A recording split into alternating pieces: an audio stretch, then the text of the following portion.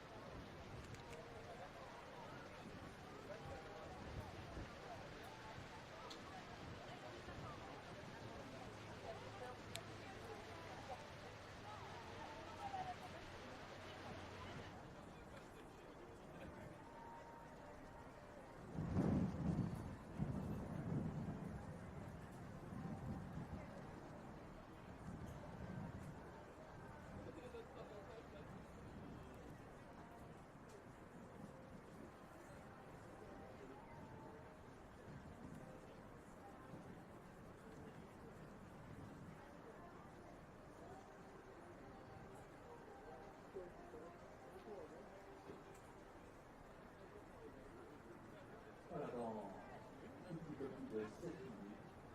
Le départ sera donné au premier concurrent du championnat du monde des 7 ans.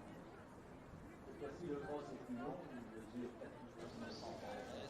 Le temps accordé du 850 ça devrait aller à 520 mètres pour lui. Alors, dans cette situation, 560 mètres. Réaliser le final là, ça sera vraiment plus difficile dans le championnat. Avec l'obstacle, plus l'effort, il y a 23 km.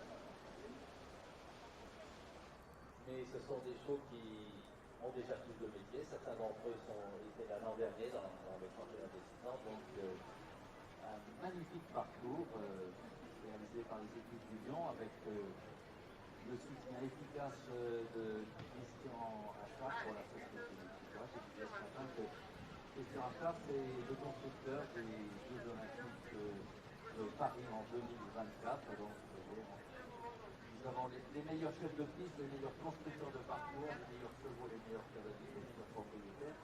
Et j'ajouterais le meilleur public, puisque en France, vous êtes aussi nombreux qu'au monde entier. Et évidemment, je pense aussi à tous les bénévoles, à tous nos sponsors, qu'ils soient privés ou institutionnels. Je souhaite la bienvenue à toutes celles et ceux qui nous ont rejoints en cours de matinée.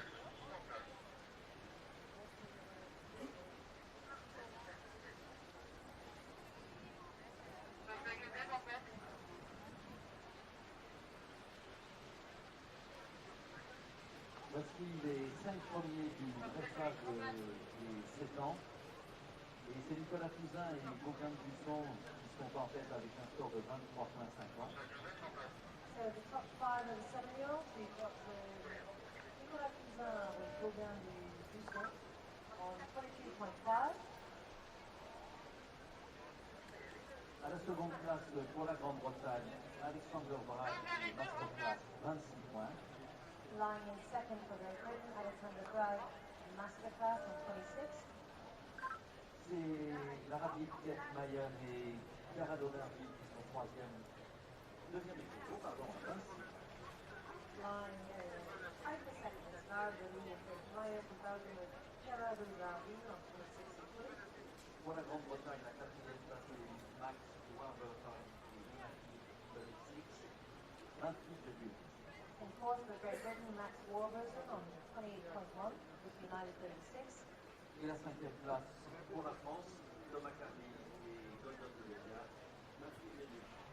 Fifth place for France, Thomas Carly by Golden Delia.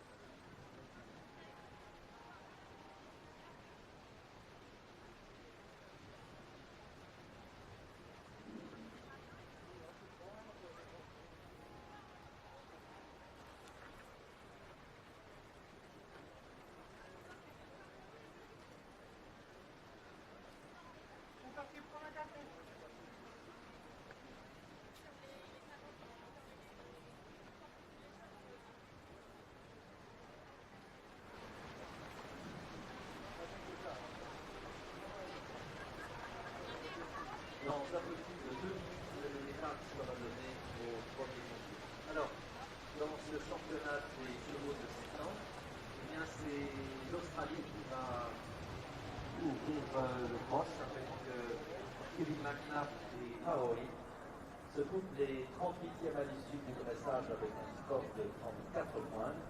Faro Imp, un autre go par One USA et Borgut par Mastering, propriété de Sofia von Moltke.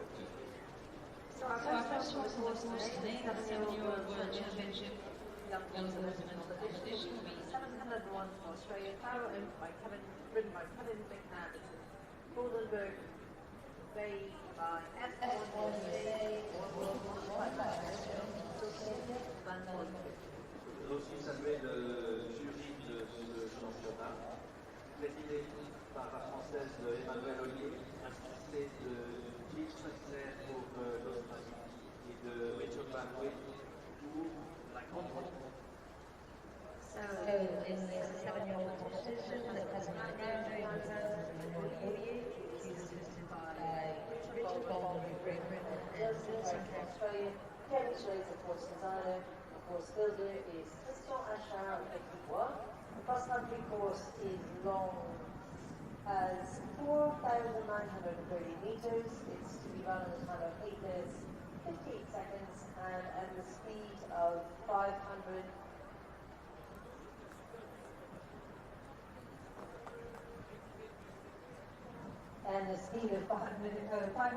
Welcome back to Le Lion d'Angers as we prepare to get underway with this 7-year-old cross-country here at the Breeding World Championships for Young Horses in Eventing. Kevin McNabb, Faro Imp are going to be our pathfinders, the first of 70 combinations to head out on course over Pierre Michelet's cross-country track, beautifully built by Christian Achard and his team. And the sun is sort of shining here. It's a stiff enough breeze. It's not that warm. It's overcast. Fairly ideal conditions, it should be said, for eventing though. The rain has stayed away. And Kevin McNabb, being counted down by our starter, is away on course with Faro Imp. Kevin, who won this class a couple of years ago with Cube Girl. He's won it actually with Scuderia 1918 Humphreys at Osberton the couple of years previous, so multiple wins at this level. Kevin, who's represented Australia at an Olympic Games. Alright, Imp by F1 USA, out of a Master Imp mare called Vorbuck. 34.0, his score coming forwards in 38th place. Sophia von Moltke owns this horse. And we get a good look at the course for the first time for these 3-star competitors. The stick pile is now the fallen log right at the top of that bank. And it's the Hibbo's Devaku cottages where the first combination comes up for these 3-star competitors. They jump the left-handed cottage down to that ditch and brush. It's over it very easily. And then just the single fence at the Blue Mine at 5.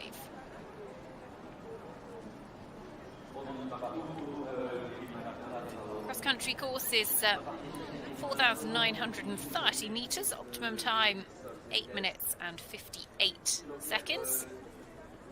The ground jury for this 3-star, led by Emmanuel Ollier for France, President, joined by Richard Baldwin for Great Britain, Jill Sinclair for Australia.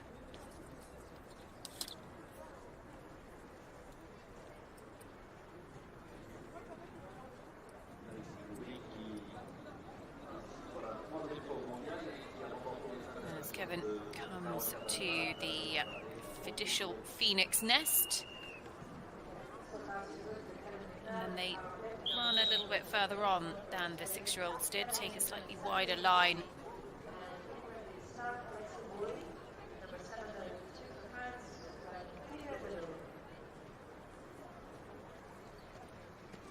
Before the first water in just a moment.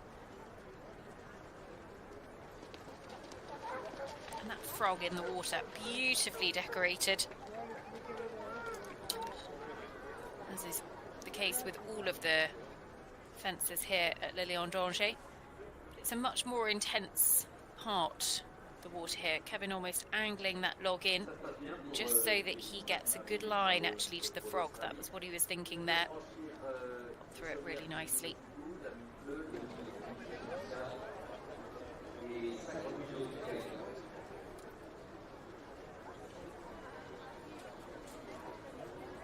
So Kevin up the hill.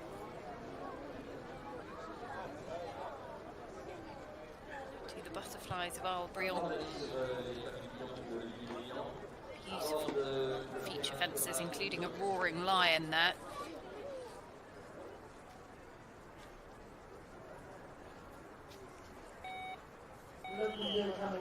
Next away for France, Alexis Guéry, Gulliver Delon.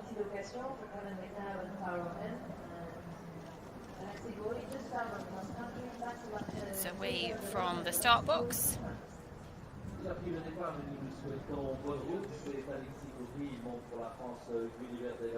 And quickly on his way.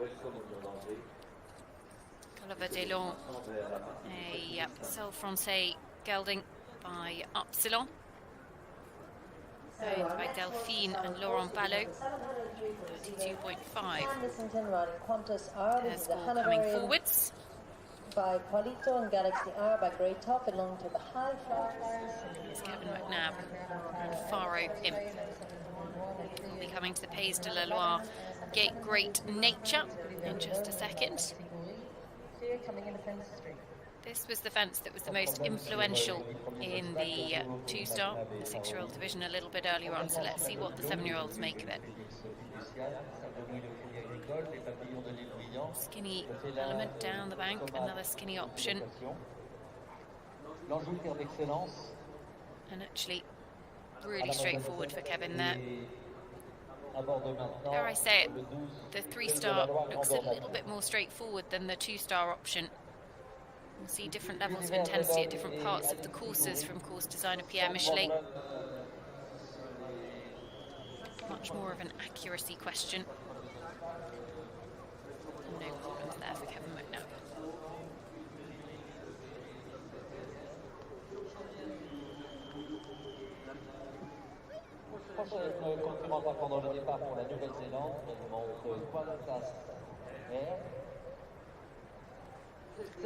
Faro Imp goes on clear of the next fence.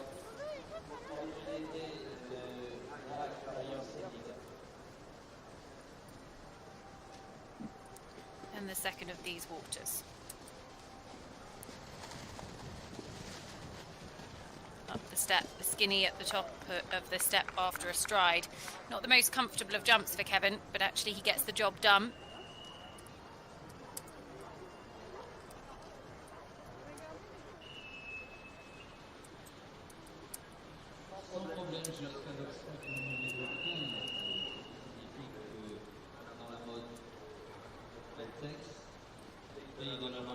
So Kevin clear of the music fence as well. 2:45 left on the clock there, so that will be a good indication as to how the time is going to go.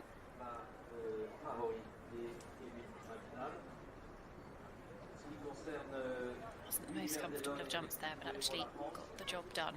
That's what you need in cross-country riding. Things don't always have to look perfect all of the time.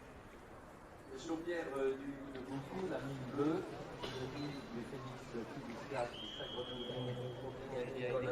coming in just a second to the Anjou Line d'Excellence. Alexis Guéry, Gulliver Delon, to take the left-handed option here. Just goes much closer to the crowds.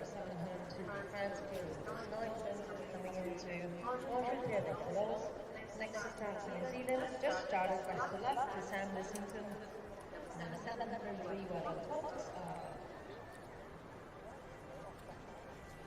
Alexis Guéry, just 28 years of age.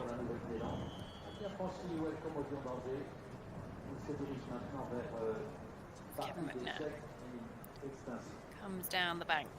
And this is where the three-star competitors take a slightly different route. They go off to the left, they've got that real accuracy question of the corner.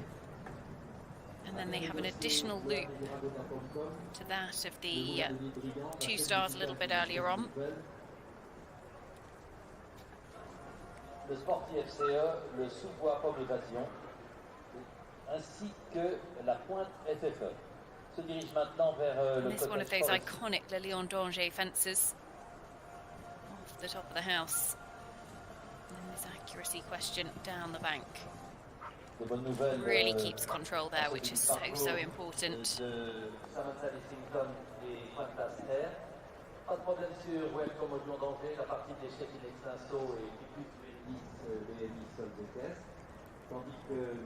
So Kevin McNabb, Faro Imp, he's got just under 30 seconds left on the clock. He's going to be really pushed to make it home inside the time because he's still got 3 jumping efforts remaining. It's the talent of the SHF combination, and then just the final fence to go. All still full of running. He's on that score of 34.0. 0.4 of a penalty, remember, for every second over the optimum time.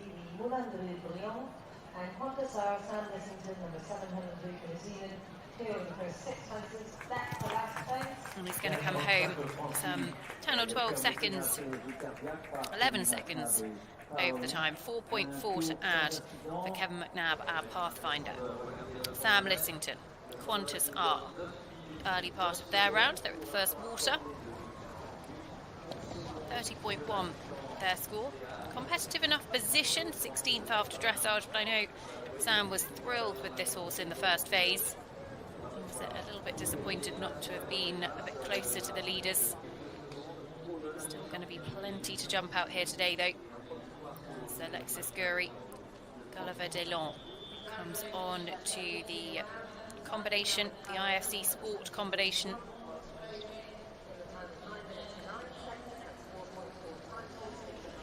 Through there, a very similar question to that we saw for the 2-star a little bit earlier on.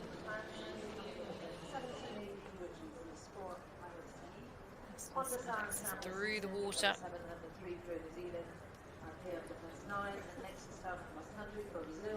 Really athletic jump at the step and the skinny.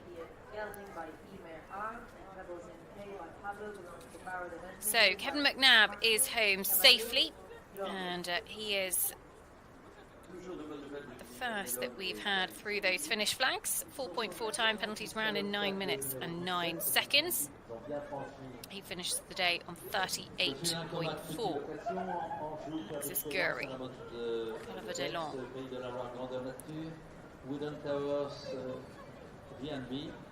A good shot to that corner. Alors que le départ a été donné à Marcio Carvalho, George et Limpin Parquet, à qui nous souhaitons bonne route. Et ils ont and makes the run along the top of the track, coming to this forest cottage.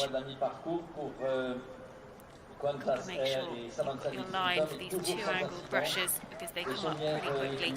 Really athletic, Gulliver Delon.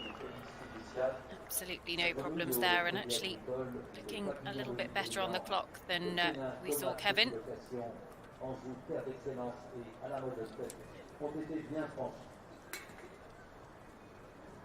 Et on se rapproche de la fin de parcours avec Alexis Goury et Gulliver Delon. Sont clairs sur les 21 premiers obstacles, le sportif FCE, le sous-poids comme évasion, la pointe FFE, le cottage forestier et le balcon d'Atanot ont été bien franchis. Avant-dernier obstacle. So Alexis Goury on his way home. The time is looking really comfortable. Gulliver Delon will be heading into tomorrow's show jumping on that score of 32.5 as he pops over the final fence. And actually just steadying up as he goes through the finish, punches the air in delight. That is what it means to these riders. He looks absolutely delighted with that. So nothing to add to that starting score. Sam Lissington, Qantas are. Very easily done through that second water. Congratulations to Alexis Goury and Louis. Just over 3 minutes to get home. 8 minutes 51 seconds. Russell scored 32.5. Meanwhile, we've got Sam Lissington and Qantas are number 700. It's a horse that the whole team are very excited about for the future. Qantas are by Qualito, owned by the High Flyers Syndicate.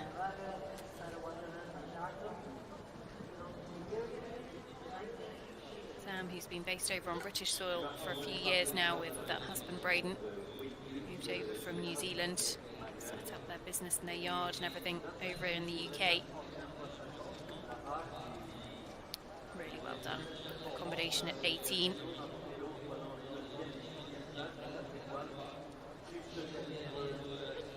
Marcio Cavallo-Georges, Lincoln Park K, also out on course. They're clear through 9. It's the first of those horses. And on to Butterflies of Albion. Next away, it is the first of 2 rides for Lara de Liederkerken-Meyer and Quintus. Sourced by Diorado. 31.5 her starting score. In 25th place coming forward to the cross country. We'll see Lara a little bit later on actually with Cairado Darville, who sits in equal second as well.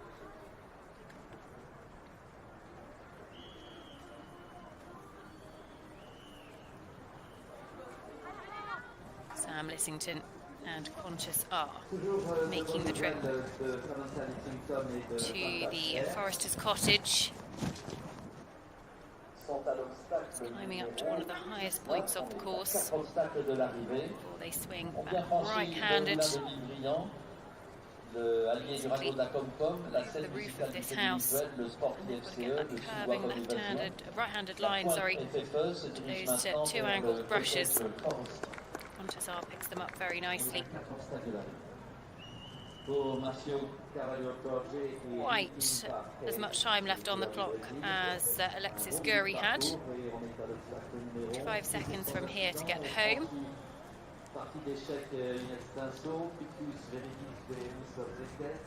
He was comfortably inside, so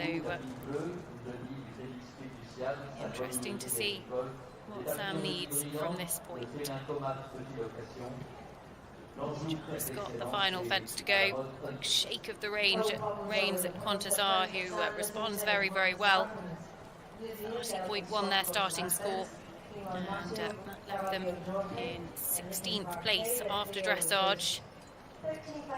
Just the last to go, and they pop the final fence really well through the finish and are going to stop the clock inside with 3 seconds to spare. Sam Lissington and Qantas 30.1 their total score. They are the ones to beat at the moment. Here's Marcio Cavallo-Georges, Lincoln Park K, owners Barrett Eventing, who also had a super runner in the 6-year-old division a little bit earlier on, Major Laser, who did a great clear round inside the time. Ooh, the uncomfortable rub on the top of the rail into the water for Quintus. Lara de Liederkerken-Meyer. It's absolutely fine through the rest of the combination. Lincoln Park, a couple of seconds down on the clock with Marcio Cavallo-Georges, just coming across that crossing before the music fence.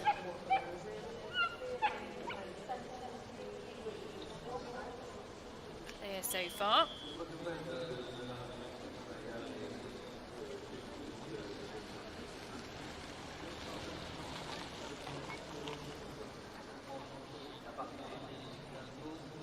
And no problems through the combination at 18 either. Spectators enjoying the detail on these incredible carvings and statues all around the course. As Lara de Liederkerken-Meyer passes in front of the chateau.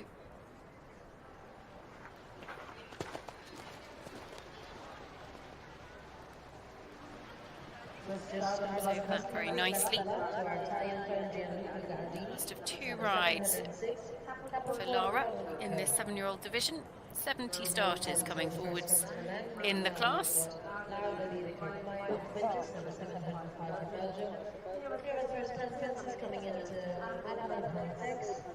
And Marcio Cavallo Jorge, Lincoln Park K.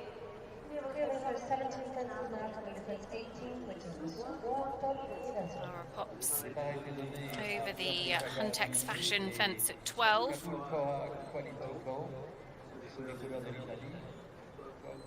And then comes to the Pays de la Loire Great Nature.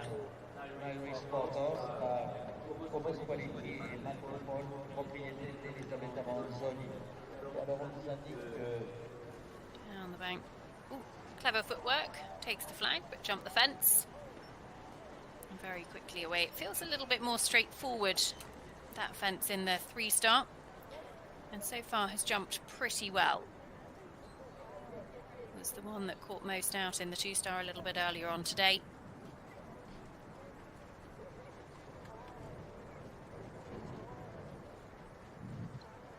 But Lara de Liederkerke-Meyer, no problems at all with Quintus. She goes on to the second of those waters in a moment. As here's Marcio Cavallo-Jorge. Lincoln Park. Oh, has to work hard, but unfortunately just ducks out to the left-hand side at the second of those angled brushes. He actually got the first of them, then just couldn't quite get his line for the second, and unfortunately 20 penalties to add for him there.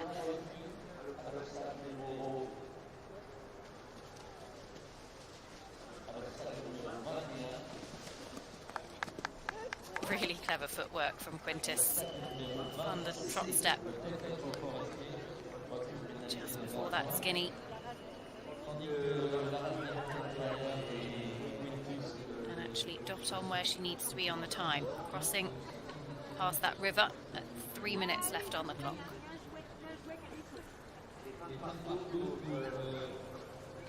No problems at the music fence. So Lara de Liederkerke-Meyer and Quintus on that score of 31.5. The clubhouse leader is Sam Lissington. Qantas are on 30.1. Still got a little way to go. Marcio Cavallo-Jorge, Lincoln Park K are home at 36.4 to add from cross country. 16.4 time to 20 jumping, so they finish on a score of 71.1.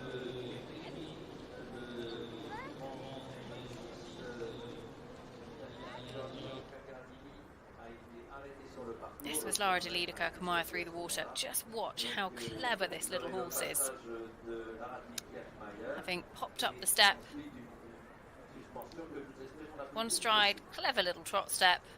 Skinny, absolutely no trouble whatsoever. Quintus by Diorado, owned by Jürgen van Kerschgever.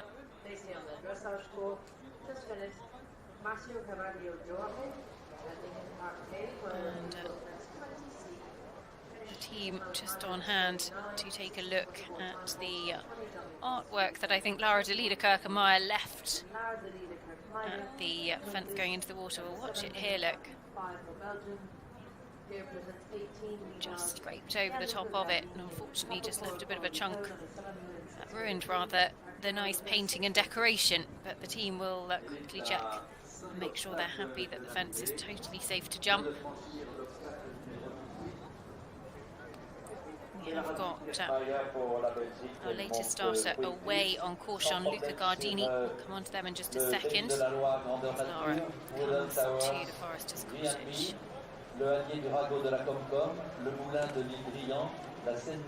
Oh, and another to run into difficulty coming down the bank.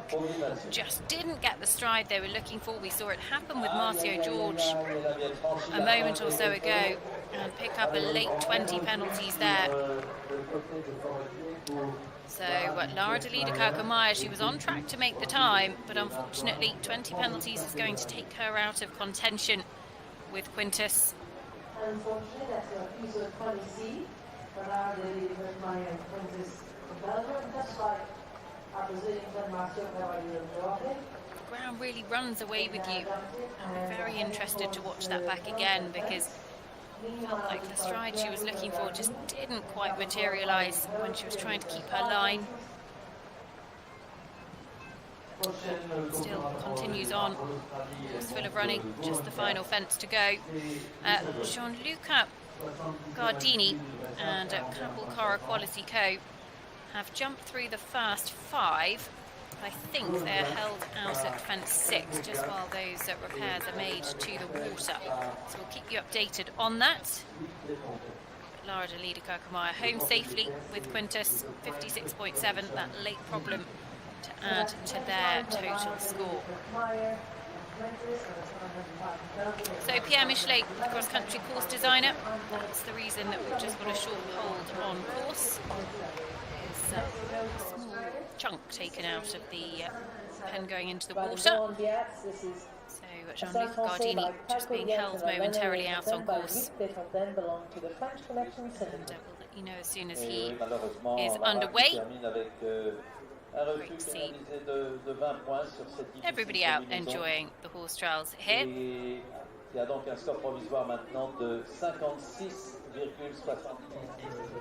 Plenty of people wrapped up against the elements. It is pretty breezy, it should be said, but actually the rain is staying away, so long may that continue, hopefully inspiring a few of the future stars of the sport along the way. Great opportunity for the young people to really get up close and personal with some of the best riders in the world, and some of the horses that are going to go on and have huge futures in the sport as well. Here, so Gianluca Gardini is back up and running after that short hold on course. So they've just cleaned up, fence up slightly. Oh, sit tight.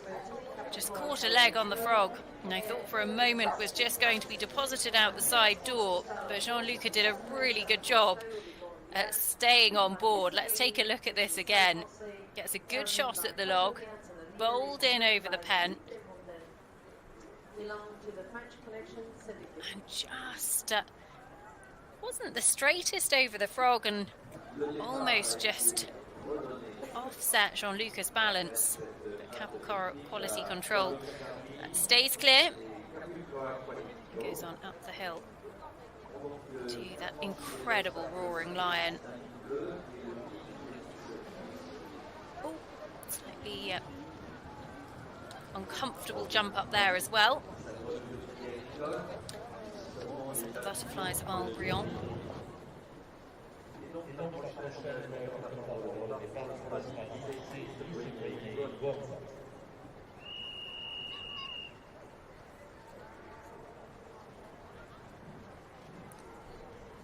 So a couple of dramatic moments late on course here in Le Lion d'Angers. The 7-year-old World Championships well underway now.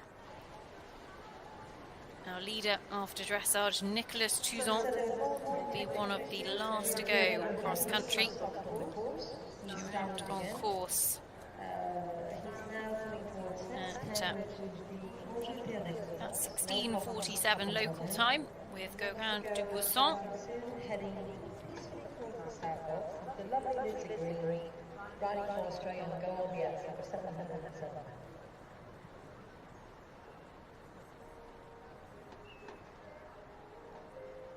This is Lys's third participation here at the Mondial de Lyon.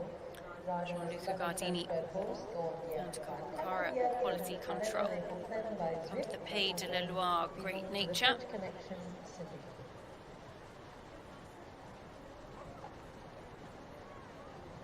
And no problems at all at either element there. Very quickly on their way again as well.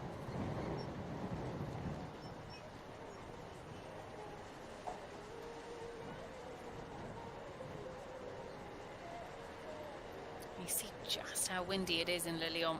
Oh, very, very breezy indeed. Clear of the wooden towers. 13. Next away from the start will be Lisso Green and Go on Biats. Not actually been started yet, I don't believe. I just wonder if they might be planning to do some works to that fence into water. Interestingly, actually just looking at the live scores, Gianluca Gardini hasn't been marked as clear through the water as yet. That's where he had that very hairy moment at the final frog, although as I say that, has now come up as clear.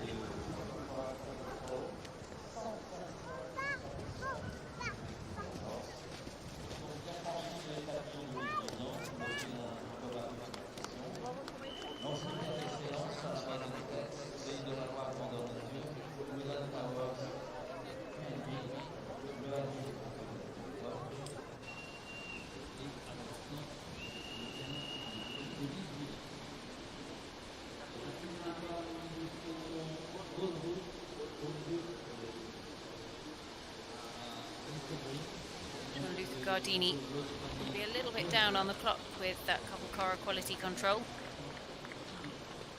About 10-12 seconds or so. As here is Lissa Green. And go on Biatz. Lissa comes forward for Australia. 41.6 this horse scored in the first phase. Lissa, while disappointed with the test, was pretty philosophical about it because he wouldn't be overly experienced, this horse, at all. Just found the experience a little bit overwhelming and didn't quite let her ride him as much as would normally.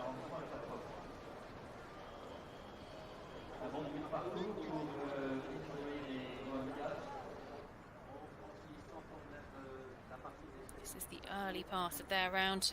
Chest piece at 2. No problems there. He is pricked. Lovely expression on this horse's face.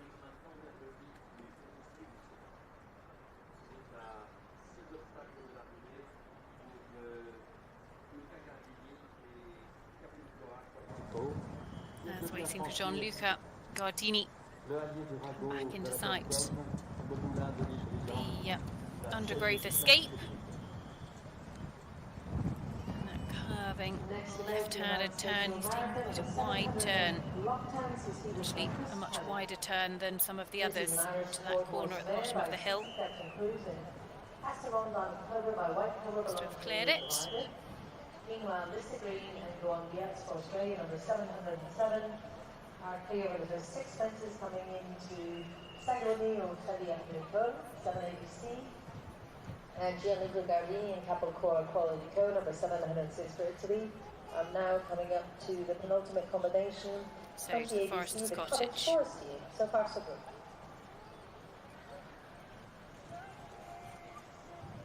Holds for the 3 strides. And they come up really nicely for him.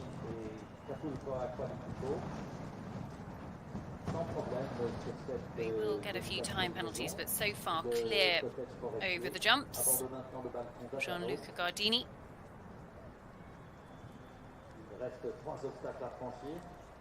Alors que de l'autre côté, ça se passe bien pour Lissa Green et Go on Biatz, puisque viennent de franchir l'obstacle numéro 8. Les chaumières lui coûtent beaucoup, la ligne bleue, le lit du félicite initial, le sableux, le agricole et les casinos de nutrition. So just the one to go for Gianluca. Next away from the start, Chris Talley, Lockdown CC for the United States of America. They'll be the next to join us out on course. Just started Chris Talley for the United States of America. Best of luck to Lockdown CC and Chris. Up to the last and home safely, some 30 seconds or so over the time. Finishes on a score of 51.0 for the day. Here's Chris Talley. Town CC, one of 2 rides for Chris in this class. 40.8 their dressage. See Gina, his second ride, as one of the last to go a little bit later on. A score of 33.7 with Gina. Let's go on Biatz. Lissa Green. Nation at 12. Really neatly through both elements there.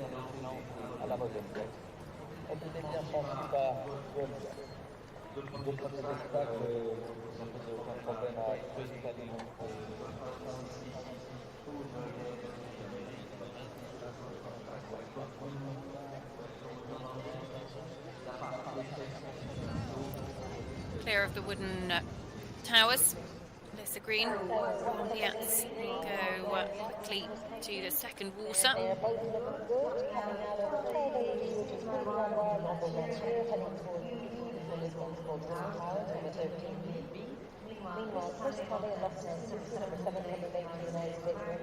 That fence really nicely. And then we'll swing back left-handed. Approach this water.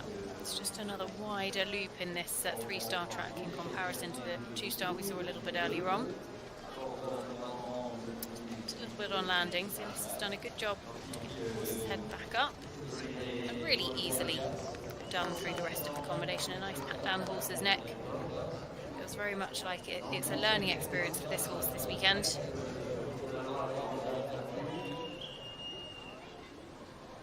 Though I say learning experience, she's actually the quickest that we've seen so far to this point on the course as well.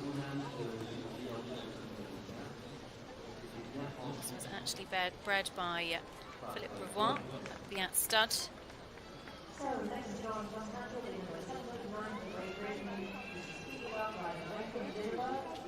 Two other top Biat's horses in the world of eventing. Foxbit's 5-star winner Oslo was Oslo Biats. Kitty King's individual silver medalist from the European Championships for Andre Biats as well.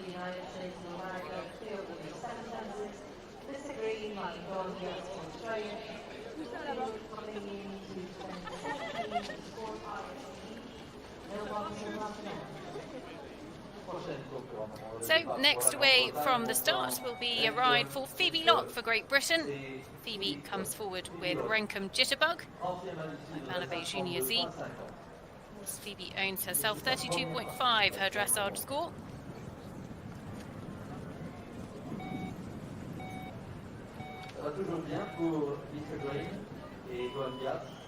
Very quickly out of the start box to the welcome watering can at 1.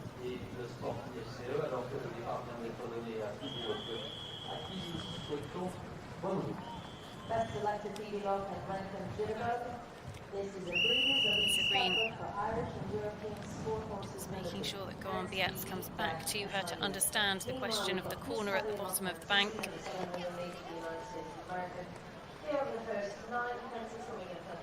Check of the watch. Got a minute and 20 or so to get home. She can get through this tricky combination first of all before she can think about home, it should be said. Lockdown, Sissi et Crystalline sans problème sur les 10 premiers obstacles.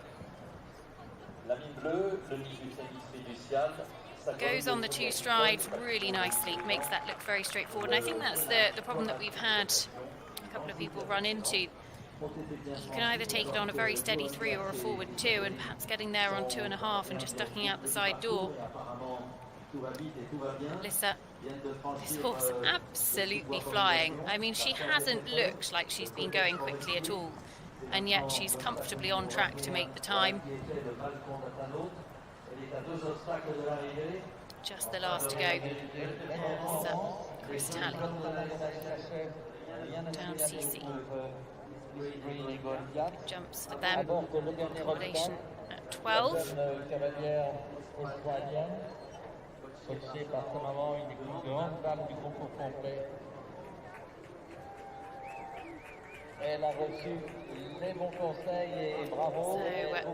2 combinations out on course, 3 combinations I should say.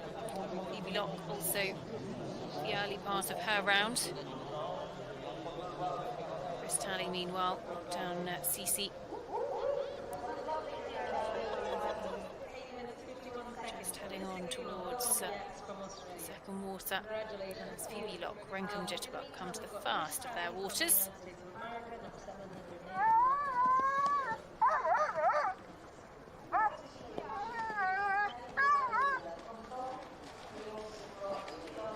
Through there very well. And big pats for Renkum Jitterbug on the way out actually from Phoebe. Just ran quite into the bottom of that log, could actually back the horse off and made control and setting up for the line much easier for Phoebe.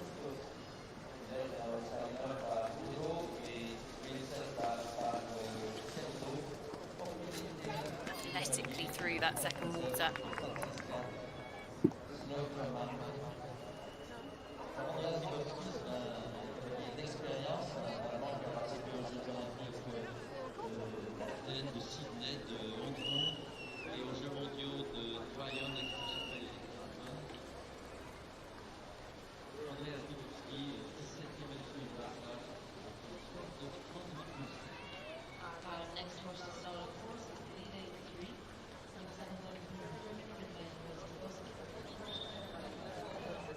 Leader 1, owned by the rider, Franzen and Francisco, Switzerland, Ron Thun. Andreas Sabosky is 13-time winner. He's won hands, Weston, Cronenberg. He's participated in the games of Athens, Sydney, Hong Kong, the World Championships of Triathlon, Chapelle and Lexington. Just started and best of luck today. Il a pris le départ une plus en bonne route, c'est Andreas Sabosky, monte Lillet. Des nouvelles de Great Sally et Lockdown City pour les États-Unis d'Amérique, mais ça va toujours vite et ça va toujours bien, puisqu'ils sont maintenant à l'obstacle numéro 17, après avoir bien franchi l'enjeu des éléments, de texte, les limites de la loi abandonnée en une, le Valentaro, le limite, le Naki Mano, le Moulin de l'Illusion, la 16 musicale.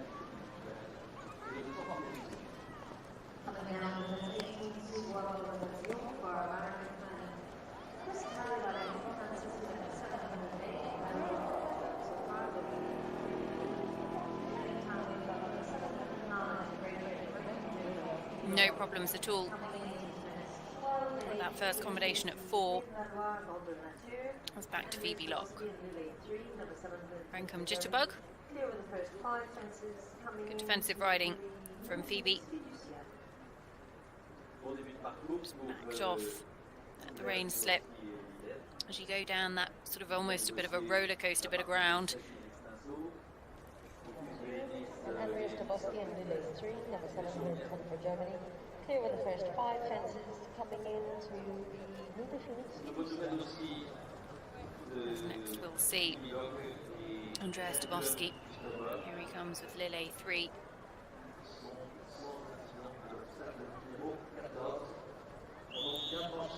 Taking this wider line that our 3-star competitors take to the first water. Actually have an extra jumping effort at the first water as well. 4 strides in before the frog, but pops the frog very well.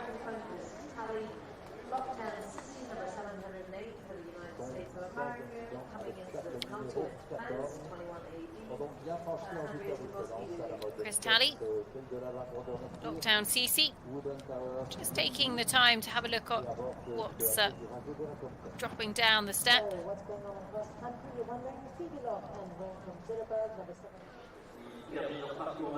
Be one of those sorts of fences that actually you're not really going to see in that many different venues.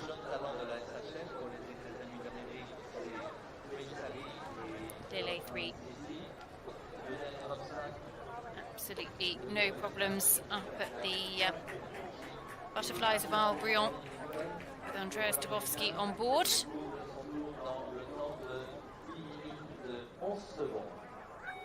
Waiting down at the start, it is the combination in equal second in the individual silver medal position coming into the cross country.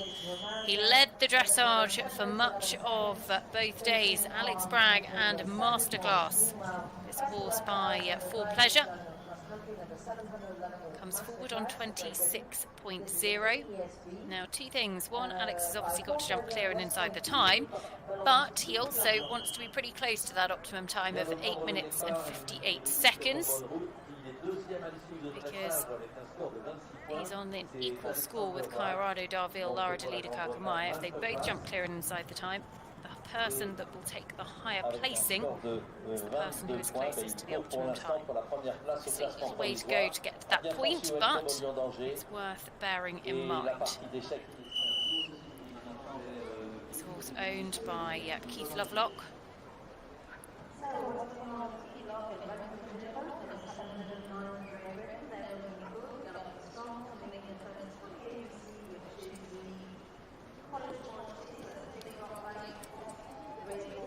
Nicely done, 3-4.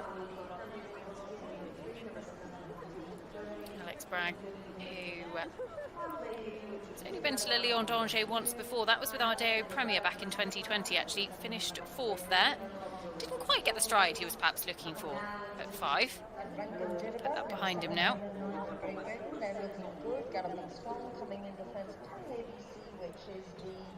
Andreas Dubowski nicely through 12. Meanwhile, we've got Andreas Dubowski in the day 3, number 710 for Germany. Looking good coming in the fence 12 AB, which is Pig L'Edouard on the nature. And Alexander Bragg, Masterclass, number 711 for Great Britain. No problems over the first 4 fences. Coming now into the Lamine Blow. Incredible shot of the phoenix rising from the ashes, just the top left of your screens. Just incredible sculpture into wood. Absolute work of art. Alex Bragg, Masterclass, coming to the water. This horse was 6th at Cornbury, and the young horse at 3-star there, the 7-year-old division, supported by the Howden Way. Oh! Now, Alex electing to take the long route there.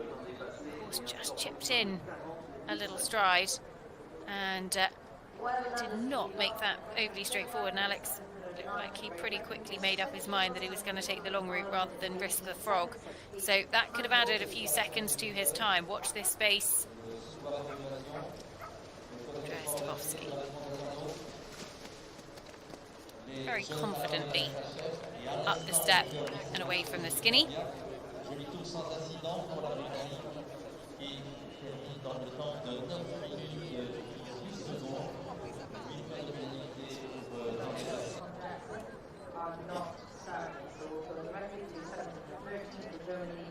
Alex is working hard to get the distance up there at the Albrion Butterflies.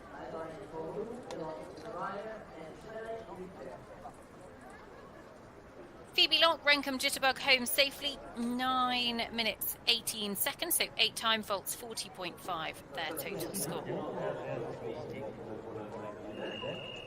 8 minutes and 58 seconds is the optimum time. It's Alex Bragg.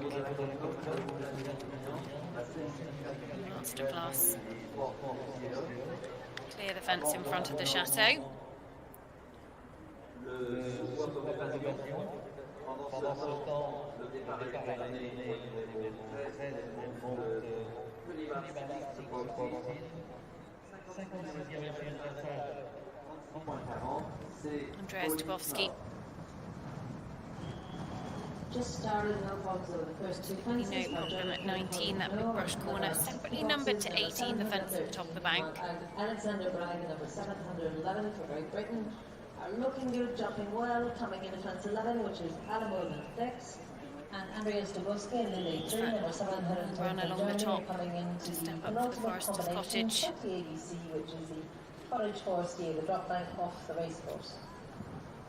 On est dans la dernière boucle du parcours maintenant pour Andreas Dubowski. Now, Objectif rentrer dans le will unfortunately be 20 penalties. So Andreas Dubowski just going to come round and represent. The horse not overly keen at dropping off that, and actually Andreas very quickly just pops his hand up and decides to call it a day. To the appreciation of the crowd, who just recognise a very, very good horseman at work. Go away and do some homework and get the horse's confidence up.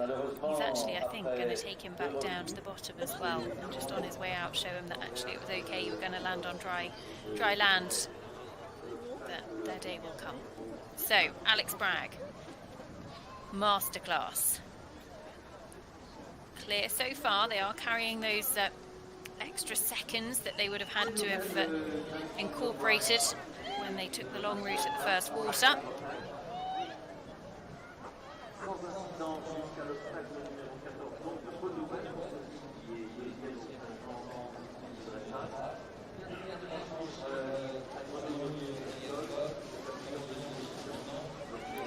Through that water really nicely. Hopefully Masterclass's legs will get him away from the little dog who attempted to chase much quicker. Right, we'll do a clock check here. Okay, so he's about 7 or 8 seconds down on the clock at this stage, which is probably what he used at the first water. Could get a few of those back, I'm sure, but of course he's got to jump the fences as well. Very good score of 26.0. Alex, who's based down in Somerset with his family. Wife Simone out supporting him this weekend. Their 3 girls, all very, very keen riders as well.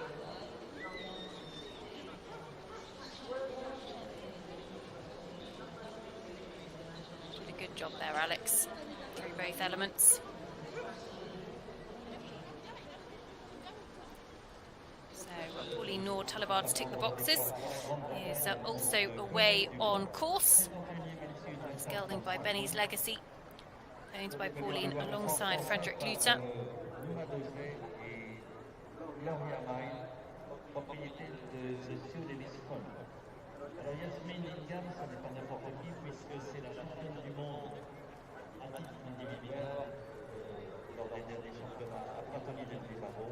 Elle a remporté des internationaux d'Aix-la-Chapelle, et c'est sa première participation. Rides for Germany. Jumps the Huntex fashion at 11. Elle a pris le départ et nous lui souhaitons bonne route Yasmine, bonne route à Goliath-Villois. On franchit les 2 premiers obstacles, le welcome au danger et la partie des chèques d'extinction. Through there very easily on the 3 strides as Alex Bragg, Masterclass.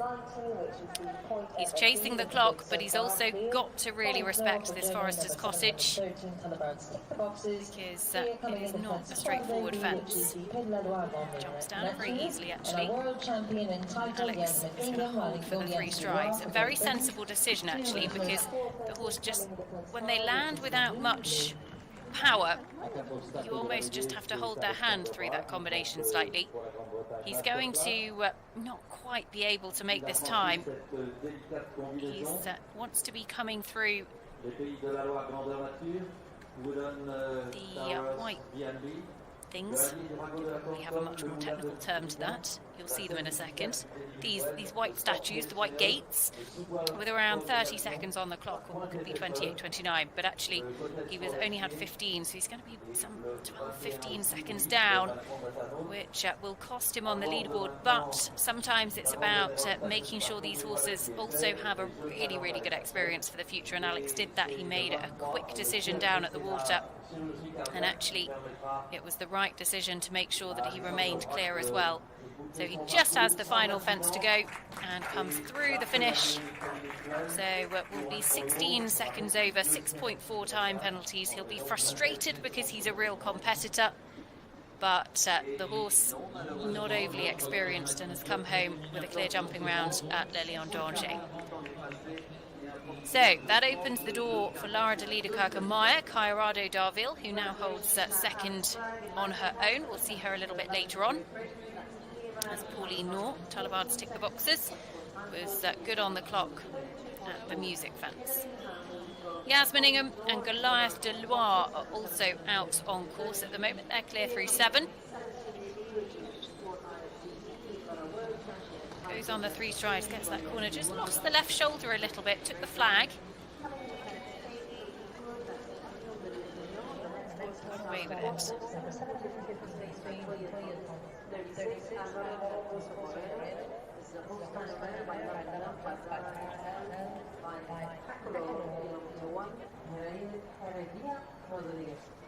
So, waiting down at the start, Alvaro Troncoso Moreno and Latoya 36 for Spain. This mare by Love and Jump, owned by Juan Heredia Rodriguez, 36.7. Their score coming forwards.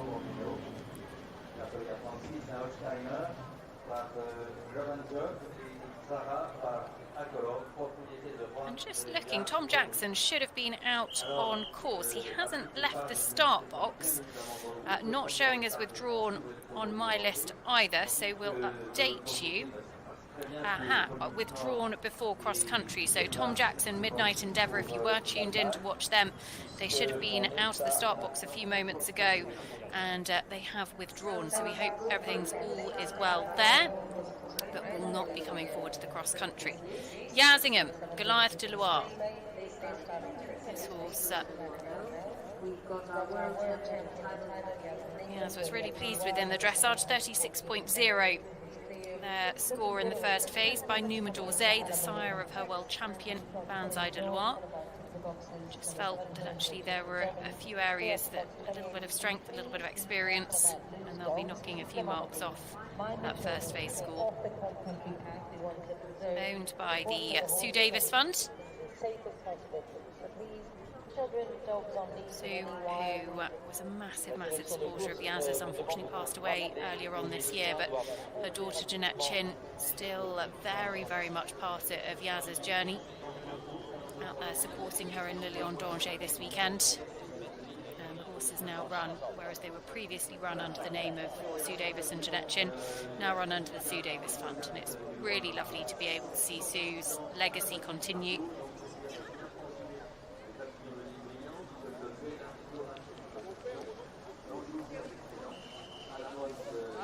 Pauline Knorr and Talibard tick the boxes who are out on course. They've been another to just pick up 20 penalties at the second of those angled brushes away from the Forester's Cottage. As Yaz Bingham.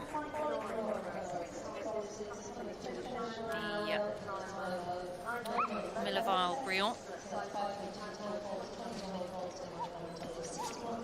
Found that one stride distance a little bit long, and actually Yaz, you could see, just gave the horse a little bit of a nudge and said, come on, you can pick up from here, and he did.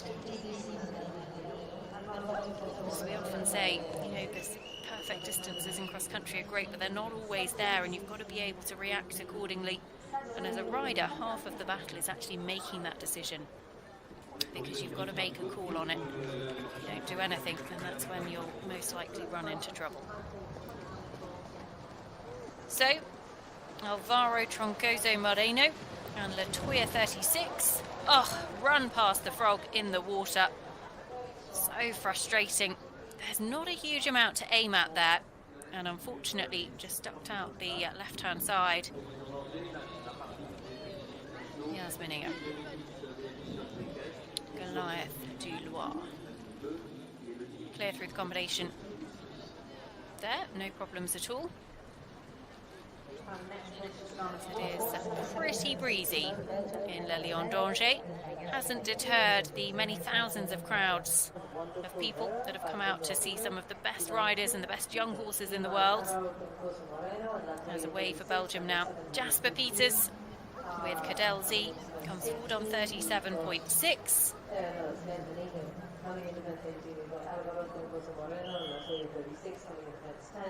And Jasper Peters just started the first two fences. Il vient de prendre le départ jusqu'à son bonne route, c'est Jasper Peters qui monte pour la Belgique, Cadel. Yazingham coming down the undergrowth escape.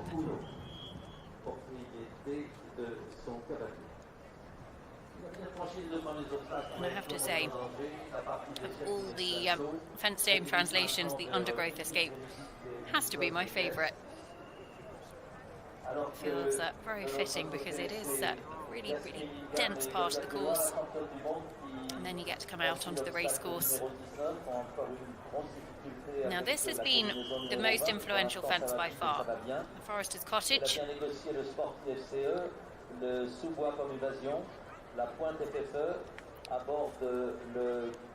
Goes on the two strides, and actually Yaz was really clever there because she came onto the cottage right over to the left-hand side, which meant when she jumped down, she actually had just bought herself that extra few seconds of time. And in that sort of fence, another few seconds makes a massive difference. She will be a little bit down on the clock by some 15 seconds or so. 36.0 her score coming forwards.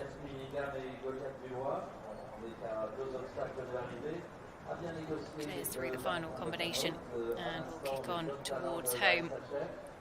0.4 of a penalty, remember, for every second over the optimum time.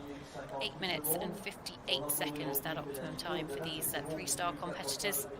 Would be calculated at 550 metres per minute on average. So Yazingham going to be 7.6 time penalties, 43.6 is her total score. But a clear jumping round for Goliath de Loire. Next away will be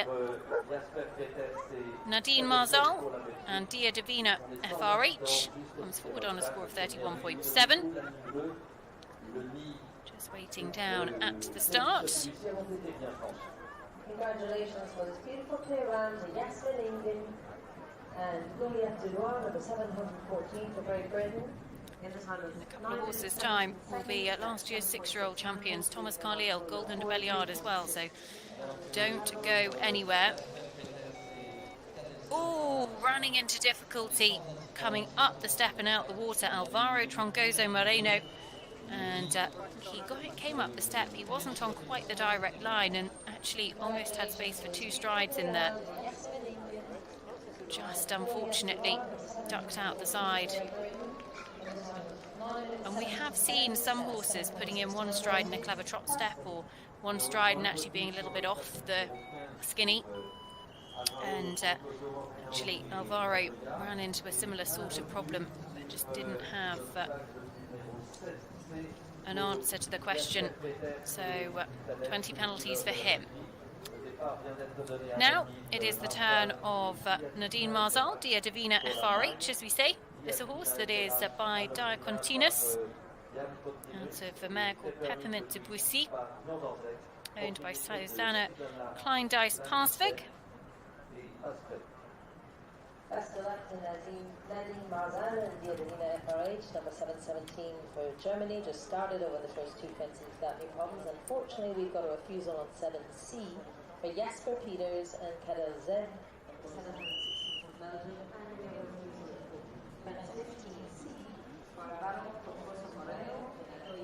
So Nadine Marzal, having made that run up a pretty steep bank,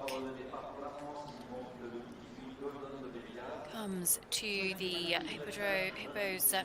Hibbos Devacou Cottages.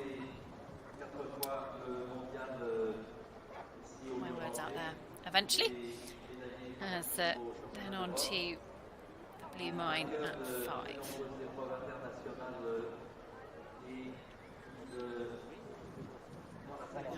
Jasper Peters, Cadelsi. Picked up 20 penalties actually.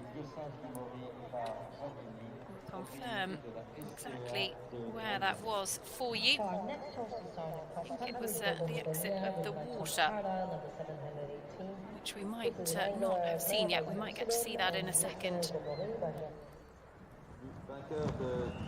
Nope, we don't. It was the first water. The frog in the first water. It's the Spanish rider. Oh, who's run into problems again at the corner. And unfortunately for Alvaro, that is going to be another 20 penalties, and he pops his hand up and elects to call it a day. So not his day at the office, unfortunately. Jasper Peters and Cadelsi had that run by the frog.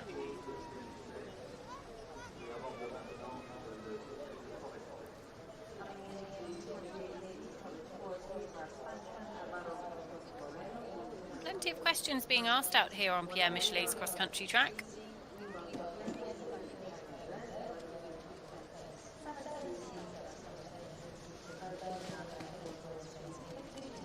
Okay, so he did step up the step and actually almost put in a little bit of a bend and got the 2 strides, which is the first that we've seen. I have a feeling that was probably what Alvaro was trying to do, but it didn't quite work out for him.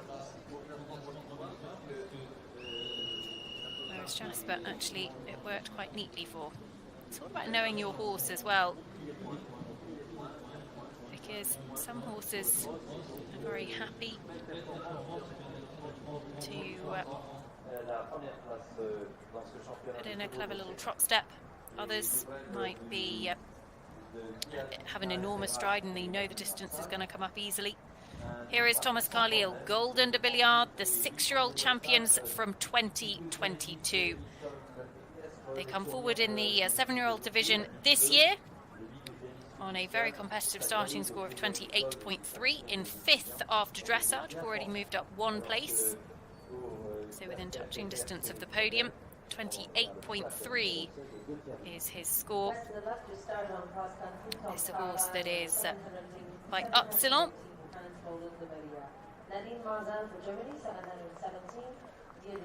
Upsilon, of course, the horse that Tom rode at the European Championships in Stragom in 2017. He won a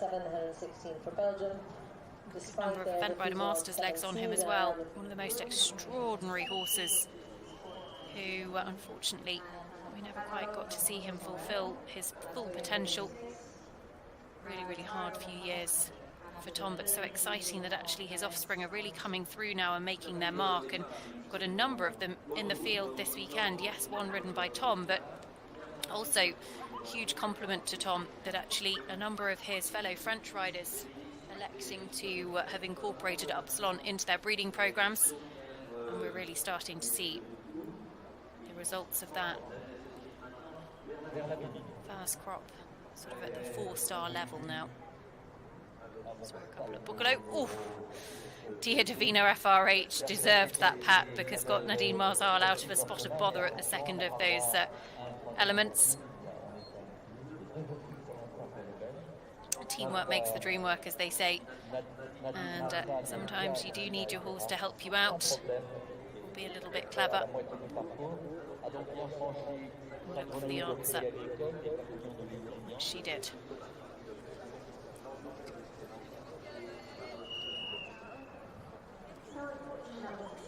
Tom Carlyle, Golden de Billiard, on that score of 28.3. Understand actually Jasper Peters, Cadell Z have had another 20 penalties out on course as well.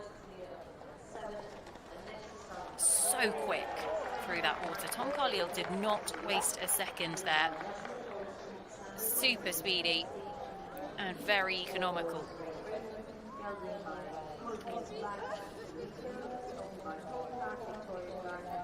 Nadine Marzal at the second water. And actually found that 1 stride came up for her really well.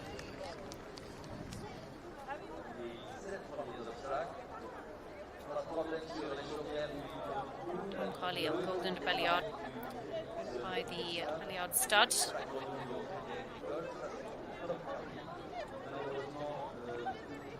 Making light work.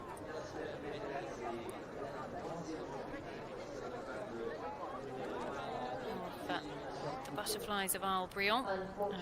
Next away from the start will be Yasmin Olsen-Sanderson and Cosme Will.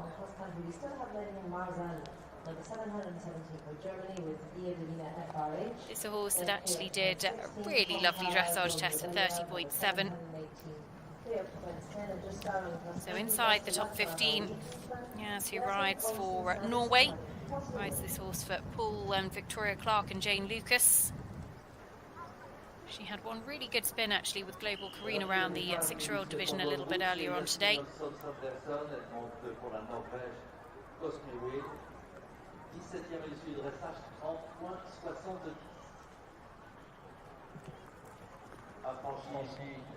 That's a quick check of the watch for Thomas Carlyle, Golden de Billiard. He's approaching fence number 12, which is the Pays de la Loire Great Nature. sans incident jusqu'à l'obstacle numéro 17. A bien franchi And the 3 strides in there à la mode came up really easily for him. les pays de la Loire-Grande-Nature, Moulin Towers, BNB, Halfway round le this Allier du Radeau de la Comcom, le Moulin de Pierre Michelet l'Étudiant, cross-country course. Pierre Michelet, course designer for the Rio Olympic Games in 2016 in Brazil. We're seeing French course designers really feature at the top end of the sport. Pierre Michelet, of course, has really been a leading figure over the last few years, but Pierre Le Goupil, his French counterpart, also the course designer for the Europeans in Harada and also will be designing Paris, the Olympic Games, in a few months' time. And he's actually out in Chile for the Pan American Games this week. But the rain looks like it started to come down here, which will be really interesting as to how it plays into the competition.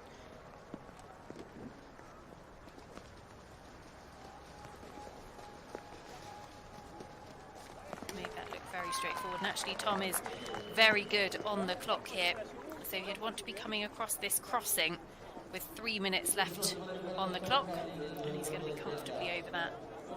3:10. So time is good for Tom at the moment.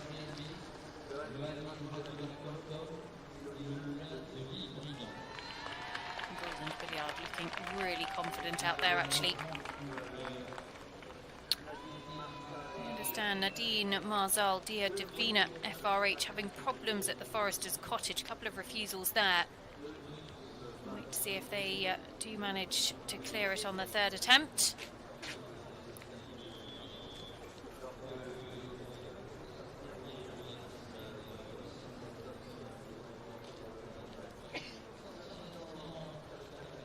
Tom, absolutely no problems, making light work of that combination.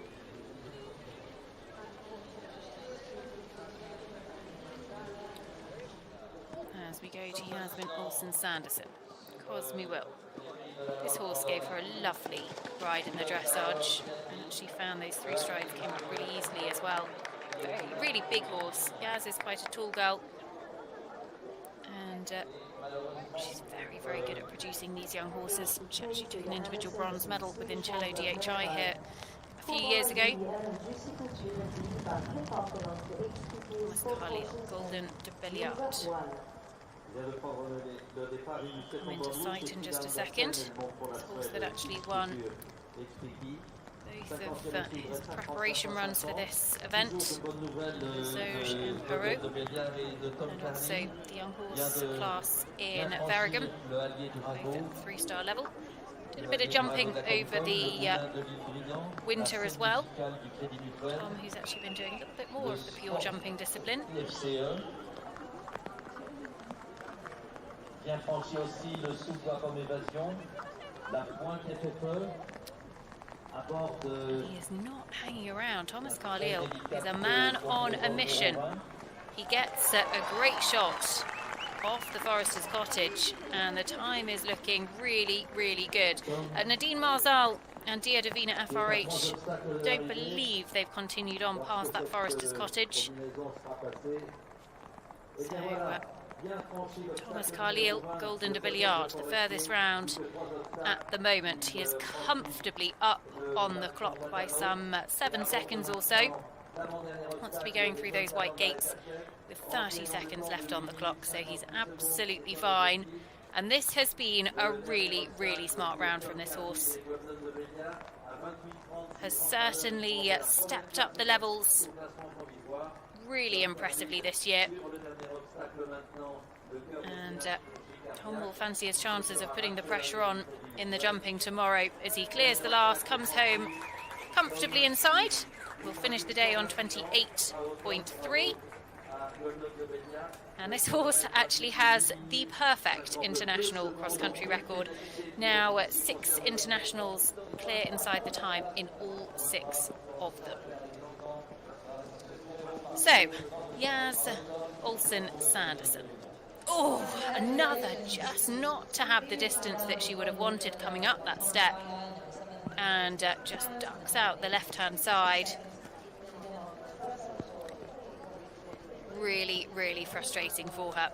20 penalties to add, and that's very frustrating given she was in a good position and the time was good as well. So yeah, Olsen, Sanderson, Cosme Will carrying those 20 penalties now.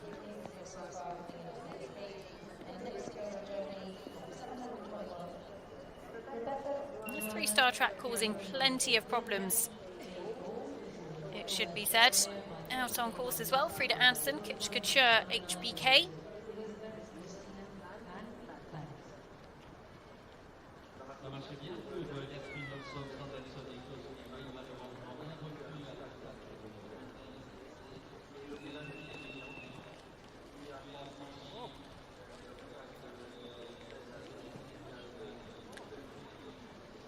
And then next away will be Rebecca Johanna Gherkin on the start box.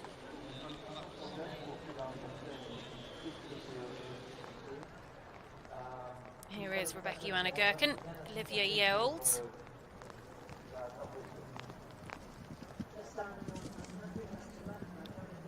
.29.1 in 7th on the leaderboard at the moment for the young German rider. This mare by Clinton H, owned by Elizabeth Christina and Bally's.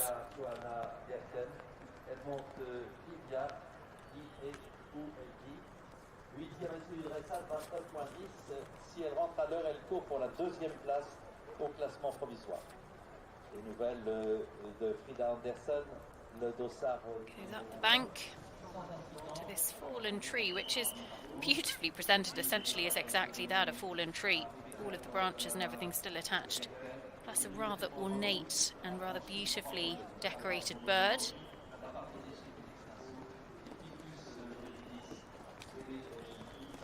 Very quickly through the combination at 4.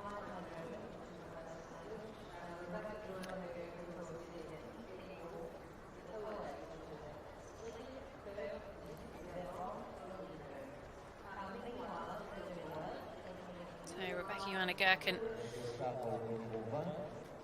gets the first 5 fences behind her as we go to Frida Anderson, Kitch Couture, HBK. And that score of 35.5 for Sweden. It's a horse that is by Corporal VDL out of a mare called Juicy Couture, owned by Leaderboard and HBK Sport Horses. The rain coming down here in Lilian d'Angers. Very interesting to see how the ground and the conditions hold up as the afternoon progresses. Yeah, Michelet has certainly set a fair test for these 3-star competitors. Plenty of problems spread out on course, and the time, while very achievable, is not overly straightforward. So certainly set for a brilliant afternoon.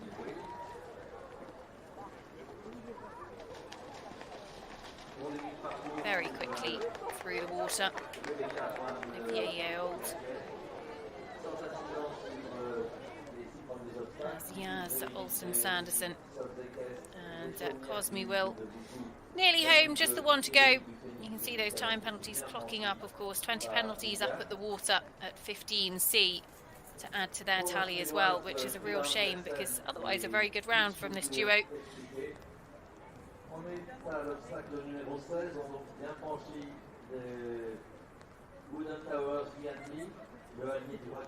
Clear of the last and home safely. So we'll finish on a score of 76.3 today. Frida Anderson, Kitch Couture, HBK. Frida, who had that brilliant top 10 finish at Aachen with Box Leo this year. Oh my goodness me, had a real moment at the second element of that corner. Got away with it and continues on her way. Rebecca Johanna Gherkin in front of the incredibly picturesque chateau. Goes on to the Huntex Fashion fence at 11.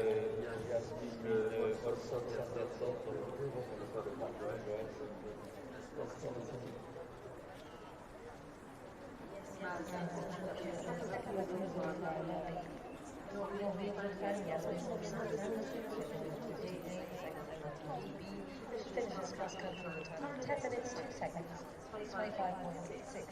Penalties for the top 4 96.3. Meanwhile, we've got Frida Anderson, riding Joanna back to her to listen for these two relatively skinny questions.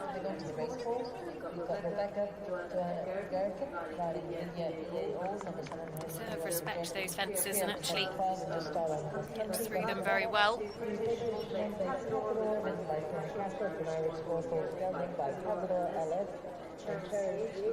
Fiona Cashel and Monbeg Cazador have headed out of the start box. They join us out on course as well. 3 combinations on course. Frida Anderson, the furthest of them. I was just getting confirmation that actually Yaz Olsen-Sanderson and Cosme Will had another 20 penalties on course as well at the second element of 20. So the first of those angled brushes after the drop off the cottage.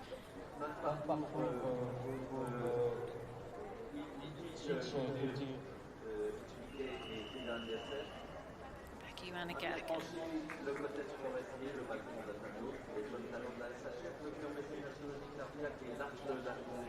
comes to the second of these waters.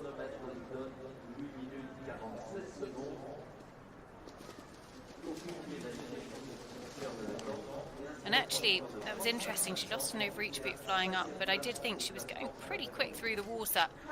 And I think maybe she just felt she didn't have the level of control that she wanted to go the direct route. Actually went the long route and played it safe. We've seen a few problems at that final element, so just electing to save the risk. Still not a million miles off the clock, to be fair, either. A couple of seconds down, but actually she could, I would have thought, be close to making that up if she carries on the way she's going.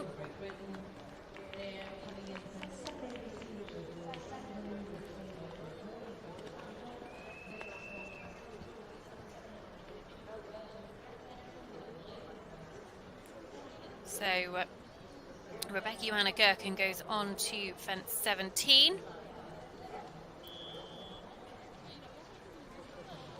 As Fiona Cashel jumps through the first water at 7. Monbeg Cazador.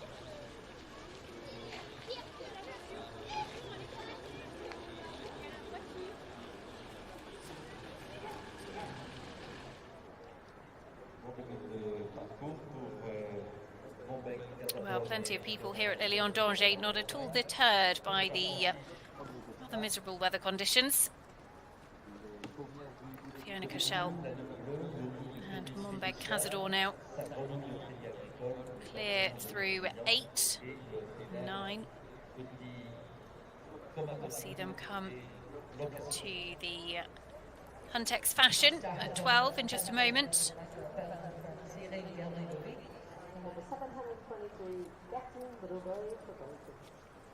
Joanna Gerken and Olivia Yeols. She's taking the longer route here, just going round the trees to get more of a line at that corner. It's just getting a little bit wild and strong, so Rebecca Johanna not taking any chances. Frida Anderson, Gitch Couture, HBK were home actually comfortably inside the time, so they have nothing to add to their total score. And we'll go into 42nd on the leaderboard at the moment, 35.5 their total.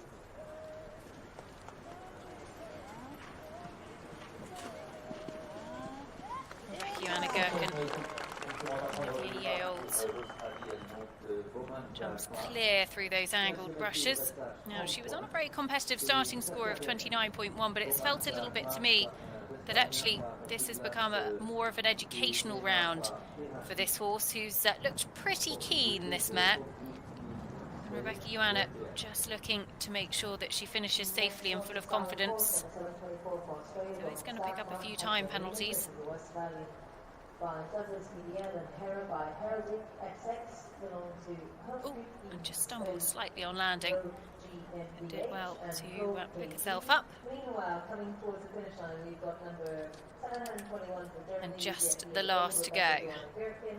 Coming to the last fence, no problems so far for them, looking good. Bien franchi. So clears the final fence. A few time penalties. It gives them a total of about 37.5.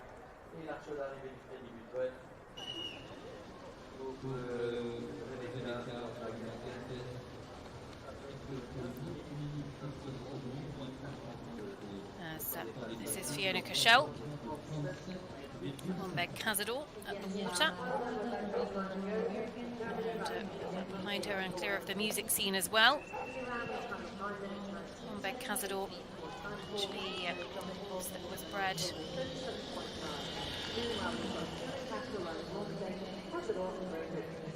by Cazador LS, owned by Fiona alongside Frank Breach. I think is Fiona's father, because Fiona was a Fiona Breach before she got married. Combination with third at Ballindennis in the long format 2-star a little bit earlier on this year. As next away from the start, it will be Katja Weimann, Bowman's dark mark. They come forward on a score of 30.0, so competitive starting score to come forward on here. We've also got Cyril Gavrilovic, Katineda Laubry out on course as well. They're clear through fence 9. Katja, who rides for Australia, actually been based over in Europe some 5 or 6 years now.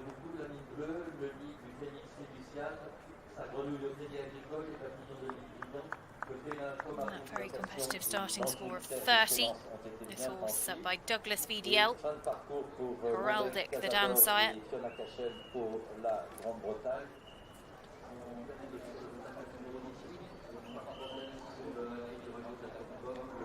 Wonderful use of that fallen tree at fence 3. I imagine there's a story around that tree, one would think.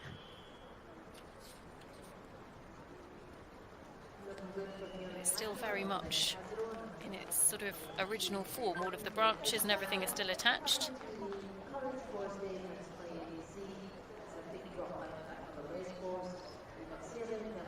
They do the most incredible job with the decoration here in the Léon d'Angers. As here is Fiona Cashel, Monbeg Cazador. Looking good for Fiona Cashel and Monbeg Cazador, number 722 for Great Britain. They're just now... Finds those 2 strides really easy, and actually that was beautifully done. Really nice. At Forester's Cottage.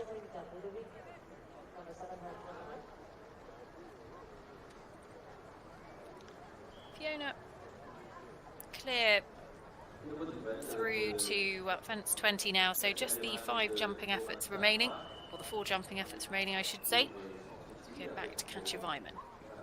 Clear of the Judicial Phoenix Nest. This most incredible sort of sculpture, carving of a phoenix rising from the ashes at that fence on the bank.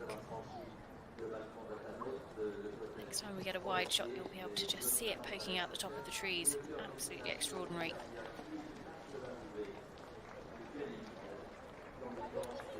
Bowman's dark mark, really well done through there. As we go now to Cyril Gavrilovic from Belgium, Gatine de Laubray, 36.5. Their score coming forward.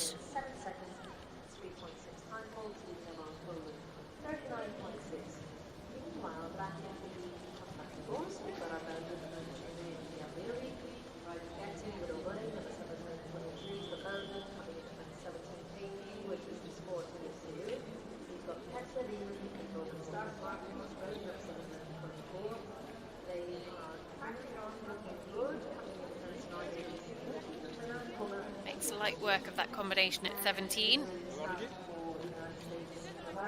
Is waiting down at the start. Hallie Coon with Lucky Fortuna. Ali just preparing to go under starters orders. Cohen VDL, Lucky Fortuna, owned by Hallie herself. Hallie, who rides for the United States of America, actually usually based over in the US as well, but has spent this summer over at Kevin McNabb's yard in Guildford, in Surrey, just south of London in England.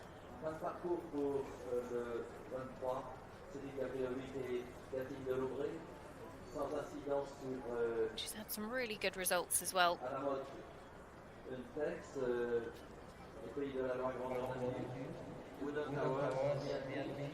Catch and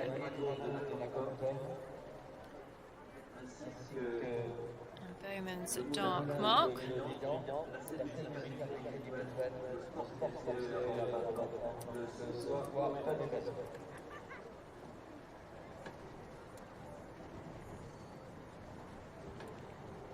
Coming to this combination. So at 12, pops through there very nicely.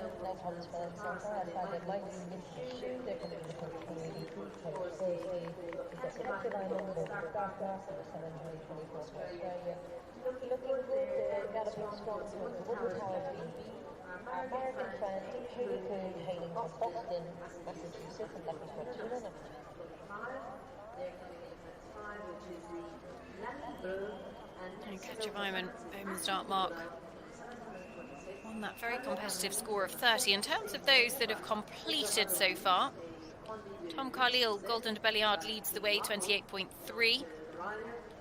And actually, she could go into second if she's clearing inside the time, go ahead of Sam Lessington and Qantas R.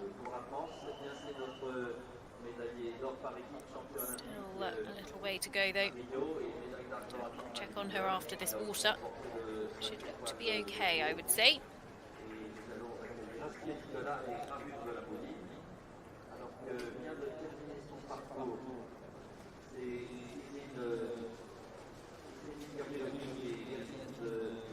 Through there very well, and actually, yeah, she's going to be there or thereabouts. Be coming across this crossing with 3 minutes on the clock, and she was away from that water with 3:10, so about where she wants to be, Katja Weimann.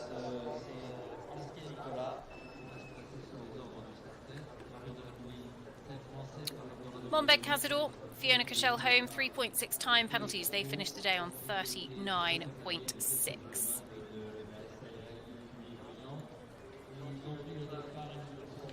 And actually Cyril Gavrilovic, Gatineau de l'Aubraye, also home safely, 3 seconds over the time, so they finish on 37.7, go into the top 50 at the moment. Still a long way to go though, because plenty of combinations still to come forward to the cross country. About a third of the way through, I would say.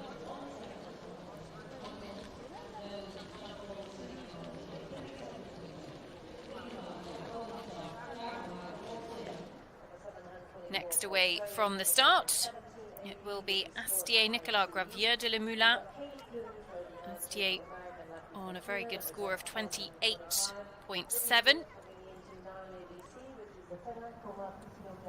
And quickly away from the start, Astier has an extraordinary Le Lion d'Angers cross-country record, which we'll come on to in a moment, because he really has been a bit of a specialist here in the past. The individual silver medalist from the Rio Olympic Games, had that wonderful partnership with Piaf de Bonneville. Okay, so from 7 Le Lion d'Angers starts in the last 15 years, Astier Nicolas, both in fact, all of them have been 7-year-olds. He's not actually brought a 6-year-old here in the last 15 years. And I'd like to say that Astier is probably young enough that he wasn't here before 15 years ago either. But he has never added a penalty on the cross country, either jumping or time. He is 7 from 7 clear inside the time. So all to play for today. You can see he's such a fast rider, isn't he? 28.7 is the score that he comes out on. He couldn't go ahead of Thomas Carlile, Golden de Belliard, but he could go into second behind them. He actually never been out of the top 20 here either. Been in the top 10 on 5 of those 7 occasions. Actually won the 7-year-old class, this class, back in 2017 with Alert Amalib Or.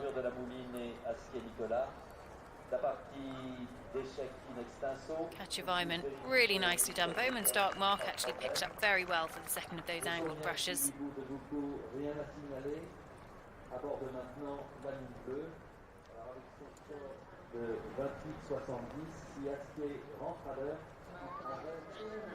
Astier Nicolas about to come into sight. Gravier de la Moulin.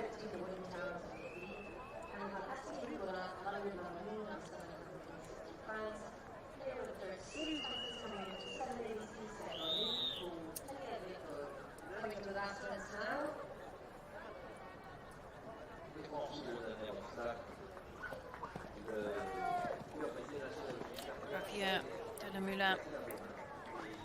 Very careful jumper. Bold as well, easily through that water by Eldorado de Us, owned by Astier alongside Christophe Chemin and Ecurie Brilliant.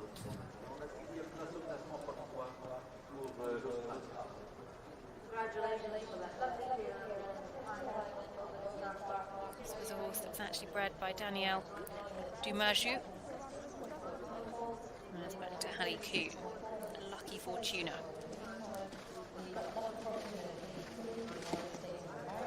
Really nicely done up the step and away from that water.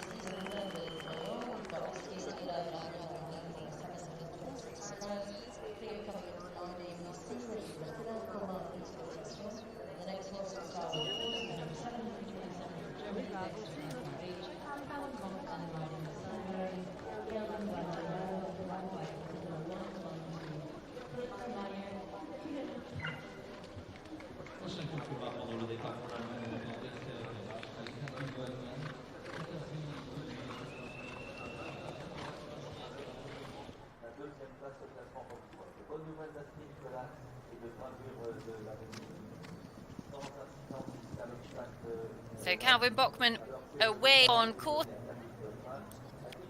comes forward with Dexter FRH, 29.8 his starting score. So definitely all to play for after dressage. And it is very, very tight amongst those top few. Astier Nicolas out on course as well at the moment. Nicolas Touzon, the man in charge of this 7-year-old division. And actually he'll head out on course a little bit later, one of the last to go. But Astier Nicolas, Gravier de la Moulin.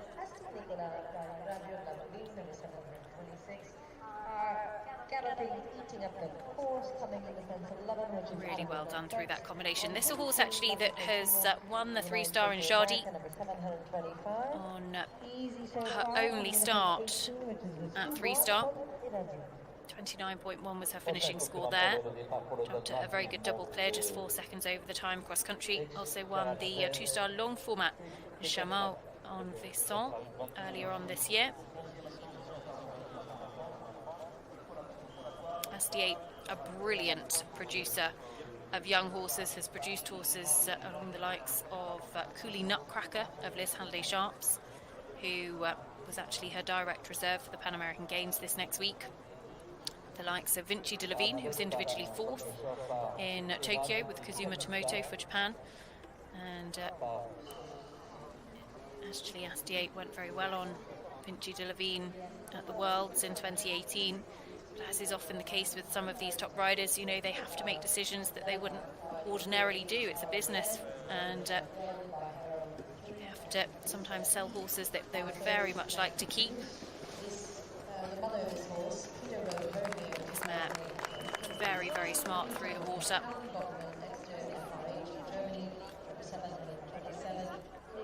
It's back to Calvin Bachmann. Dexter FRH. Katja Weimann is home. Bowman's dark mark, 6.4 time penalties, finishes on 36.4. Puts her into 44th place at the moment.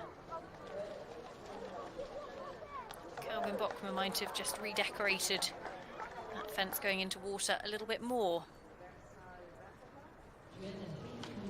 Astier Nicolas kicks interested to see his time. 28.7 is his score. So very, very competitive in terms of the overall leaderboard.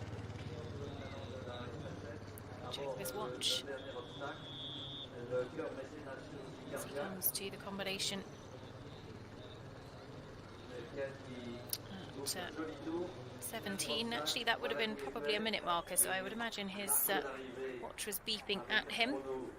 He's probably got about 2.5 minutes to get home, because that would have been minute number 7. Next to start, Peter Flaurup for Denmark with H. Carol Z, also on a very competitive starting score, 29.3. Some really smart scores out on course at the moment. Hallie Kuhn, Lucky Fortuna, the furthest round, and actually she's clear through 17. In fact, Hallie Kuhn is home and actually jumped clear around just over a minute and a bit over the time, so 30.4 time penalties, but jumped clear. Astier Nicolas, meanwhile, and Gravier de la Moulin coming to this Forester's Cottage. Astier, of course, 7 appearances here in this class in the last 15 years. 7 clears inside the time. That is some record. Can he make it 8? He was very brave coming off that fence, because we've seen a few riders taking a much more left-handed route, which, yes, it does add a couple of seconds, but it also buys you a good bit of time before the double of brushes. But Astier cut the most economical line possible, and actually the horse responded really well to him. So he needs to be coming through these white gates in a second with 30 seconds on the clock to get home inside. He's going to be where he needs to be. 33 seconds on the clock. Oh, lived dangerously at the penultimate. Didn't have the easiest of jumps there. Almost made the distance too easily, and then the mare just didn't get her landing out as well as she might have done, and Astier slipped his reins. Look in any danger, but not the most comfortable of moments. So just the final fence to go, which he clears well. Astier Nicolas continues a sensational run of form at Le Lion d'Angers. What an incredible horseman. 7 from 7 coming into this weekend. He is now 8 from 8 clear inside the time at Le Lion d'Angers, the perfect record. What can he do tomorrow? Because he's put himself right in the mix here. He goes second at the moment behind Thomas Carlyle.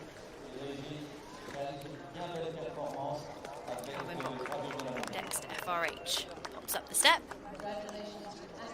Actually, FRH did well to hold the line there and jump that skinny at the exit. A few seconds down on the clock, not a million miles away.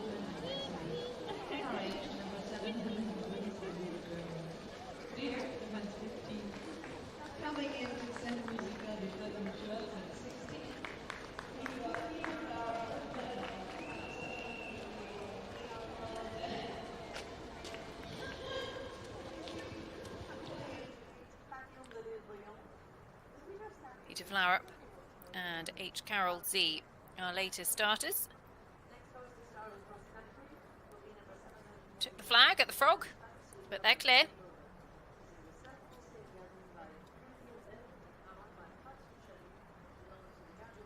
So just the 2 combinations out on course at the moment. Next away will actually be Fabrice Lucas and Game Over.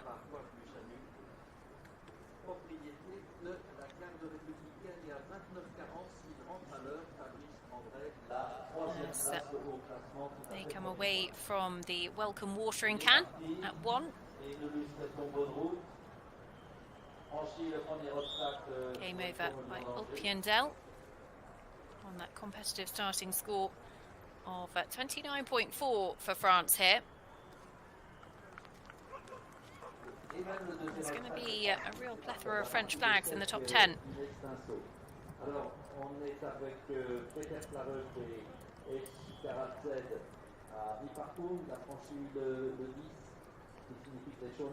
Calvin Bachmann up the hill to the Forester's Cottage. Sa grenouille au Crédit Agricole est affirmée dominant, le félin commun petit location et l'enjeu d'excellence ont été bien franchis. Quant au dossard 27, Calvin Very Bachmann bold et down, and actually then is just going to have to work hard for his line. He showed the horse the flags and the horse picked up beautifully for him.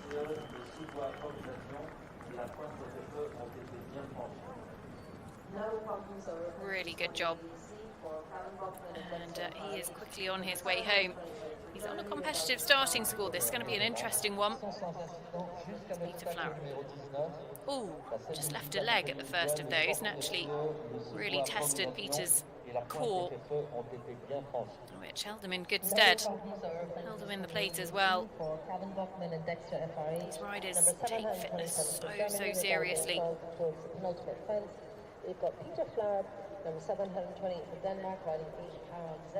Core strength is certainly a big part of that. And Fabrice Luca, game over, number 729. So Calvin Bachmann heading towards home with Dexter FRH. He's going to have a handful of time penalties, but it's been a good round from this duo. Comes on through the finish, and 11 seconds over the time, 34.6 will be his score going forward to the jumping. As Fabrice Lucas, game over. Coming to the water. Very quickly through all three elements there. This is a horse that actually has done 3 internationals. Was top 10 at Jardy on the only 3-star start. Jumped double clear in all 3 of those internationals though.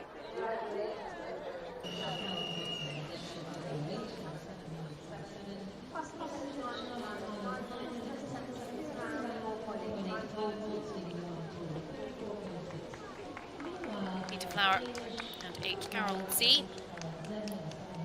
They would be down on the clock on that score of 29.3, which is interesting because on that very good score sees them inside the top 10 at the moment.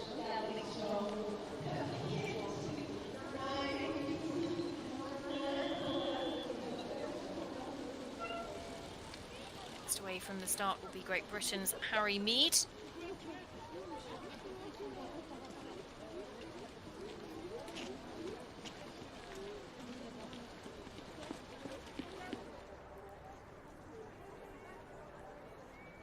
Fabrice Lucas. Game over. Just in front of the chateau.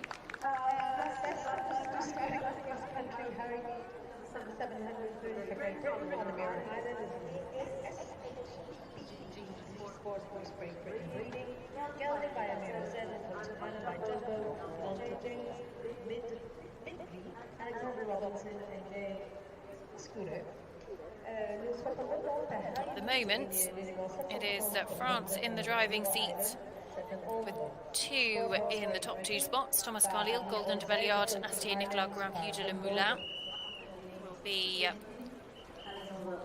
guaranteed top 5 overnight, could be climbing. And then Alexis Gury, Gulliver Delon also well placed at the moment. So here is Harry Mead and Miro Island coming forward on 29.2. So again, another very competitive starting score. Harry had, I think, some of the worst of the weather on Thursday afternoon in his dressage. The arena was already pretty sodden by this point, and there was a huge electrical storm going on at the same time. Peter Flower just steps down off the cottage. Most comfortable of jumps. Clear. Actually gets both of those angle brushes.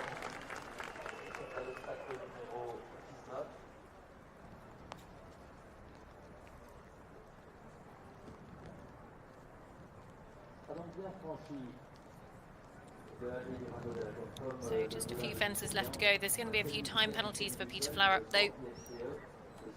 H. Carol Z on that score of 29.3. Probably some 25 seconds down on the clock.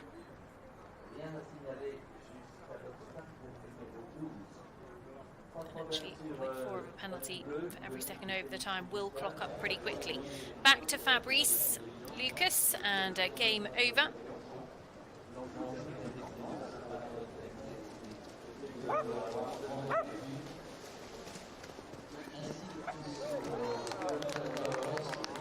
Big pats for game over.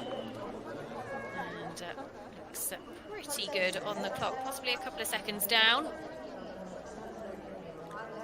Not a million miles away. 5 seconds or so down as they come over the crossing.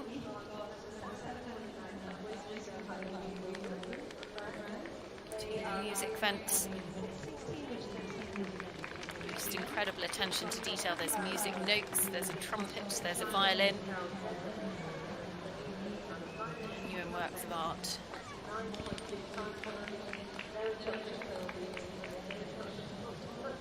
Peter Flower, H. Carroll Z home safely, 9.2 time penalties, so 23 seconds over the time.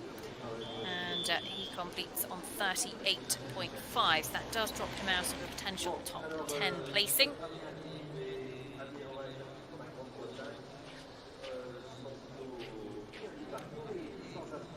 Back to Harry Mead, Emero Island. Harry, who has been on the form of his life in 2023. Had a great third place finish at the Defender Burley Horse Trials.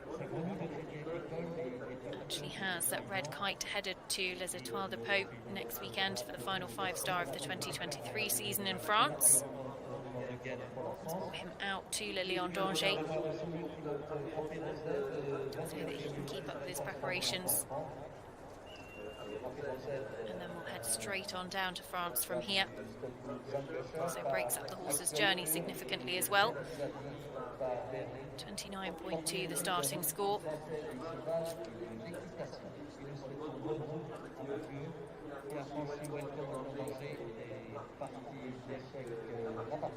Harry, he's only been to Le Lion d'Angers once in the last few years. Actually bought Cavalier Crystal, who he then went on to finish third with at Burley this year. That was back in 2017. That's Fabrice Lucas. Game over. Comes to the Forester's Cottage.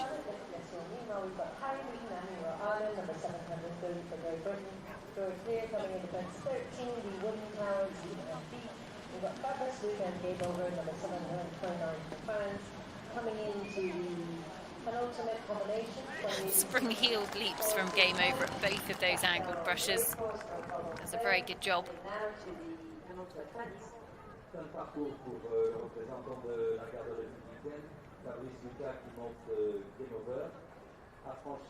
Check of the watch. It will be down on the clock, so it's going to pick up a few time penalties.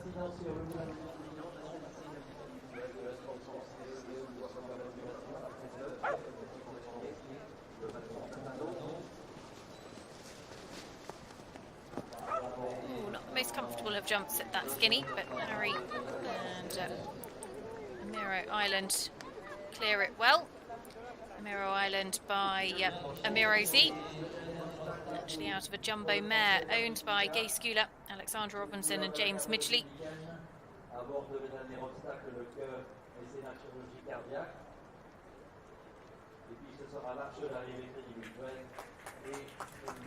So Fabrice Lucas is home safely. 10.4 time penalties, finished on 39.8.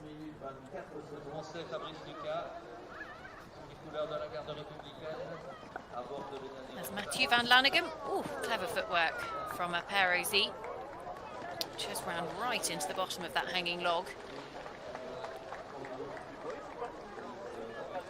Matthew comes forward with this mare by Action Percy, owned by the Institut de France du Cheval et de l'Equitation. This is an equitation. My limited French can tell that much. Huge supporters. The French Federation actually have a lot of horses owned by the sort of services, and we see that a similar sort of format in the likes of Italy. The Italian police force own a good number of horses as well. There's Emero Island, Harry Mead. Harry sees a distance to that corner and makes it happen. This horse that was actually bred by Vicky Chu over in England was second at Bicton a little bit earlier on this year, finished on a sub-30 dressage there, and if memory serves me correctly, it was pretty wet and soggy at Bicton. And you could say that about pretty much every event in the UK this year, it should be said. Top 20 at Aston Lawrence.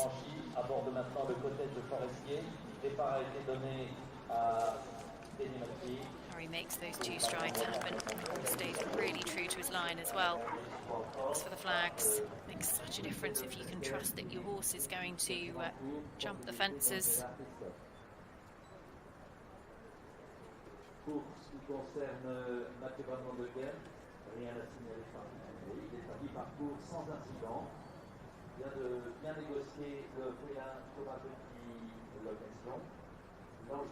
Harry good on the clock. 10 seconds in hand, in fact. Now Zamiro Island can kick on towards home in quick check of his watch. He knows he's okay. 29.2. That would put him into third on the live leaderboard. He'd be no worse than 8th overnight.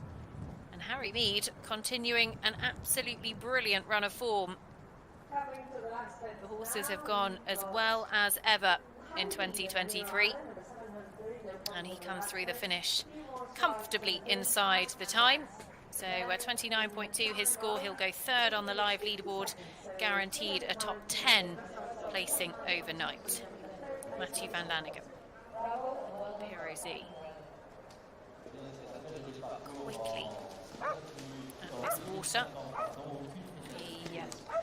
The Millerville Briand.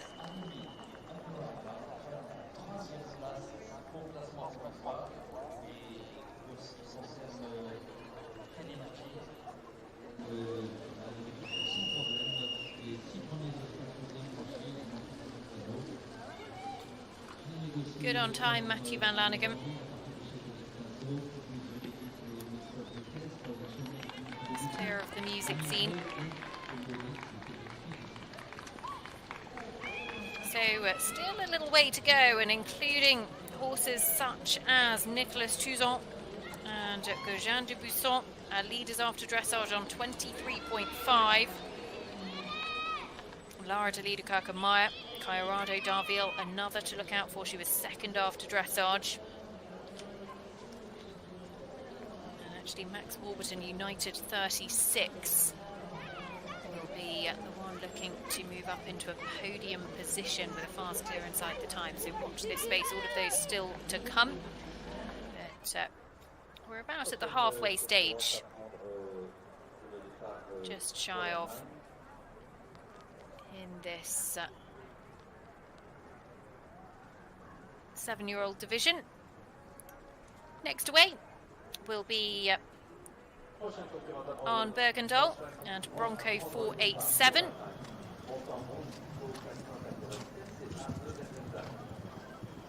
Casey McGee, Agadir Garno also out on course at the moment. They're clear through 9. On Bergendal comes forward with Suzanne Dorner's gelding by Blockbuster. That's where luckily Domer.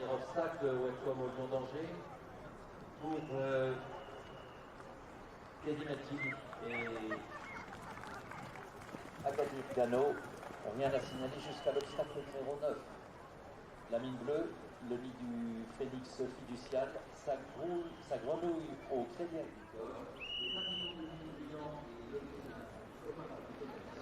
Jumps the fallen tree up at the top of the hill. As just dropping off the forester's cottage. Get an indication as to how acute the angles are on those angled brushes. Matthew Van Lanigan demonstrates that very well. Pirozzi, good on the clock. 31.3. This is a competitive score. Could see another French flag actually in the top 10 on the leaderboard as things stand at the moment.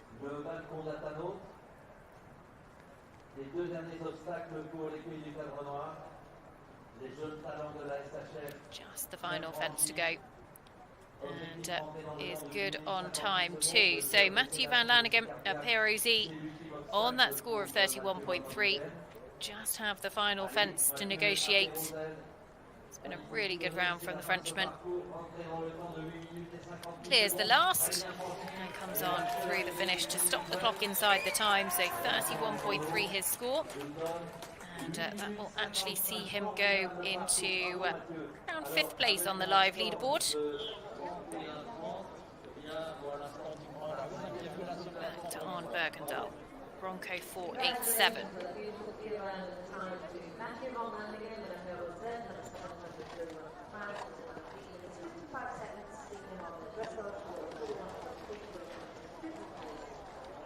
Easily done through the water.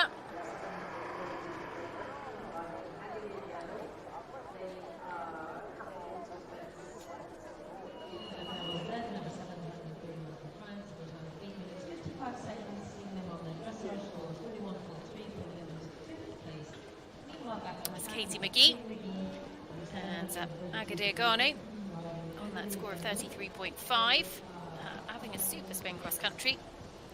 And they're already away from fence 16, the music scene. Katie, actually, who's been in really, really good form this year, rides this horse for Angela Hislop by Quickly de Kreiska.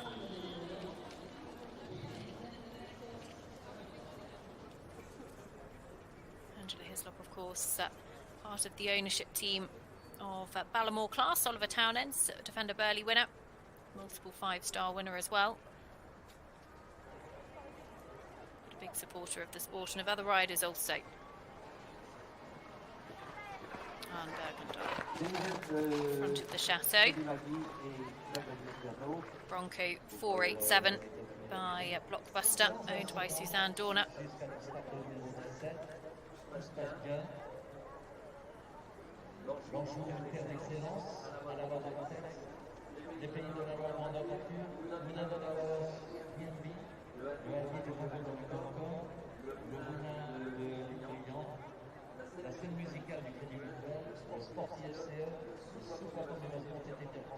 The rain's still falling in Le Lion d'Angers. It doesn't look like it's completely horrendous. We've certainly saw worse in the storms on Thursday, but it's certainly wet and drizzly. Conditions at the moment holding up really, really well though, which is good.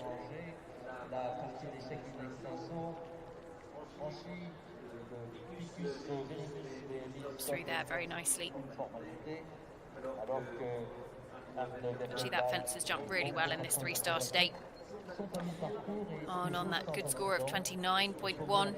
Just to remind you of how the leaderboard looks at the moment. Those that have completed, Thomas Carlyle Golden de Belliard will be 4th or better after cross country. 28.3 is the score that is locked in for them. Astier Nicolas Gravier de la Moulin 28.7. Harry Mead and Miro Island 29.2. They are the top 3 as things stand at the moment.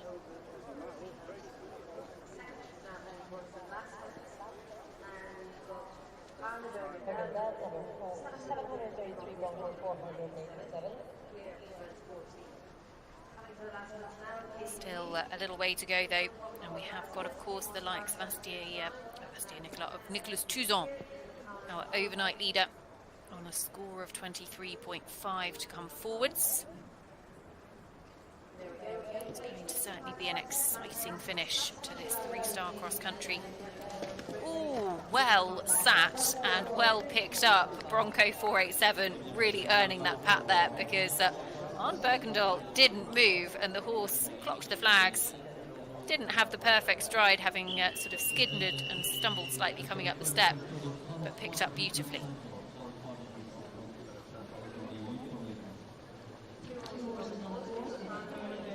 Very quick, these two away from part of the course. They've got just under 3 minutes to get home.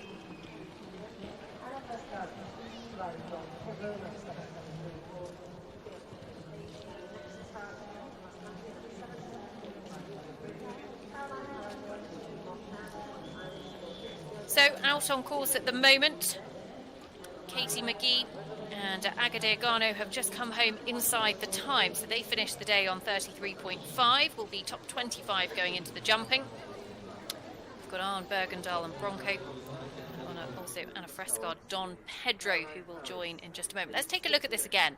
Quickly through the water, just stumbles up the step, actually skids on landing while the horse was getting his footing, and picks up beautifully. Fair play to Bronco 487, and actually Arne Bergendahl as well. Let the horse just get on with it, and they picked up very, very well. So away goes Caroline Harris and Cooley Mostown, Irish bred by Celtic Hero, on a very competitive score of 28.9.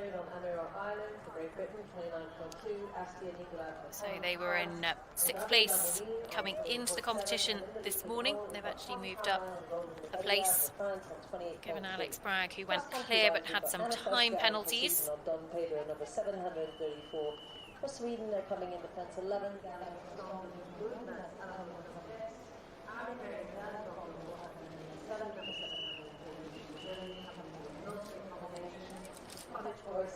That big drop puts back on the racehorse.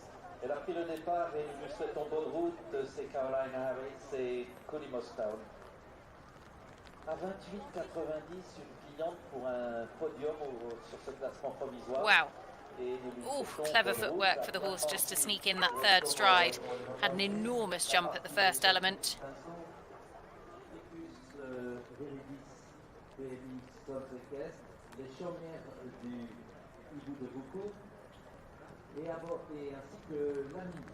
And on that score of 29.1, he's going to be really close to the time. He's possibly a couple of seconds down. So he's going to be sneaking a few time penalties, I think. But Arne Bergendahl and Bronco 487, what a lovely horse this looks for the future. They've had a super spin cross country. Hasn't been perfect, but they've made it happen. Actually, the horse unbelievably honest. Just the last to go. 0.4 of a penalty for every second over that time allowed, remember. And they add up pretty quickly. So clears the final fence. It's going to probably be about 10 seconds over. So 11 seconds, 4.4 time, 33.5 is their total score. They actually go equal with Katie McGee, Agadir Gano, but will go into second behind them, even given that they were slightly slower cross country. Caroline Harris, Cooley Mostown, coming to the water, flying over that first element, hanging around, just possibly ran out of a little bit of space. The horse delivered. Owned by Dinah Posford, Gail Sinclair and Karen Dunford. 28.9 this total score.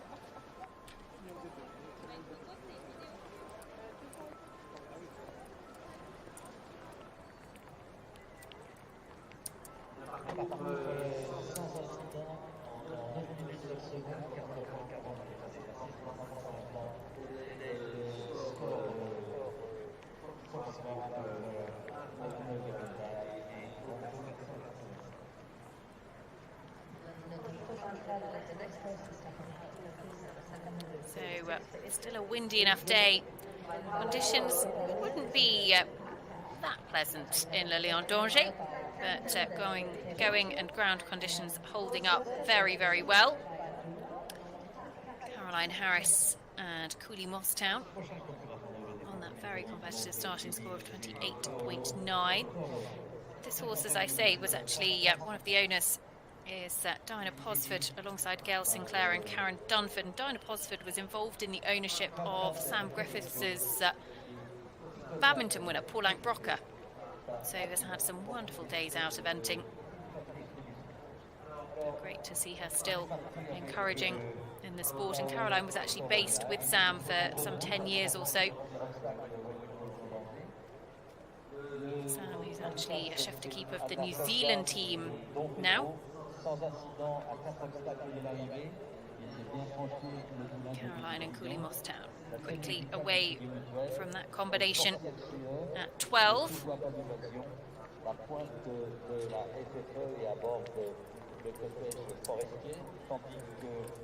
Caroline based at Captain Mark Phillips's Aston Farm at Gatcombe Park.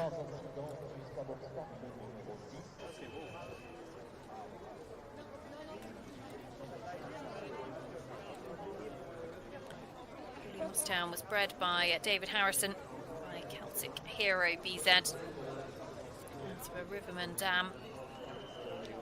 Top 10 at Cornbury in the young horse 3-star there, supported by the Howden Way. 7th at Bergham as well. Have had some very, very good cross-country form, this duo.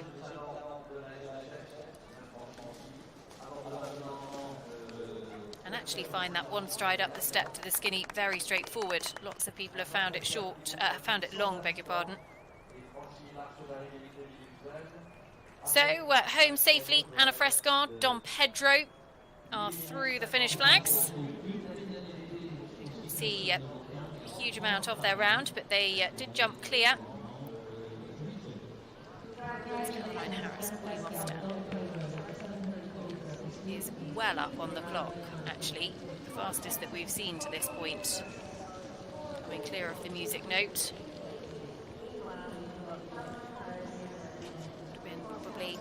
Well, most people, to be on target, you're going over the crossing before the music note with 3 minutes left on the clock. So it would have been probably 20 seconds up on the clock or so. There or thereabouts.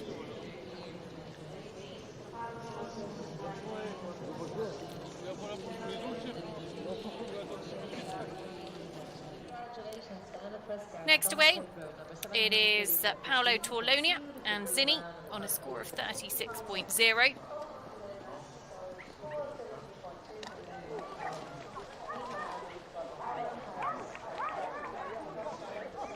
Zinni by Can Delta Riccio, owned by Kilpatrick Tea Limited.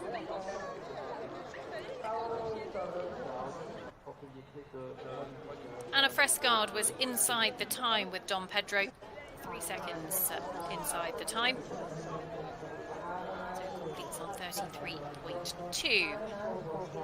Caroline Harris. Willie Mostown.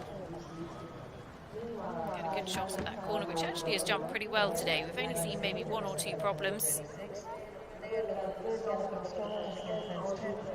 She's really comfortably up on the clock. The time is absolutely fine.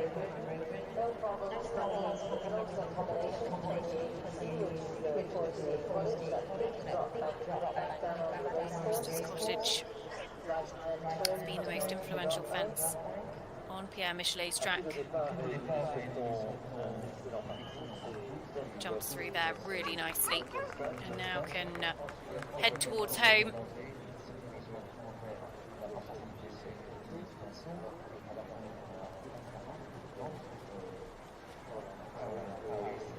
But just over a minute to get home. Be comfortable in time. Willie Mostown on that very good score of 28.9, remember.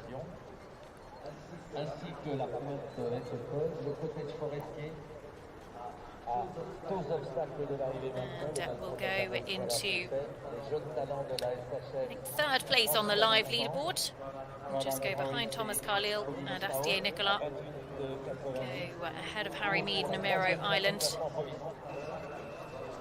Actually, Caroline pops the final fence and is going to come home some 25 seconds or so inside. So the fastest round of the day so far, 28.9 is her total score. And that sees her go into 3rd on the live leaderboard. She will be 6th or better overnight as well. So now back to Paolo Torlonia. Paolo, who represented Italy at the European Championships in Avranches. Bambino Delelate. Based at Tom McEwen's Gatcombe Yard.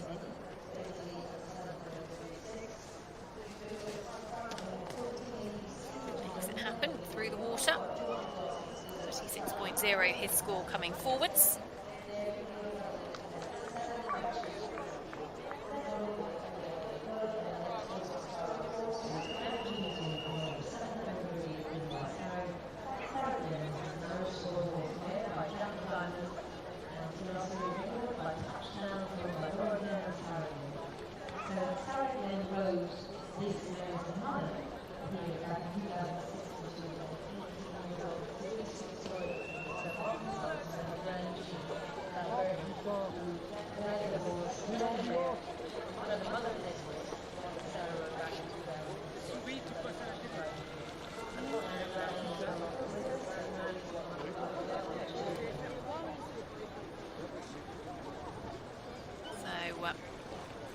Paolo away from the combination at 17. As Georgie Goss, Sligo Just Touch away on course as well. Georgie riding with an Irish flag by her name for the first time in terms of riding for her country. Formerly represented Great Britain, but made the decision to change nationality to Irish this year.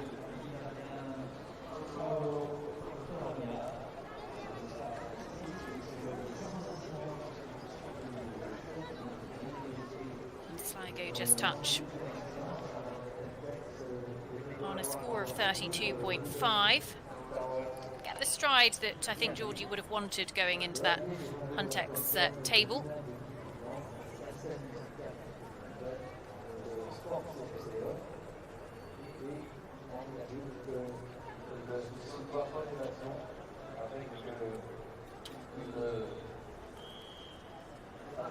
Georgie, who she was on the podium at Ballindennis in the four-star long format there a few weeks ago.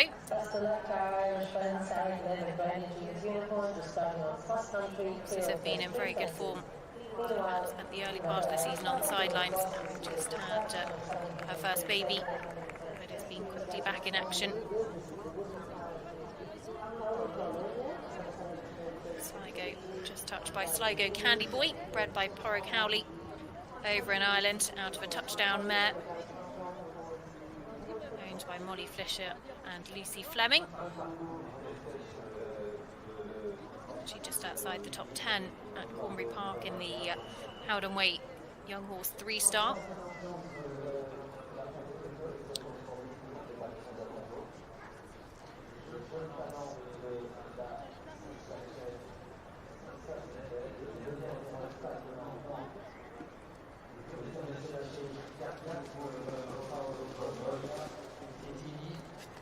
Through that very nicely.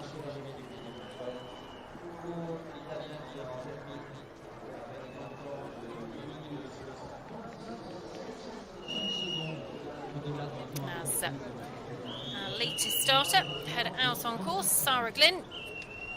Sarah with Granny Jean's Unicorn, Jack of Diamonds, the sire, and a mare called Colossery Ringwood, owned by Laura and Sarah Glynn.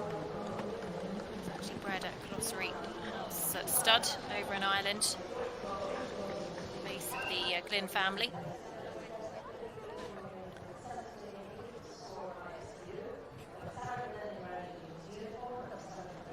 It's Georgie Goss. There's the music fence. Sitting inside the top 20 on that 32.5 at the moment. It is unbelievably tight on the leaderboard, and tomorrow's show jumping is going to go down to the absolute wire, because every single penalty is going to be unbelievably costly. The pressure will be on.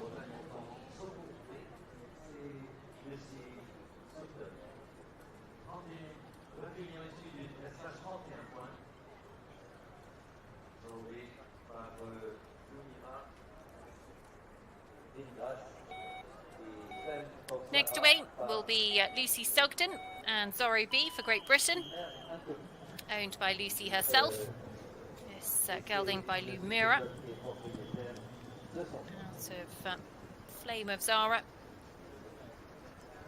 And this combination did a really lovely test in the dressage yesterday, 31.0, and were the epitome of a clear round. They didn't always pick up the biggest of marks, but they were unbelievably consistent.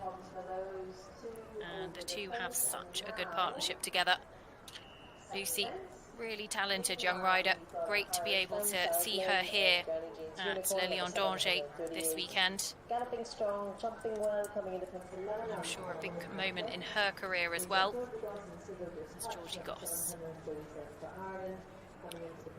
Clear of those angled brushes. Time looks pretty good with Sligo Just Touch. Coming into the race course, no problems over that. Coming into the penultimate fence now.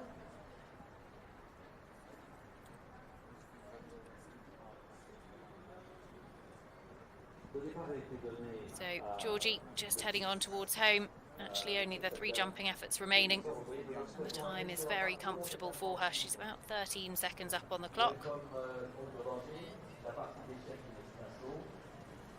Absolutely no trouble at that penultimate.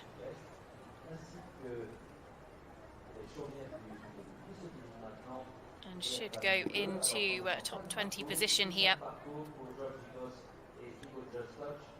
Actually, of those on the leaderboard, probably slot in to around 7th or 8th. She's safely home through the finish and will be guaranteed top 20 overnight. Lucy Sugden and Zorro B.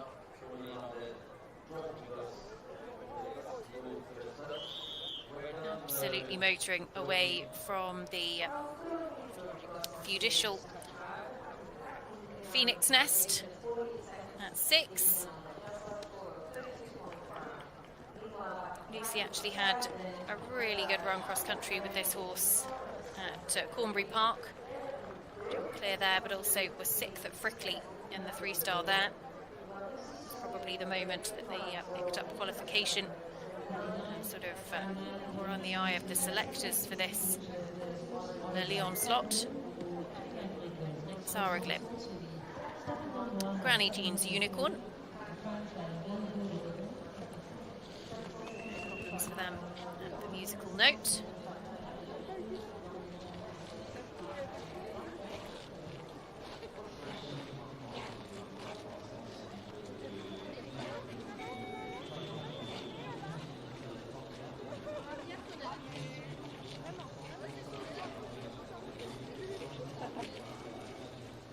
So, Zara, no problems at all through there, just got over 2 minutes to get home. Be pretty tight to do so from that spot. Next away from the start will be Stéphane Landois against Bourg de Bedon, who looks very keen to get his round underway behind My Lord Carthago out of Insolent de Baudin. 31.0 their starting score. So again, competitive starting score, and the French are really shining here in this 7-year-old division. They currently hold the top 2 spots on the leaderboard of those that have completed. Still, of course, Nicolas Touzon left to go. Stéphane Landois had a ride in the 6-year-olds a little bit earlier on this morning as well. And 31.0 the score he brings forward here.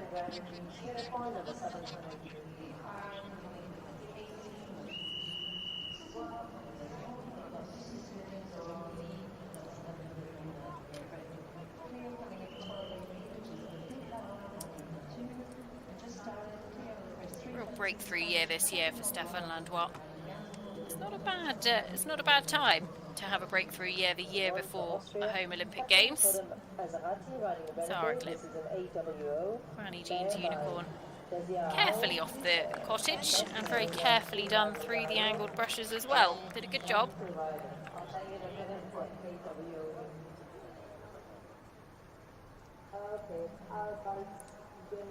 Just the final few jumping efforts remaining for them.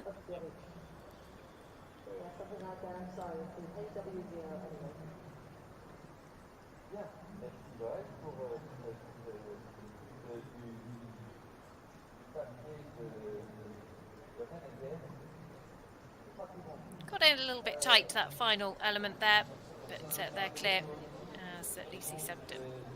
Zorro B coming to the water.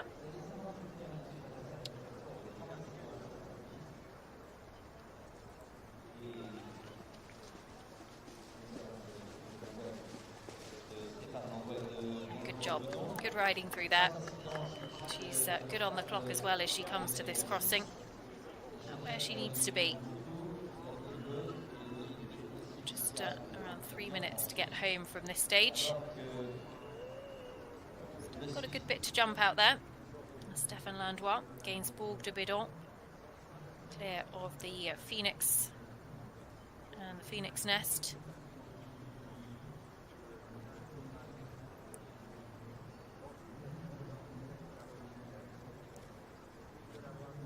This horse was actually 6th in Jardy in the 3-star there. Only been cross-country in 2 internationals. They're inside the time in both of them.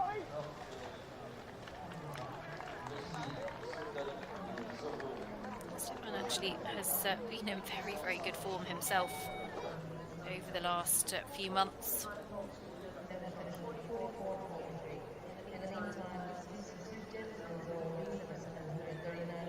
Horses that he's riding all going very, very well. Won Chatsworth Nations Cup earlier on at the start of the year with Chamon du Monceau. And of course went on to finish individually 6th at the European Championships in Haut-Alpin, part of the French team. Won a team bronze medal.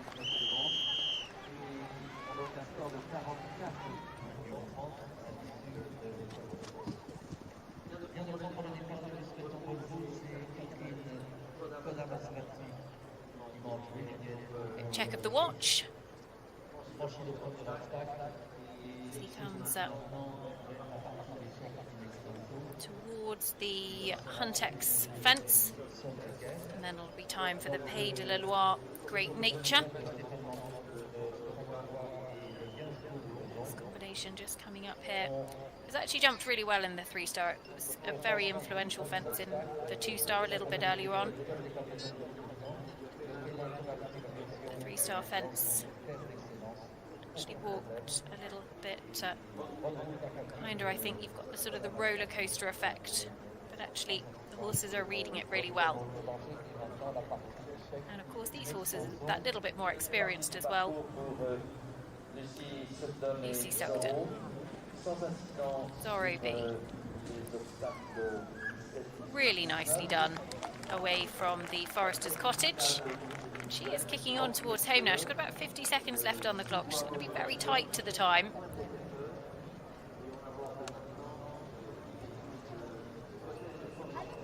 Sarah Glynn home with 4.4 time penalties with Granny Jean's Unicorn. So 44.3 the score for her. Stéphane Landois comes to this second water. Millerville Briand.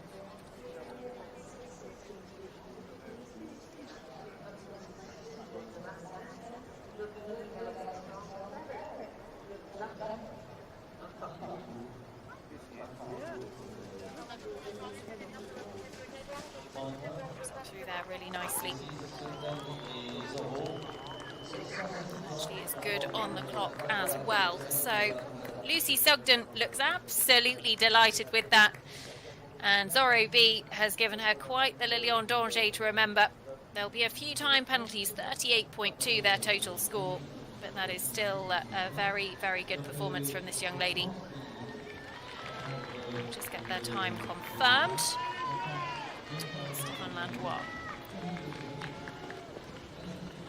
just goes on his way to the combination at 17.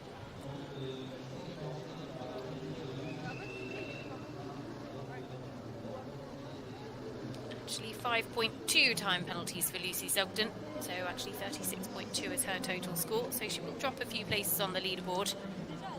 Still, it was a very good cross-country round for her.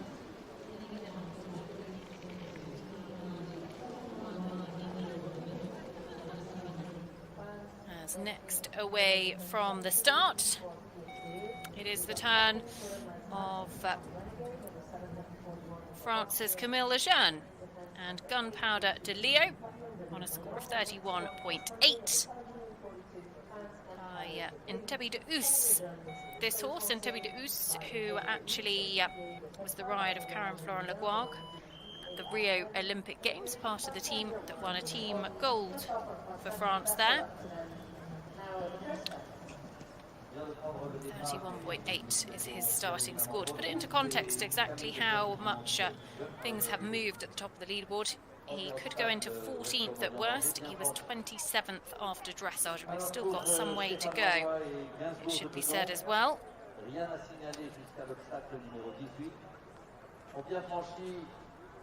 about an hour and 3/4 of cross-country left to bring you in this 7-year-old division. Stéphane Landois gains Bourg de Bedon. Comes to the Forester's Cottage. À l'instant, le sous-voie pomme évasion. La pointe est fait peur et se dirige vers le cottage forest. Pour ce qui concerne Wasn't quite the striding he would have wanted between the two elements. Didn't quite get the shot to the first, perhaps, to go for the forward two, but actually the horse just picked up really well. Was very straight on the line. So Stefan heading on towards home now, and the time is looking pretty good for him. He should be on track to make that 8-minute 58-second optimum.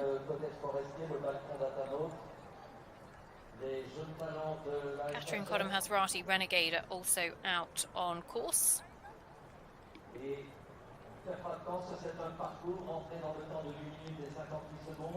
Les jeunes talents de la SHF.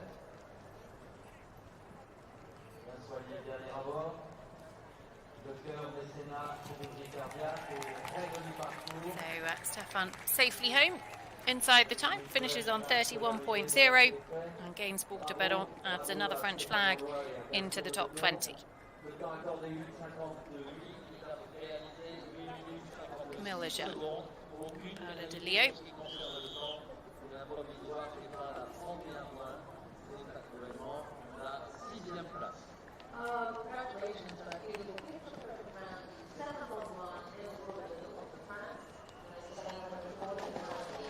Quickly and confidently clear of that first water, which, bar a couple of earlier problems, has actually jumped pretty well today.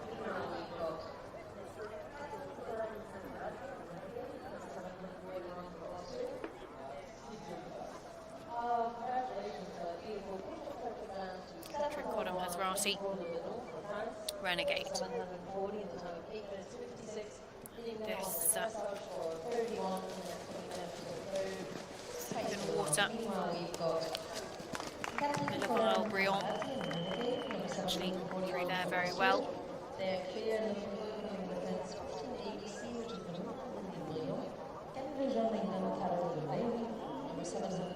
Next away from the start will be for Italy, Riccardo Gandolfi and Calypso del Sasso, coming forward on 32.3.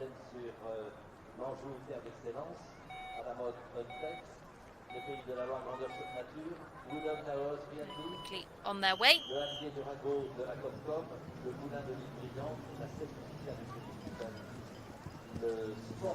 Over the welcome watering can, fence number 1. Pierre Michelet, the cross-country course designer here in Lilian d'Angers. Fences all beautifully built by course builder Christian Achard and his team.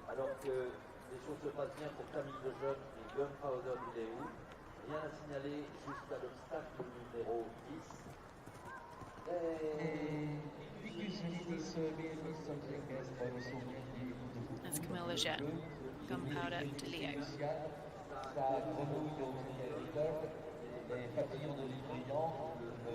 31.8. Their score coming forwards to the cross country. Should left them in 27th position after dressage, but already having moved up a good number of places, opening up a window of opportunity with a fast clear cross country.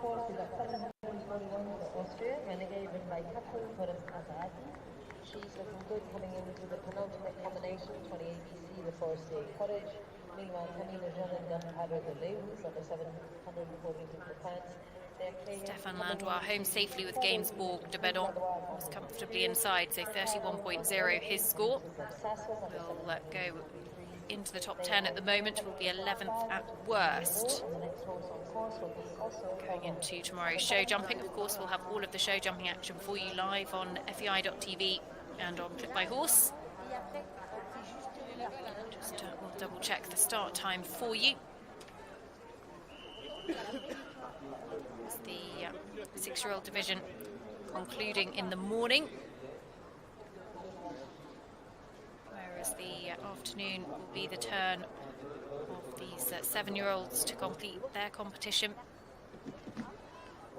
11 o'clock Central European time, the the provisional start time for the 6-year-olds and 2:30 for the 7-year-olds. So that would be 10 o'clock and 1:30 respectively if you're in the UK. Do check the official times when they are released after the final horse inspection tomorrow.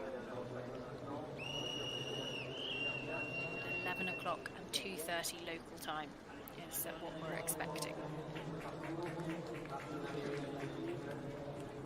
Gunpowder de Leo, Camille Lejeune makes light work of the music fence. 16. Relatively straightforward obstacle. Deserves to be respected, as they all do, but especially given the terrain in the woods, it'd be all too easy to have a silly little trip up and kick yourself afterwards.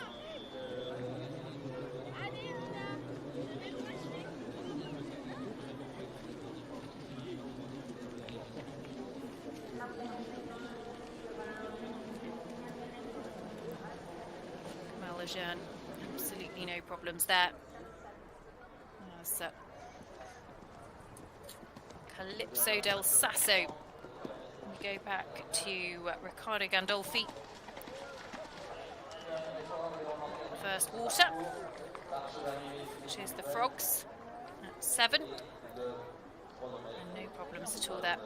Calypso del Sasso by Contenders, the sire of Fisher Chipmunk FRH, actually, with Michael Young's, the horse that holds the record finishing score at 5-star in the world. 32.3 Riccardo brings forward today as we go back to Camille Lejeune. Gunpowder de Leo.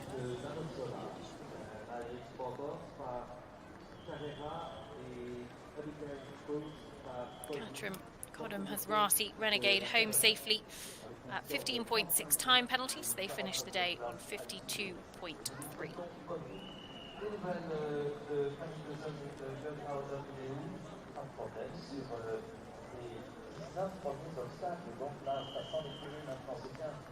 Le sous-bois Commédation, la pointe FFE, le cottage forestier. Oh, sit tight. Okay, so this is now where it gets interesting for Camille Lejeune. So he's managed, I think, not to cross his tracks. He's got to get his line. Unfortunately, can't get his line because he couldn't go back round the tree, otherwise he would have crossed his tracks. So he couldn't get his line to the first of those angled brushes. So frustrating 20 penalties. And is going to see him drop well down the order as well. So Camille Lejeune, Gunpowder de Leo, just unfortunately falling foul of that drop off the Forester's Cottage.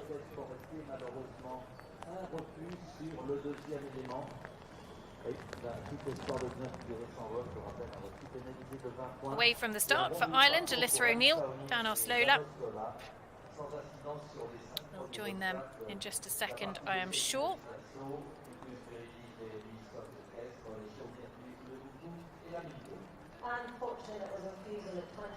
There's Camille Lejeune, Gunpowder de Leo. Just those time penalties starting to clock up now as well after that late problem.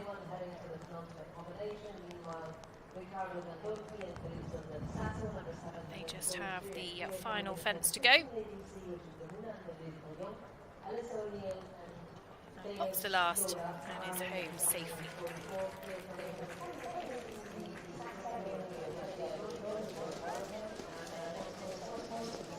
Really quickly through that water, Riccardo Gandolfi and Calypso del Sasso.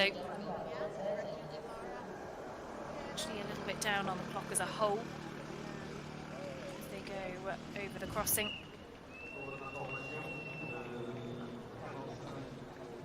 Around some 30 seconds or so.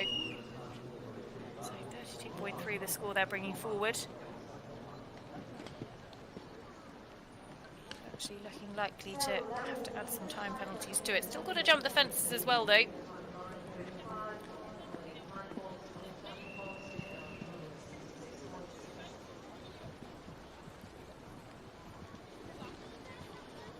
So Del Sasso sets up for this combination at 17 A and B. Alyssa O'Neill, Danos Lola, they're clear through 7. Weather conditions in Le Lion d'Angers, as you can probably gather from the watching crowds, a little bit grey, a little bit drizzly, and pretty wild and windy as well, it should be said.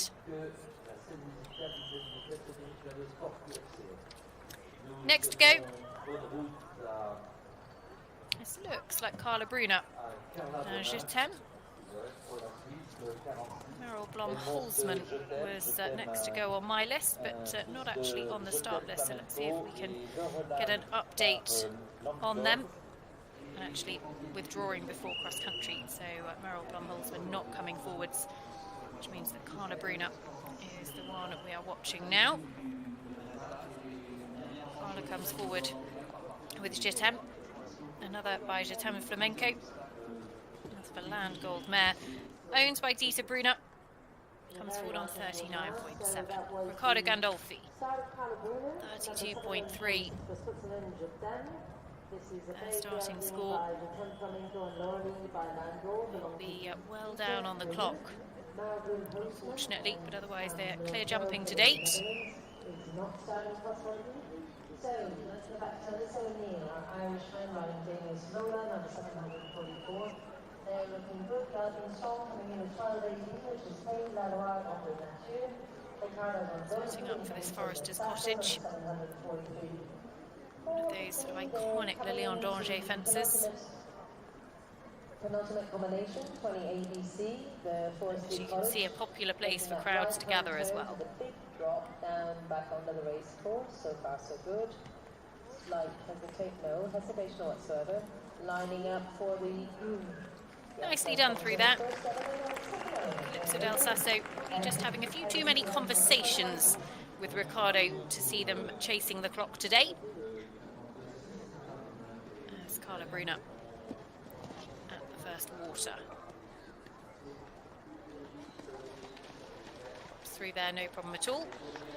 Alyssa O'Neill, Danos Lola, going well, clear of fence 9. Ireland. Just the one to go for Riccardo Gandolfi. And you can see the time penalties clocking up, but actually it's been about a good experience for this horse. And will be clear jumping, I believe, as they come to the final fence.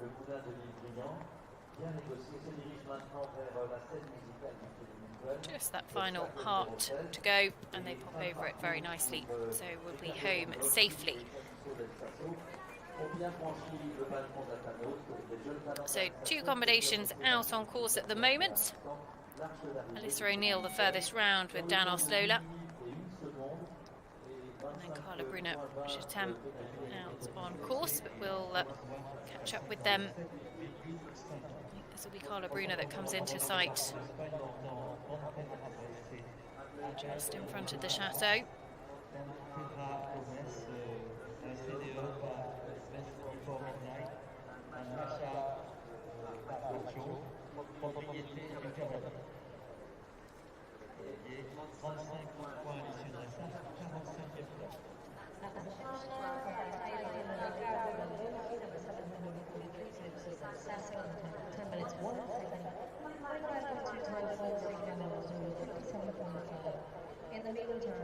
So Carla clear of the Huntex fence at 11. A couple of key combinations coming up in the next few horses. Max Warburton United 36 will be out very shortly as well.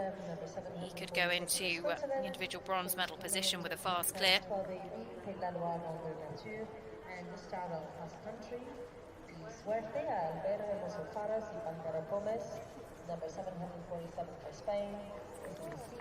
Clear of the Pays de la Loire Great Nature at 12. Carla Bruna. There's Alyssa O'Neill, Danos Lola there, still clear through 17. Join them now, heading up the hill to the Forester's Cottage. 35.2 dressage. This little horse was bought unseen from the Goresbridge Go for Gold sale back in 2021. This has produced her herself, and clever little footwork from the mare there. Just just snuck in that extra stride. It has some pretty good breeding for the job as well. Her dam line has produced a couple of 5-star horses in Drumcurry Blue, who had so much success with Harry Zennis and Oliver Townend, and also Susie Berry's at Mombeg by Design as well.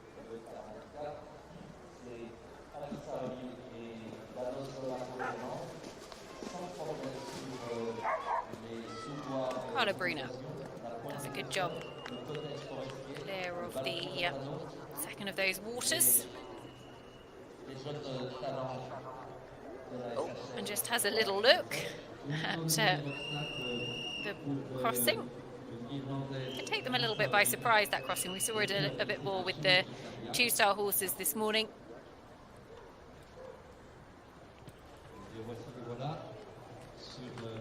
Alyssa O'Neill clears the last, and Danos Lola, a few time penalties to add, but a very, very good clear jumping round from this combination. Really cool little mare, and I have a feeling she's probably coming on the market soon enough. So if you're in the market for a very, very smart 7-year-old, one to look out for. Alyssa, who juggles her horses alongside working for Equilume. Carla Bruna and Jetem will be next to come into sight. But Hermoso Faris, Pantera Pomez are also out on course. Suzanne Hagan waiting down at the start for Ireland. There is Suzanne Hagan, Lockview Commander, 35.0 their starting score. Irish bred by Cobra.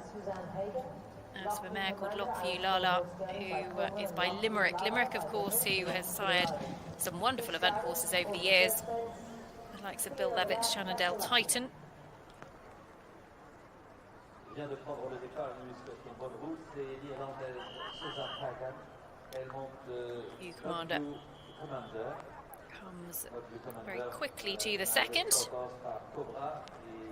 Suzanne in 45th place after dressage, so we're already potentially moving up 16 or so places on the leaderboard. Un excellent parcours alors qu'elle aborde la partie d'échecs in extenso. Pour ce qui concerne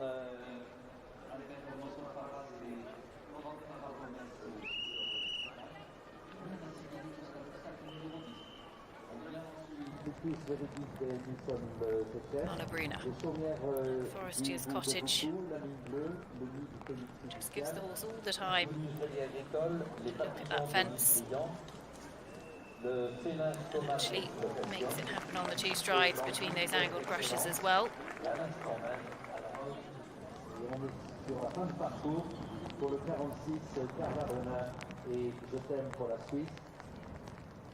Bien franchi le sportif FCE, sous bois connotation. La pointe est faite, le cottage forestier. So Carla, just 3 jumping efforts remaining. Oh, but Hermoso Faris, Pantera Pomez, clear through 10. And Suzanne Hagan also away, clear of the first 4. Next away will be Max Warburton, who could move into a medal position with United 36. One to certainly look out for there.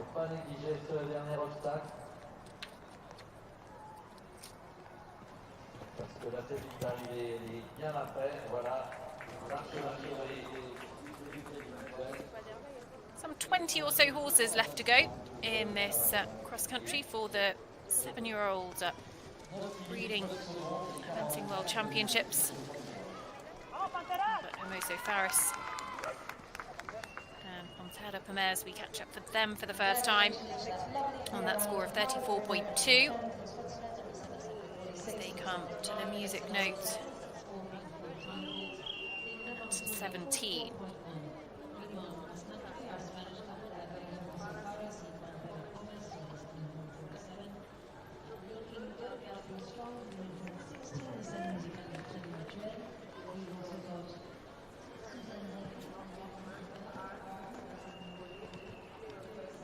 The clubhouse leader is Thomas Carlyle, Golden de Belliard, remember, 28.3 the score to beat, ahead of Astier, Nicolas Gravier de la Moulin.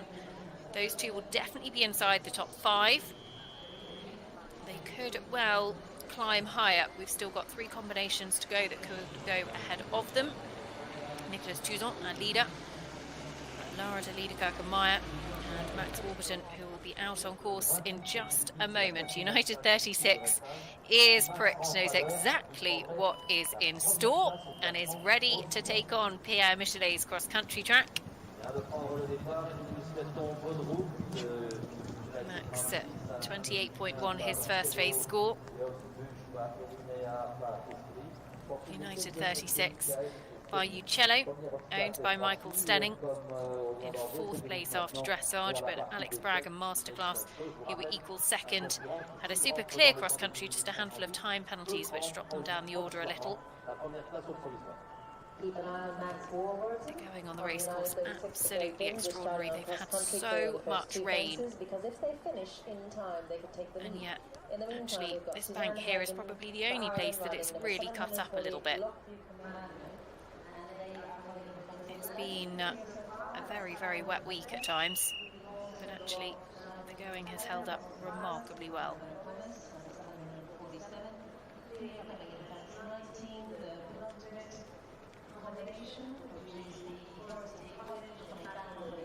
United 36 made that distance very easy. As Albert Hermoso Fares Pantera Pomez to the Forester's Cottage. 2 strides. 2 forward strides is definitely sort of the preferred option, but we've seen a few just sneak 3 strides in there, and it's worked well enough for them.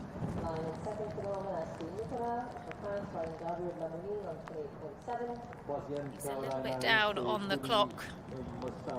I think he knows it as well. Just kicking on towards home, the Spanish rider. But still got to jump these final few fences. Just the last to go now. As Max Warburton, United 36. Clear of the first part of the course. Coming to the first water in just a moment. Max, who's set up on his own in the last year or so. Just got him quite close, but actually Max really showed his core strength there. Didn't move and recovered beautifully. He's caught 1 or 2 out in the early part of the day, particularly the frog element, but actually since then it's jumped very, very well.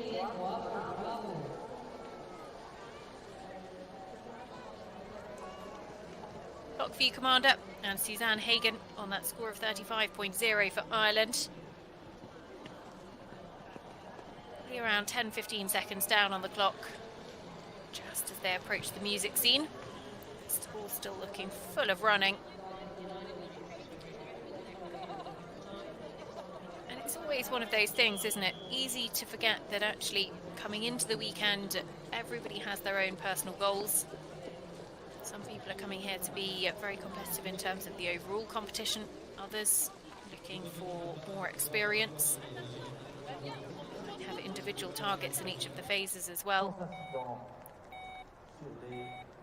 Ian Cassels away from the start with Milridge Athos on a score of 30.7. He only went very well here last year with Rosconnell Alto. Milridge Athos, a gelding by Grand Gale, owned by Jerry Leahy. Also a mare called Out of Touch Blue Moon, who is fly out of touch.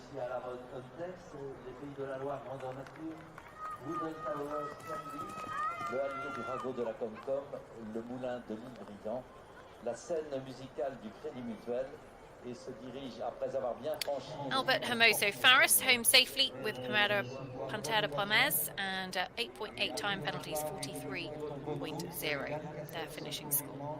So that sees them into 50th place at the moment. Max Warburton though, and United 36. best of luck to Ian Castle, started on cross country for Ireland with Millbridge Mathers. That's number Setting up for this 750. combination Those at 12. Meanwhile, Max Through it very Warburton, easily. 9:36 for Great Britain. They This horse looks to have coming a in really from smart gallop on We've him. got for Ireland, Suzanne Hagan and Lockheed Commando. Max, who came up through the Pony Club ranks.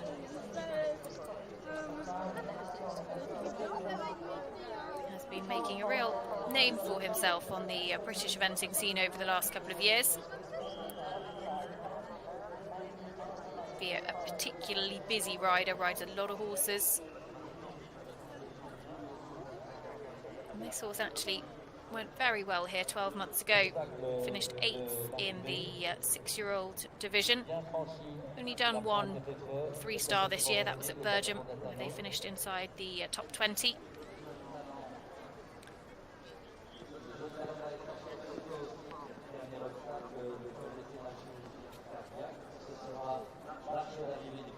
Bred by Heinrich Bompka.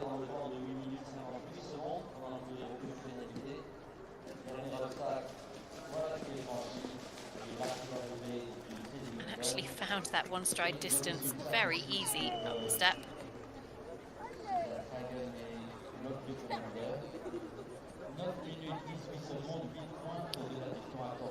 That would be the bicycle of British team coach Chris Bartle, just in the background there.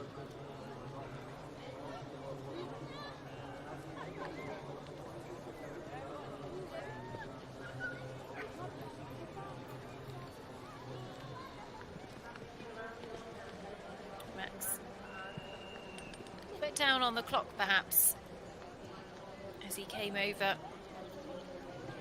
that crossing. 2.5 minutes to get home from here. He's going to be, I'm sure, keeping an eye out on it. 28.1 his score to stay ahead of Thomas Carlyle, who is his closest challenger, and hold on to that podium place. He cannot afford to be even 1 second over the time. Ian Cassels, Millridge Athos. Clear in front of the Chateau, coming to the Huntex Fashion fence at 11.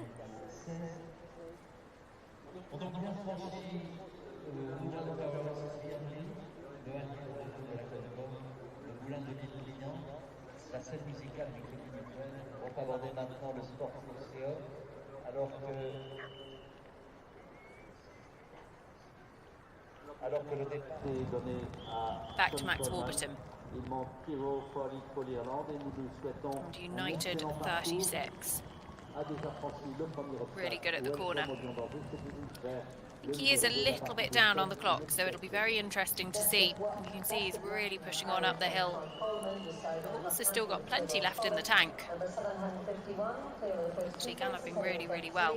Meanwhile, the other Irish couple again, Castles and Millridge. But he's got to respect this fence as well. They're coming into 12AB, Pays de la Loire, Vendée Nature, Boldly drops off the bank. is storming around cross country in 9:36. But as good as any that we've seen through there, and actually still plenty of fuel in the tank, so can kick on towards home. But it is going to be very, very close in terms of the time. Needs around 30 seconds from coming through these white gates in just a second to be able to get home on the clock. He's going to be about 4, 5, 6 seconds down. 6 seconds down at the moment. An overreach boot goes flying, lightens the load as he rides a finish. The horse is still full of running. Just got the last to go. Max Warburton on that very good score of 28.1. He's not going to quite make the time. So it is going to open the door for Thomas Carlyle and Golden de Belliard to move up into a podium position. He'll still be in the top 10 overnight. Max Warburton, 2.4 time penalties. So that will see him go into around 8th place at worst. Just actually dropped below Caroline Harris and Harry Mead as well. So a couple of expensive seconds for Max Warburton, but he is home clear, and the horse finished full of running as well. So, Ian Cassels, Millridge Athos. At fence 17. Ian good on the clock.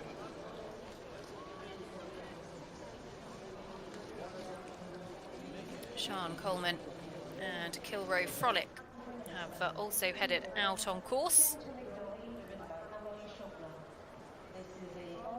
Max Warburton confirmed score of 30.5, so just drops him below Sam Lissington and Qantas R.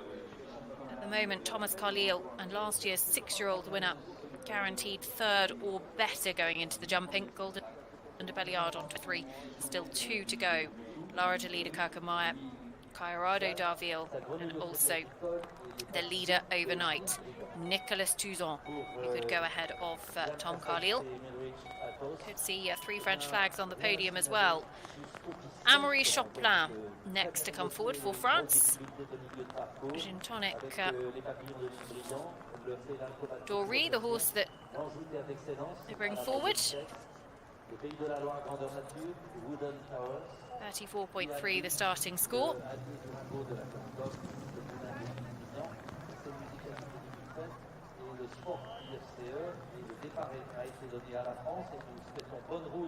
À Amaury Choplin, il monte le Gin Tonic Dory avec un score de 34.30 à l'issue du dressage.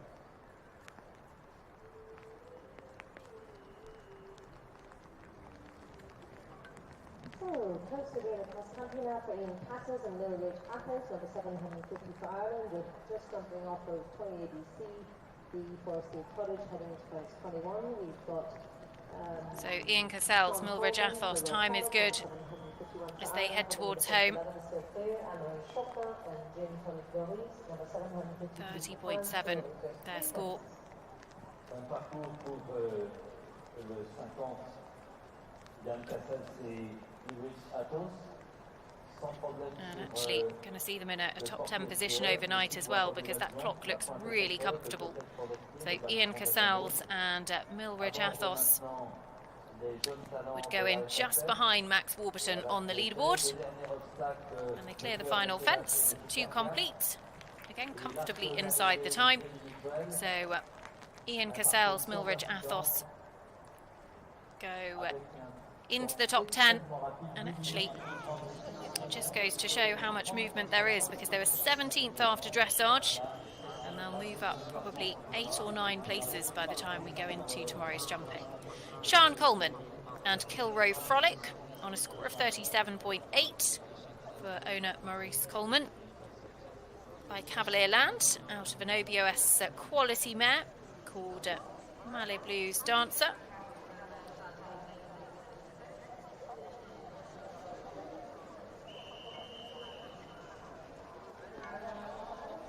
Sean swings left-handed back to the Millerville Briand, second of those waters.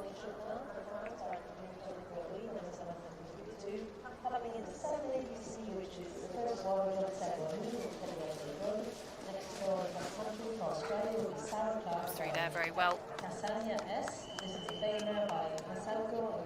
Rain continues to fall here in Le Lion d'Angers. The ground, it must be said, is holding up incredibly well.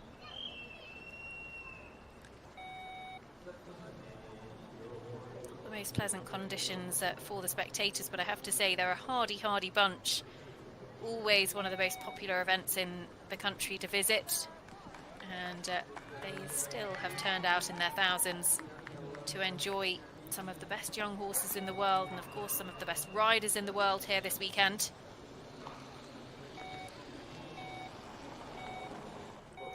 Next to go, it will be a ride for Australia, Sarah Clark and Cazalia S. Sarah rides for herself, for Colin and Jill and Linda Clark. This mare by Cazalco, out of a Jade Robbery mare.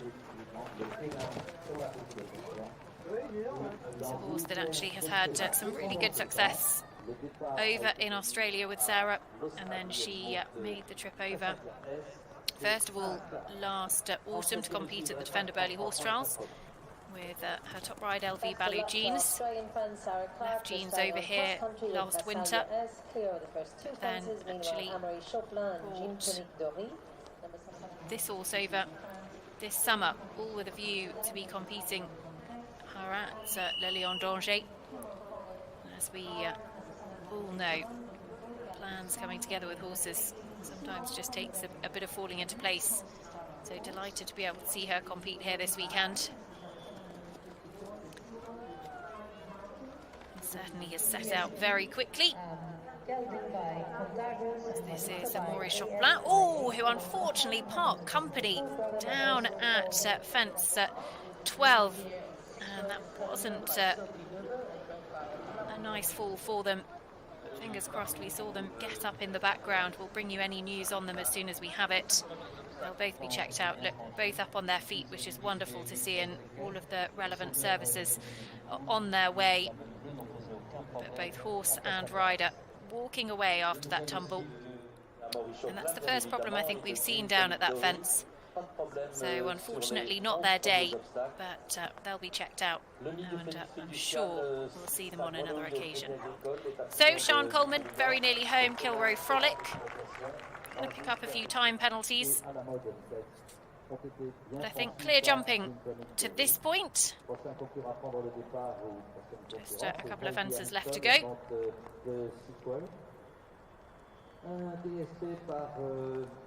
Contenders et Juanita par Assis, propriété de la Cavalière, avec un score de 40,20. Unfortunately, that was a fall of horse and rider for Maurice Choplin and Jean Jolie at fence 12A. They're both back on their feet and fine. So Sean kicking on towards home. Wonderful to see horse and rider walking off. They'll both be checked out. The support crew very quickly on hand as well. Not the end they would have wanted to their day here in Le Lion d'Angers. I'm sure we'll see them again in the not too distant future. And main thing is that horse and rider both absolutely fine. So Kilroe Frolic, Sean Coleman very nearly home, in fact through the finish flags, and the backdrop of some of the flags of the nations represented here this weekend, blowing in the very, very stiff Le Lion d'Angers breeze. It has been a wild enough day in Le Lion d'Angers, about 200 miles southwest of the capital of France in Paris, where of course there is a very big rugby match going on this evening. England take on South Africa to see who will be facing New Zealand in next week's final.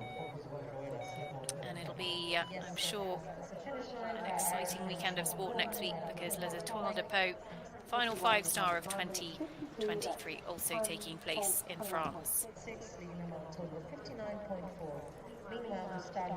Sarah Clark, Kazalia S, clear as they come to fence 12, 11 first.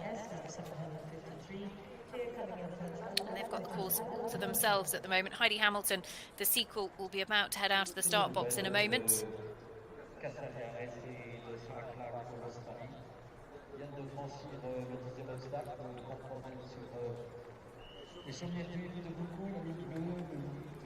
And here is Heidi, quickly clear of the third. The sequel is 7-year-old by Conthagos, owned by Heidi herself, comes forward on 40.2.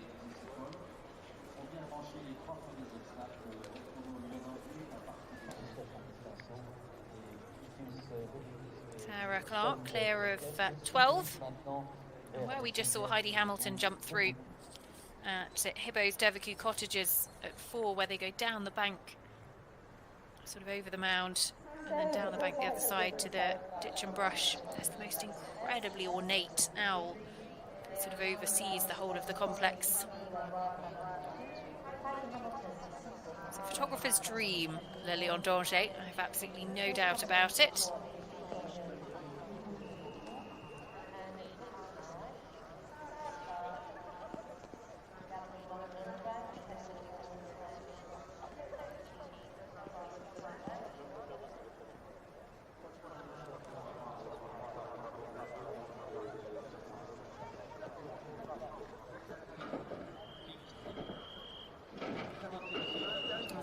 Hamilton clear of the Fiducial Phoenix Nest at 6. Our next horse to start on course tonight is Vivid, ridden by Jack Pinkney. This is an Irish four-horse gelding by Oscar Lindy and Nicola Poole, owned by Sarah Brown.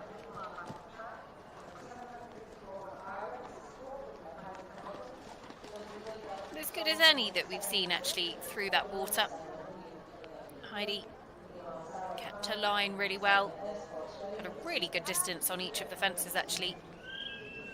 Really comfortable. Sarah Clark and Casalia S. Probably about 15, 18 seconds down on the clock at that clock check. But still clear.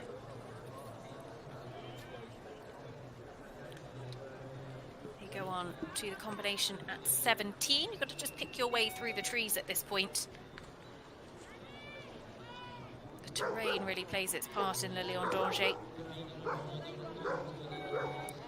I have to say again how brilliantly the ground is holding up, because they had so much rain at the early Wednesday and Thursday. Significant water on the ground. They've worked very, very hard, but the ground has absolutely taken it as well. Now away from the start, Jack Pinkney, Carpo Vivendi. Jack comes forward on a score of 34.3 in 40th place after dressage, but actually could move up 17 places with a fast clear. That is how much movement there has been on the leaderboard. Plenty of time penalties actually just proving pretty costly. One to beat at the moment, Thomas Carlyle. Golden de Belliard is locked in on a score of 28.3. Ahead of teammate Astier Nicolas Gravier de la Moulin, 28.7. Then Caroline Harris, Cooley Mosstown, 28.9. So they're the top three. Still have Nicholas Touzon and Laura de Liederkerke-Meyer to go cross-country. Both of whom could stay in individual medal positions going into tomorrow's show jumping, which of course we will have live for you on FEI.tv and on Clip My Horse from 11 o'clock Central European time. The 6-year-old division provisionally get their show jumping underway, and 2:30 local time. The 7-year-old division will be jumping. Do check the official times in the morning once the final horse inspection has happened. So if anyone sees Sarah Clark, Casalia. 9 years old, wearing a beige waterproof jacket, please take it to his Clever footwork again, another to just put the 3 strides in. The 2 strides is a pretty long 2 strides, actually. And we've seen a few go through on 3.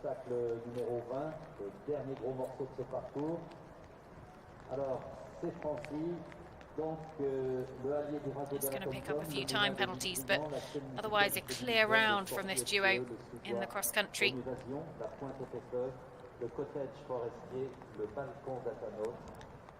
3 combinations out on course. Heidi Hamilton, the sequel, clear to 13. Jack Pinkney, Carpo Vivendi, clear through 5. And Sarah Clark, who we're just watching, jump the penultimate combination, so actually just has the last to go. Here's Heidi Hamilton. Sequel again, another to make that 1 stride distance actually look quite short. And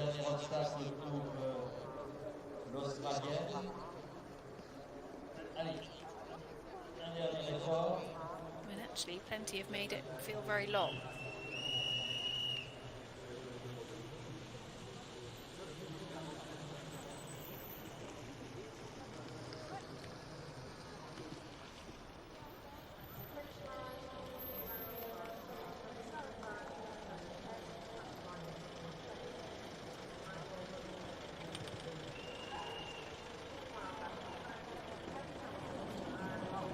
So Heidi Hamilton and the sequel. On to 17A and B. And if you are just tuning in here, then a very warm welcome to Le Lion d'Angers. We still have our overnight leader Nicholas Touzon, Jeanne de Busson left to go. Probably out on course in another half an hour, 40 minutes or so. right towards the end of the day. That's Clara Loiseau. Galucci de Meo next to come forward. Eldorado de Us. 36.0 their score coming forward. So that was an Eldorado Deuce by Vividia, by Cavalier, belongs to FEI WBFSH, the star in cross country. No problems over the first 2:20 span. Un parcours pour le 54 Heidi Hamilton et Ceci Cole, sous les couleurs de So l'Irlande. Clara up the hill. Vient de franchir sans problème. Seen a few people who can choose the spot of heading up that bank. It's a much more obvious line to the three-star competitors because the log, the fallen tree at the top, is pretty much straight in front of them. Here goes Devaku Cottages now.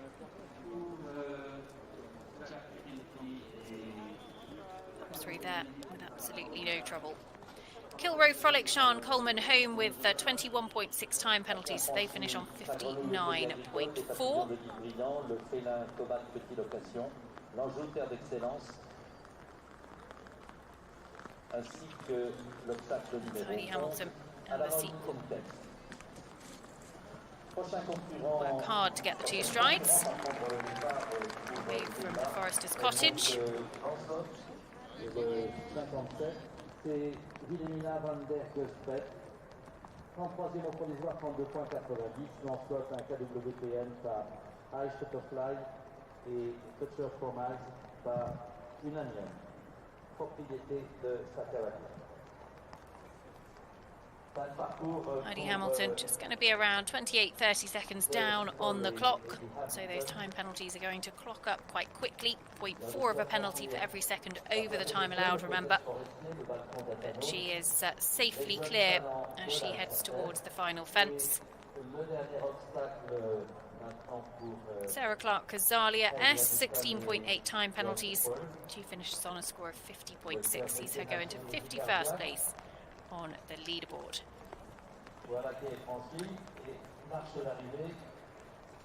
So, through the finish, Heidi Hamilton.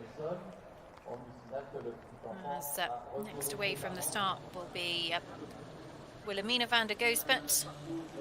First, go back to Jack Pinkney. With Carpo Vivondi. Who's competed up to the 5-star level. Brings forward this horse owned by Sarah Brown, by Ars Vivondi, out of a mare called Heather Cool.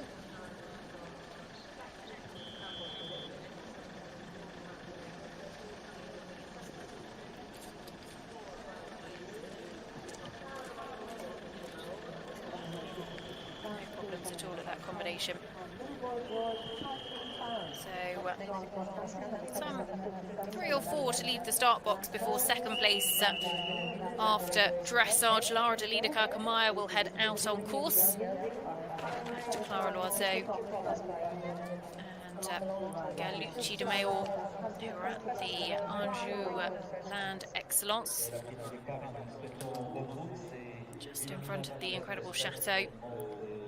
Despite the weather, there's been huge crowds here at Le Lion d'Angers this year. I really feel for them because it obviously makes a very different viewing experience, particularly those with young families, if the weather isn't quite so amenable.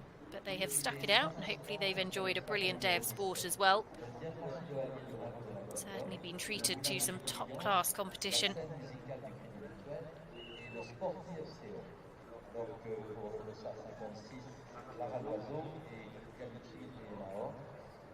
Rien à signaler jusqu'à l'obstacle numéro 10, ça se passe très bien.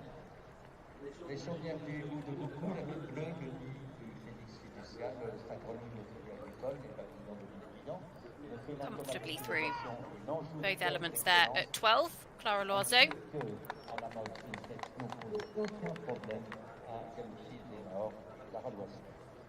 No problems for our lovely French rider Clara Loiseau with Galucci de Mao, number 756 for France, over fence 11, full of kicker vitesse.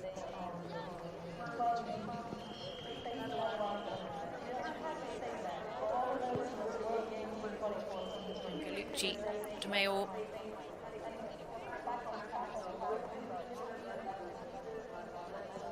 Really opening up on the accelerator here, Clara. Good opportunity to make up a bit of time, let the horse take a breath. Quite an inviting brush fence. It's an extra loop to that we saw in the two-star a little bit earlier on today. Just adding a little bit more distance. The total distance, 4,930 metres for this three-star competition. One time of 8 minutes 58 seconds.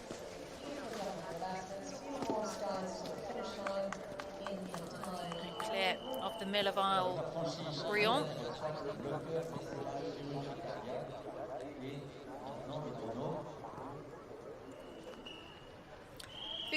Wilhelmina van der Goospatter and Lancelot away on course for the Netherlands as well. So just the two combinations out there at the moment. Jack Pinkney is home safely with Carpo Vivendi, 5.2 time penalties for him.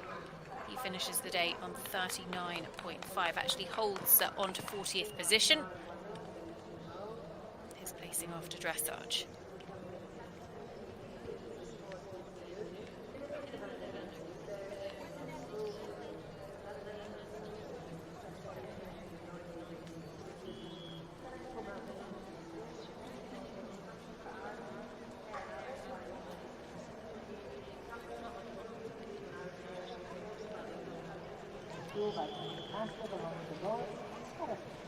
Next away from the start, it will be a ride for Claire Abbott for Ireland. Claire comes forward with Drumna Connell Kobe on a score of 32.1. Actually was 28th after dressage, could go 13th at worst with a clear inside the time here. Who has a huge amount of experience for Ireland at championship level. Pretty quick rider on her day, and actually she's set out like she means business here. Drumna Connell Kobe, owned by Lawrence Patterson, by Road to Happiness out of a mare called King's Jewel, who was by King's Master. Brilliant producer of young horses. It's Clara Loiseau. Goes on to the Forester's Cottage.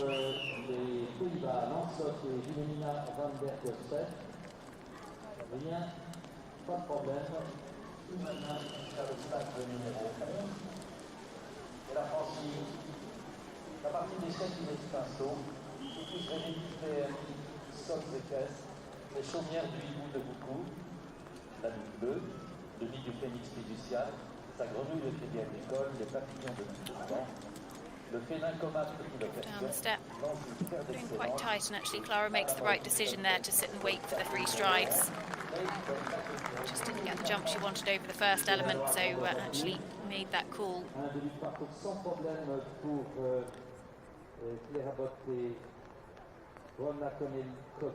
to be a little bit down on the clock, some 15 seconds or so. But clear jumping for Clara so far. Les chaumières du hibou de Boucou, la nuit bleue et le nid de phénix fiducial. Lovely end of cross country for Clara Loiseau and Luigi de Mayor, number 756 for France. They're coming in. And they just have the final fence left to go. It stands between them and the finish flags. So, Clara Loiseau very nearly home. Wilhelmina van der Goospatter is clear through 13. As Claire Abbott, Drumna Connell Kobe putting the first 5 fences behind them very, very quickly.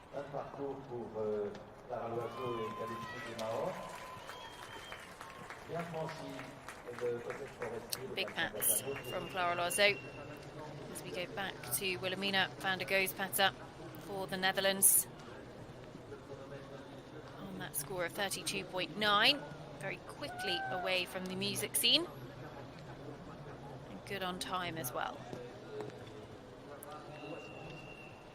This a horse, Lancelot, who is by High Shutterfly, out of a mare called Future Promise by Unanim, owned by Wilhelmina herself. Comes forward on 32.9. So again, could be really moving up the leaderboard with a fast clear. The time here of 8 minutes and 58 seconds has been pretty achievable, but it hasn't been straightforward, and it's certainly caught one or two out.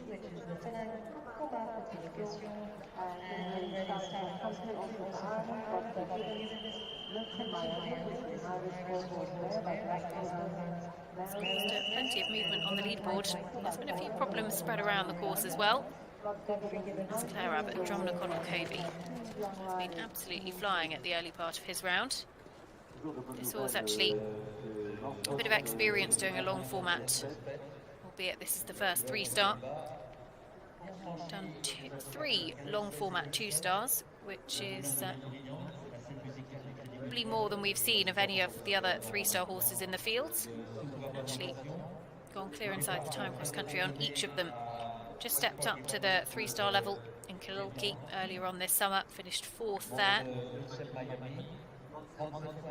So well used to seeing some bigger numbers on the clock. The 3-star track just under a minute longer than the 2-star a little bit earlier on today.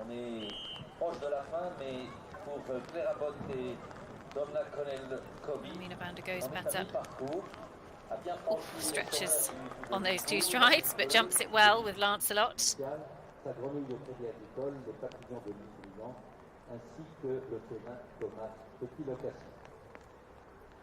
Just quick check back over her shoulder to check the pin there. There's a frangible MIM device on the top rail of that, which perhaps she just gave a little bit of a jangle. Didn't need to worry because it's perfectly stayed.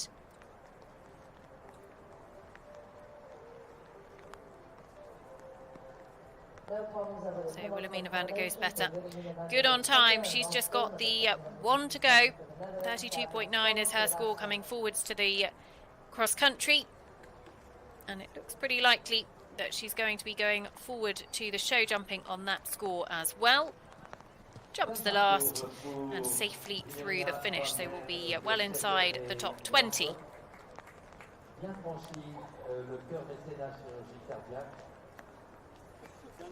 Back to Claire Abbott, Drumna Connell-Kobe.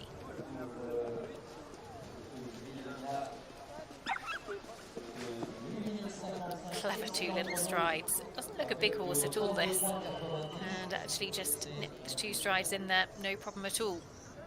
She's about where she needs to be on the clock.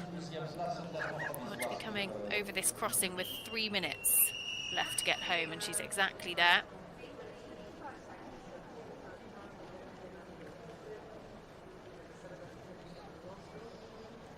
Over the music scene.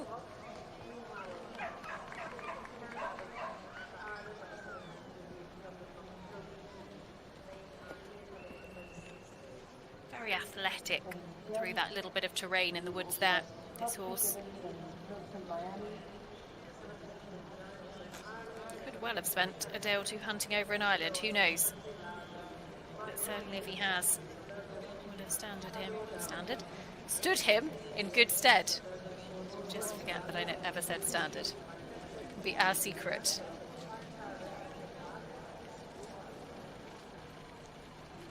As next, away from the start. This is a big moment for this lady. Lara de Liederkerke-Meyer, Colorado Darville delivered the best Belgian test at Le Lion d'Angers in over 15 years yesterday. 26.0.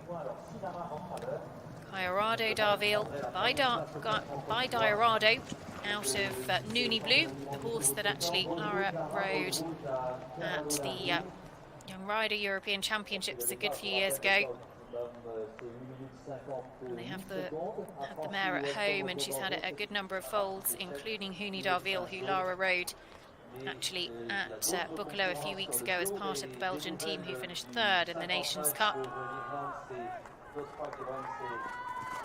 So Lara very much looking for a big performance this weekend. So she's on a score of 26.0. She can afford to be a couple of seconds over the time to hold on to the individual silver medal spot.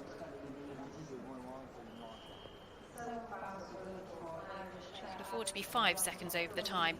However, the more time she is over, the more leeway she gives Nicolas Touzon. And Nicolas Touzon is not a man you would like to give seconds to. So, I'm sure the plan of action is a fast clear inside the time. This horse actually has had 3 wins this year. Lara's had 10 international victories this year. This horse responsible for 3 of them. So this is Godfrey Gibbons and Milcham Miami on a score of 37.0.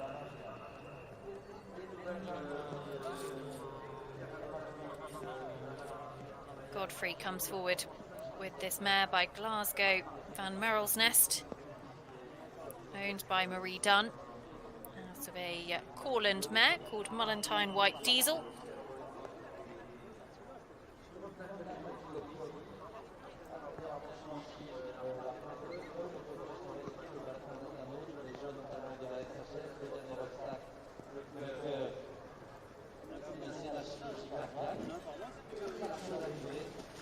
Godfrey clear up to this point, but oh, sit tight. Oh, so close to being able to hold on, and unfortunately not quite able to swing himself back into the saddle.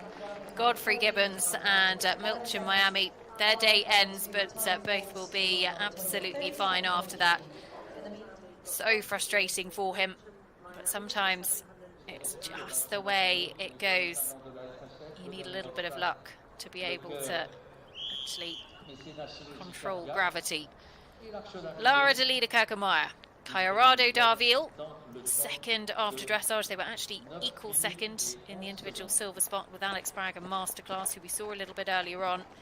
They did a very good clear round, but just a few time penalties to add, which means that Ada has opened the door for Lara to hold the position herself. Thomas Carlyle, Golden de Belliard, 28.3 is the clubhouse leader at the moment. He will be third or better. As next to go, Guest Star and Ben Massey.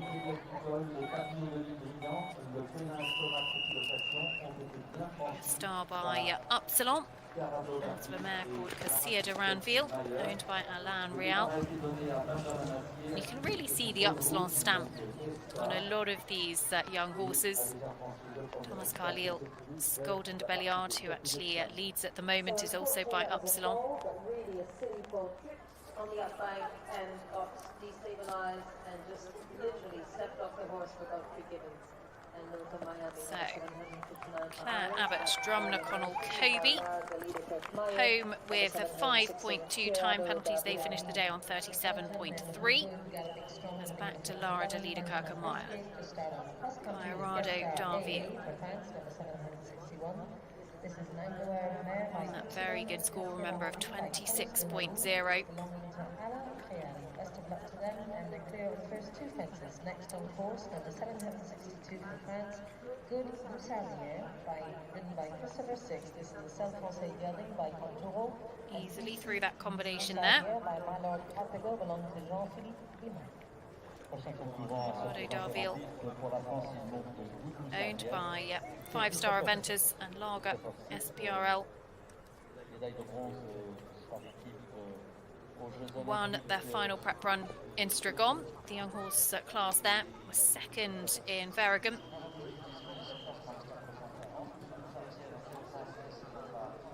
Actually finished second to Thomas Carlyle, Golden de Belliard, who won that 3-star class. Golden de Belliard, of course, the horse that leads at the moment. Lara would dearly love to reverse the fortunes here in Le Lion d'Angers. Was completed here 12 months ago in the 6-year-old division, just had 20 penalties cross country. Has certainly come out on very good form in 2023.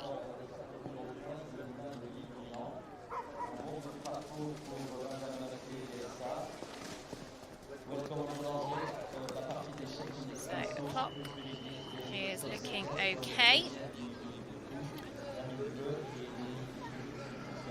Got a huge amount in hand. Should be crossing over here with at least 3 minutes on the clock, so maybe a couple of seconds down.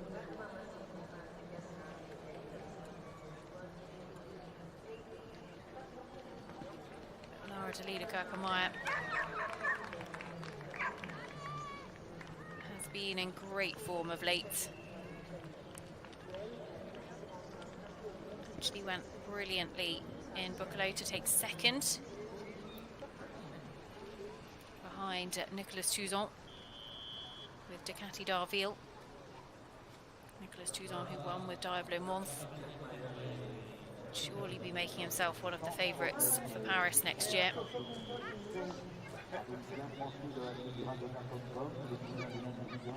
Lara Delida Kirkemeyer, clear through 17. And Massy guest start, just catching up with them as they come in front of the chateau at 11.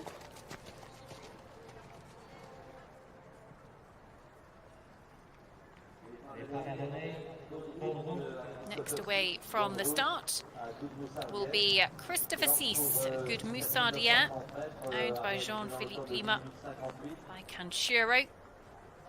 34.4 their starting score. That left them in 42nd place after dressage. Could move up to 21st with a fast clear here. Christopher Cease, who was part of the French team, won a team bronze in Tokyo, finished inside the top 10 individually. Totem de Bressy. Lara Delida Kirkemeyer. Colorado d'Arville heads on up the hill to the Forester's Cottage. On that very good score, remember, of 26.0. We're still yet to see Nicolas Touzon, a leader after dressage, go cross-country. He'll be out on course shortly. Over the first two fences, we've got French Benjamin Massier and guest star AA, number 761. Clear coming into 12AB, which is the Pays de la Loire Grandeur Nature. Got in quite tight, she's going to hold for the 3 strides. That was probably a very sensible decision. So now she needs to kick on towards home. She's not got a massive amount of time to spare. Lara Delida Kirkemeyer, Colorado d'Arville is riding a finish on the racecourse here because she can be 5 seconds over the time to stay ahead of Thomas Carlyle Golden de Billiard. Cannot afford to be any more than that. She's 5 seconds down on the clock. Would also give, I think, Nicolas Touzon a fence in hand if she uses all 5 of those seconds. So, Lara Delida Kirkemeyer, Colorado d'Arville coming to the final fence for Belgium. It was the best test in over 15 years from a Belgian rider at Le Lion yesterday. She's going to kick on through the finish. I think she's done enough. It is going to be so close. She has done enough. 28.0. She will hold on to second. Just goes ahead of Thomas Carlyle. Golden de Belliard, 28.3. Does open up a bit of a buffer for Nicolas Touzon, who will come on to very shortly. Back to Christopher Cease. Good Moussadia. Nicely through the first water.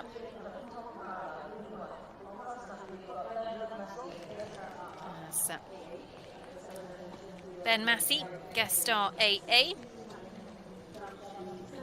Just at about fence 17. He's good on the clock as well on that score of 35.0.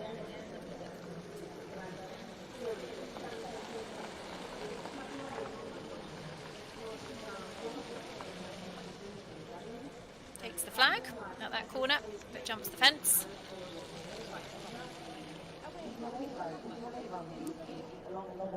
So, 2 French riders out on course at the moment, just confirming that Lara Delida Kirkemeyer, 28.0, will be second or better going into tomorrow's show jumping. Thomas Carlyle, 28.3, Astier Nicolas, 28.7. They are the 3 at the moment. Still, of course, Nicolas Touzon left to go. Gourjean Dubuisson on 23.5. So has a few seconds in hand cross country or a pole in the show jumping tomorrow. Watch this space. Christopher Cease. Good Moussadia.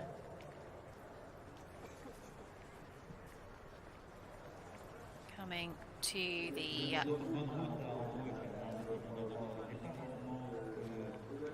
Huntex fence at 12.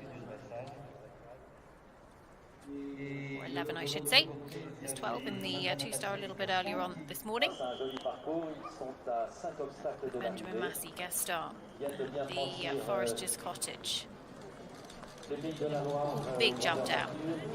But actually keeps his line. Lovely big strides. Sees that 2 strides taken up very easily. So Ben Massey on that score of 35.0. 3 to start until our overnight leader Nicholas Touzon. In fact, Andy Heffernan, SSK, Kate Cooley is underway.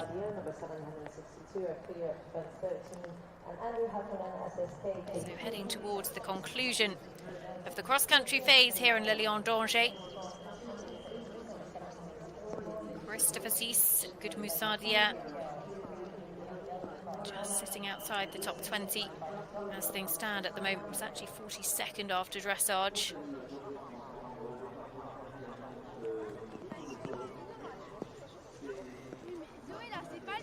But plenty of movement on the leaderboard today. And actually, Ben Massey and guest star home safely. Looks like we'll confirm their time for you in a moment. They're safely through the finish. Christopher Cease. Moussadia.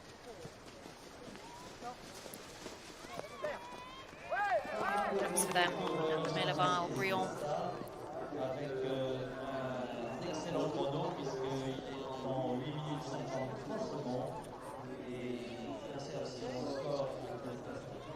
Just be a second or a couple of seconds down, actually, at that crossing.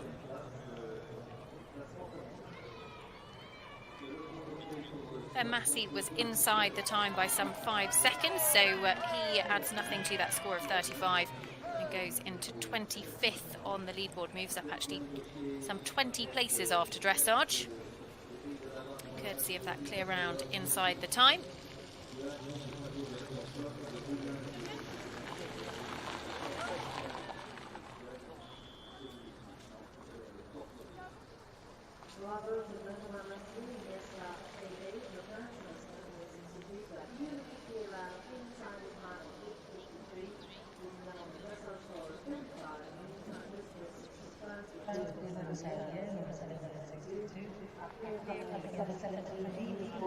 Andy Heffernan for the Netherlands, and SSK Kate Cooley coming to fence 10. This mare by Simba, owned by Andy alongside Paula J. Nordell, Jill Shea and Linda Willer, on a score of 35.0 coming forwards.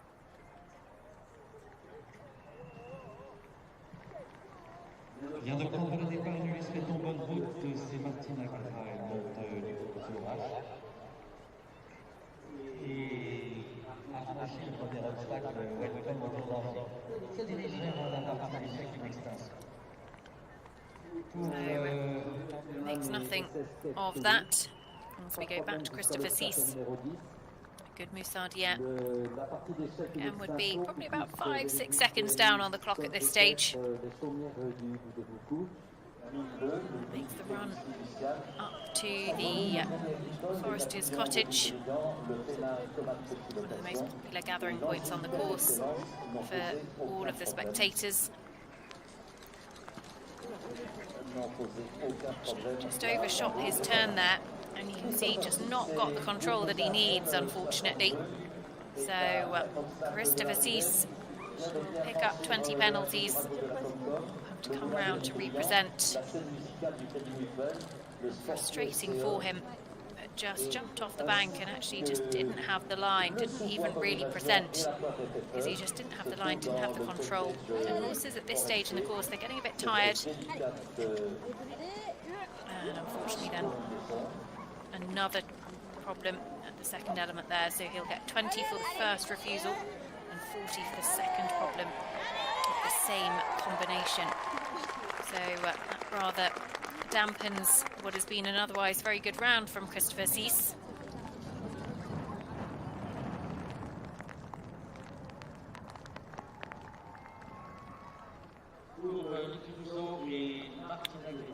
Cristina Correra out on course with Lipirusso H on a score of 35.1. We catch up with them here, having gone clear of the fiducial Phoenix Nest at 6. There is quite extraordinary, enormous carving of a phoenix rising from the ashes up at that fence. I would implore you, go and have a look at it on social media, because it is absolutely extraordinary. The attention to detail on this Lilian d'Angers course is second to none. Pierre Michelet, the course designer, but Christian Achard, the course builder, absolutely deserves a huge amount of credit.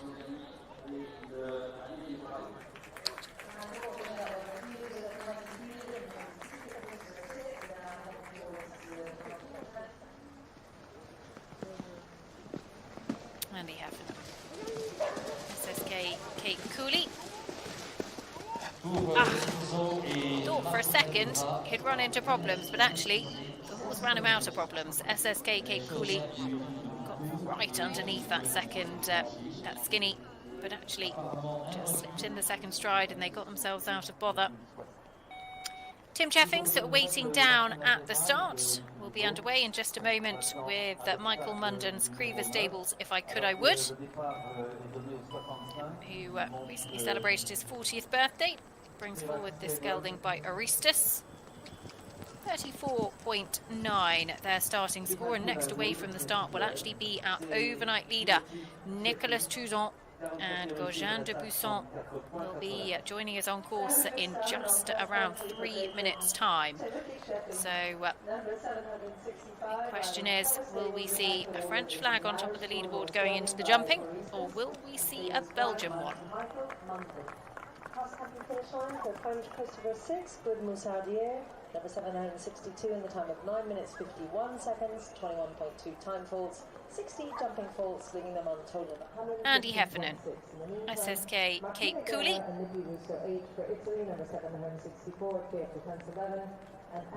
Going to the Forester's Cottage. Big drop down, and then this gives you a really good shot of the angle of those hedges, because they're quite acute, and the ground really slopes away to the left hand side, just invites that run out to the left, and Andy did a good job there. We'll be kicking on towards home now. SSK Kate Cooley. That score of 35.0. Going to the top 25. He's about on target to make the time. He's 23 seconds to get home from there. He was exactly where he needed to be coming through the big white gates. So we'll be very, very close. Andy Heffernan, SSK Kate Cooley, almost home for the Netherlands. So nearly at the finish line now, heading to the last lens, we've got Andrew Heffernan. Tim Cheffings clear through 5 with Creever Stables, If I Could I Would. Andy Heffernan, a couple of seconds over the time, but a very good round with SSK Kate Cooley. So they complete. Now, this is the combination we'll be looking out for. Nicolas Touzon, Gaujin de Busson, 23.5. The leader at the moment, Lara de Lieder Kirkemeyer, 28.0. Only Nicholas can go ahead of her. He's got 4.5 penalties in hand. So that equates to either 11 seconds of time cross-country, or if he goes inside the time, or just 1 second over, he'll have a pole in hand going into the show jumping tomorrow. Tim Cheffings, Creever Stables, If I Could I Would. First water. It's the 4 strides in before the frog.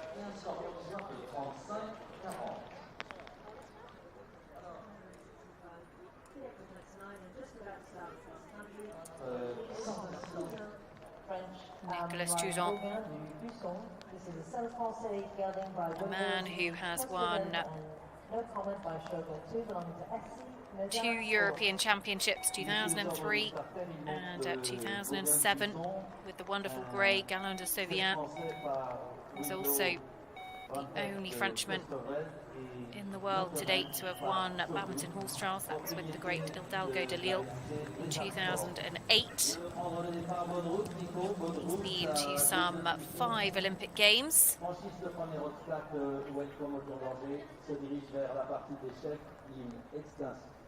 And he's had some really good success here at Le Lion d'Angers. It was back in 2004 that he took his last Le Lion d'Angers title. That was with Joker Delby, but has also had success here in the past with the likes of Galen de Sauviat and Hidalgo de Lille.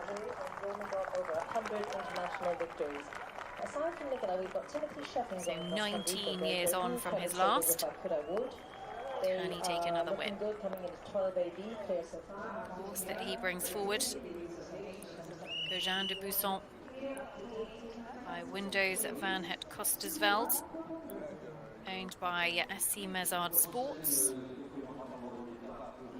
Comes here in very good form, of course. Won the Nations Cup final.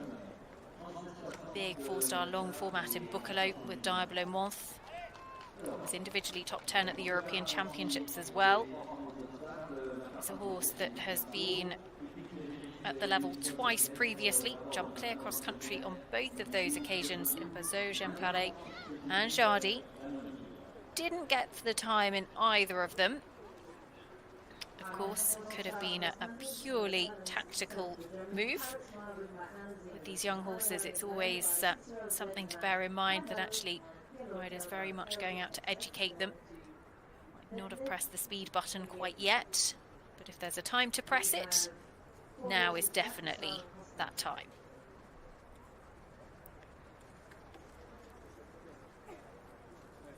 Martina Guerrera, Ipariso H also clear through 19. Back to Nicolas Tuzan. Gojin de Busson on that very good score of 23.5.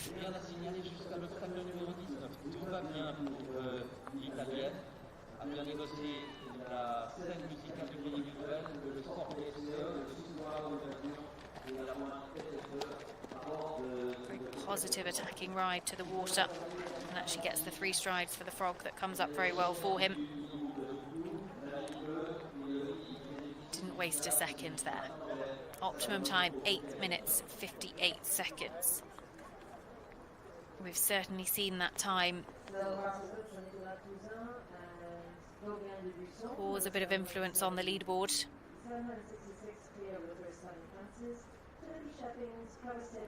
Douglas very quickly away.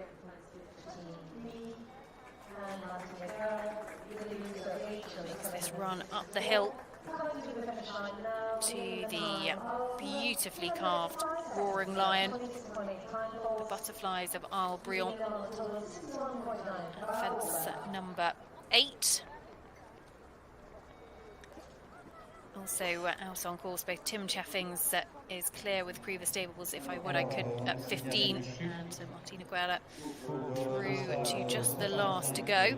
And it looks like he is being flagged down out on course. Nicolas Tuzan is being held on course. We'll get an update as to why that might be. We haven't seen anything that has happened as to why it might be.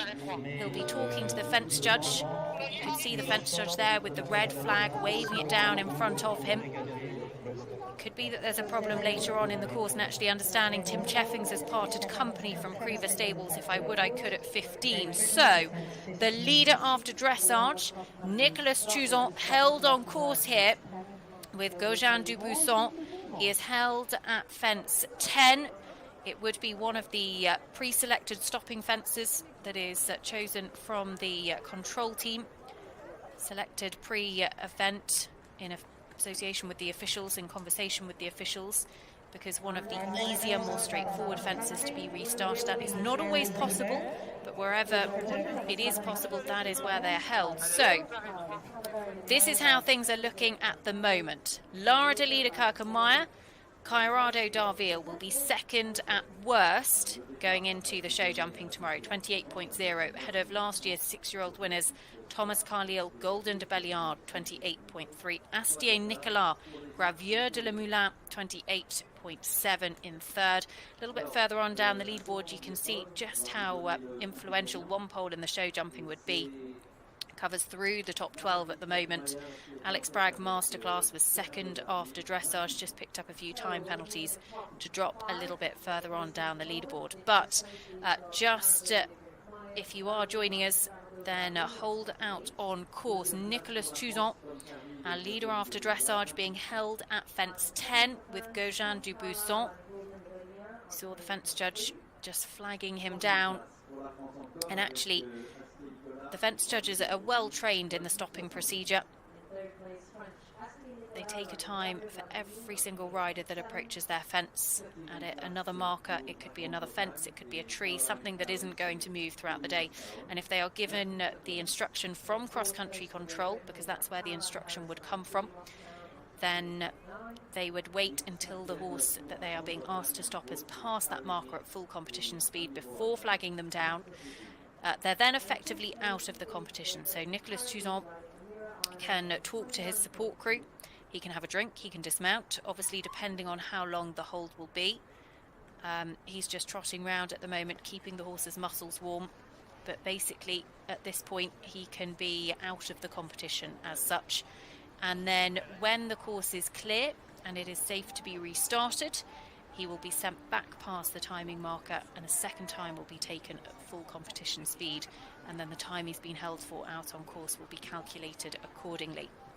Now, cross-country control are essentially like air traffic control for the cross-country course, so they are in charge of everything that happens, and the cross-country controller would have a headset on that has 2 radio networks, one that is in contact with all of the fence judges out on course, and one that is in contact with all of the officials and anybody that they might need to get hold of during the day. So that could be vets, it could be medics, it can be fence repair. And basically, if a report comes in from a fence judge that there is a fall at a fence or a fence has been damaged and needs some attention, that report goes into cross-country control, and then it is up to cross-country control to make sure that the appropriate services are sent to the appropriate place and in the right manner. So essentially, if there is a fall on course, then the medics, the vets, fence repair, whoever is needed are deployed very quickly. And then also the conversation goes on with the fence judge, one at the fence where the incident is, to make sure that they're happy that all of the appropriate services that they might require are on their way to them, but also with the fences out on course that might be then required to stop horses, like we've just seen in this case where Nicolas Touzon and Gaujean Dubuisson were flagged down at fence 10. So Nicolas Touzon is being held on course. Anna Sima is down at the start with Pirate Smile, and actually Pirate Smile, the red light had gone on down at the start before she had left the start box, I believe, so has been held down at the start rather than having already started a round. And actually, when we're talking about what cross-country control do, there's also a traffic light system.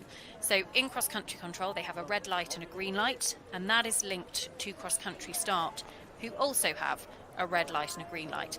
If cross-country control have the green light on, that means that the starter is willing and able and happy to be able to send horses out of the start box, exactly like a traffic light system.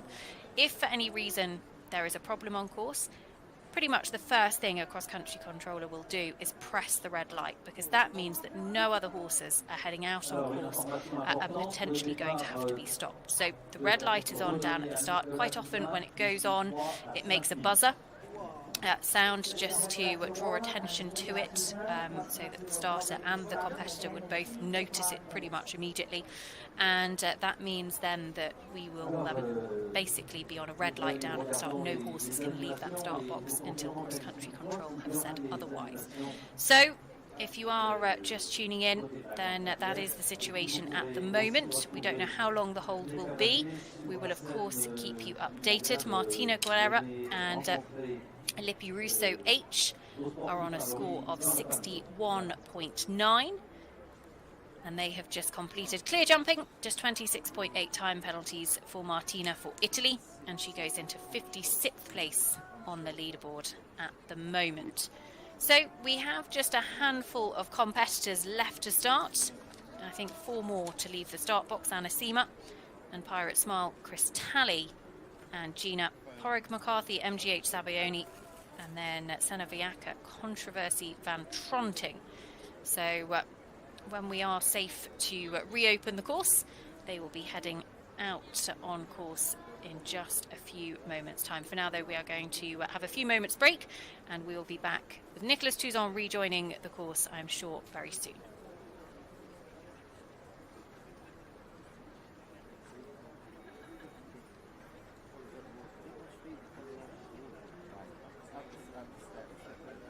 So just some information, Timothy Shefflings is all right. He might have a little bit of a sore ankle. He's being tended to. The horse is fine as well.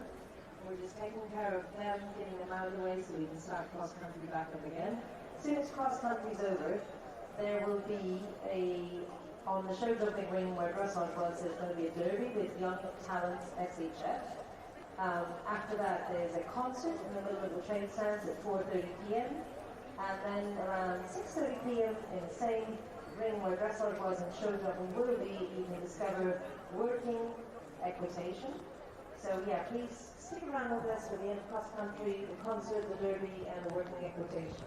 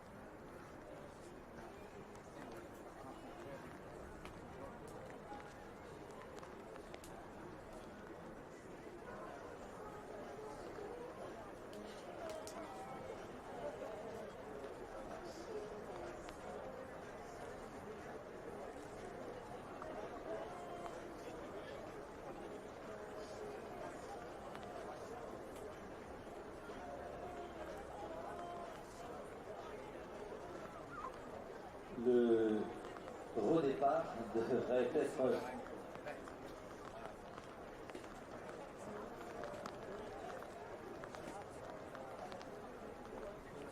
le départ sera redonné à Nicolas Touzin d'ici 1 minute et 30 secondes.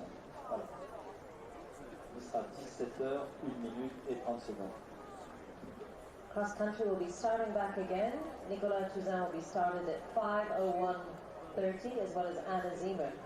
So cross country will be starting in 1 minute, a bit less now than 1 minute 30 seconds.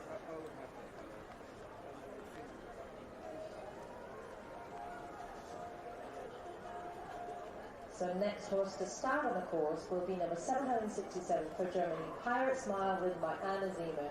This Hanoverian mare by Cicero Z. van Pamal and Pilota by Herodic XX belongs to Detlev Elgeti. So, looks like we are going to get back up and running here in the Lion d'Angers after that short hold on course. Nicolas Touzon has been restarted. Gaujean de Busson quickly back underway, and actually a couple of really nice inviting fences for him to get back into his rhythm. Ignore the clock on the screen for now, that will be corrected by the team on site. And Tim Jeffings, unfortunately, having parted company with Creaver Stables. If I could, I would. That was at fence 15C, so the skinny coming out of the water. We will, of course, bring you any news as we get it.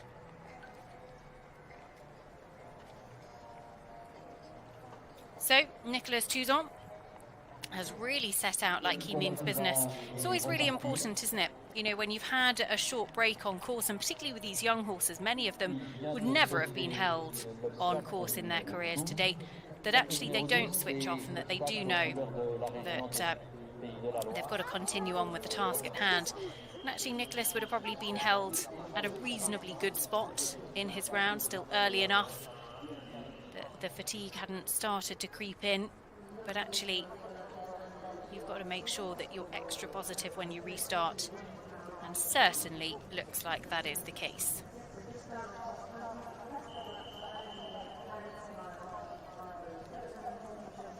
So that clock has been corrected now. Nicolas Gauguin-Dubuisson comes to this second water.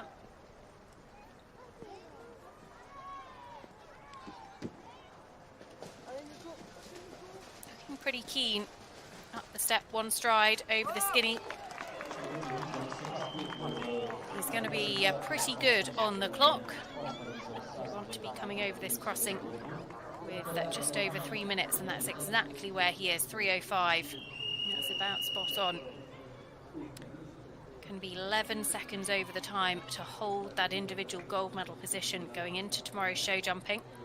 Or, if he is no more than 1 second over the time, he'll have a rail in hand of Lara de Liederkerke-Meyer and Cairado Darville. That certainly would be an advantage. Anasima, Pirate Smile have also been let out of the start box.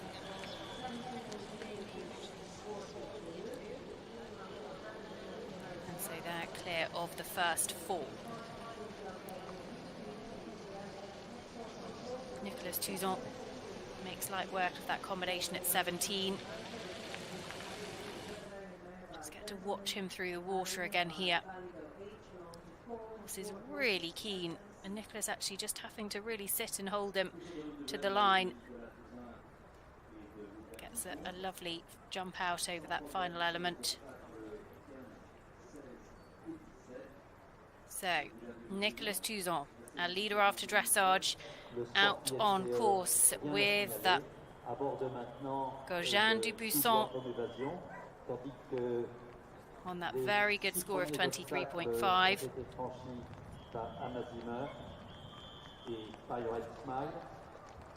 On franchit les chaumières du hibou de Boucou, la ligne bleue et le nid du phénix fiducial. Clear of that corner. Now can really motor on up the hill. He's good on the clock. He's about where he wants to be to come home inside the time from here.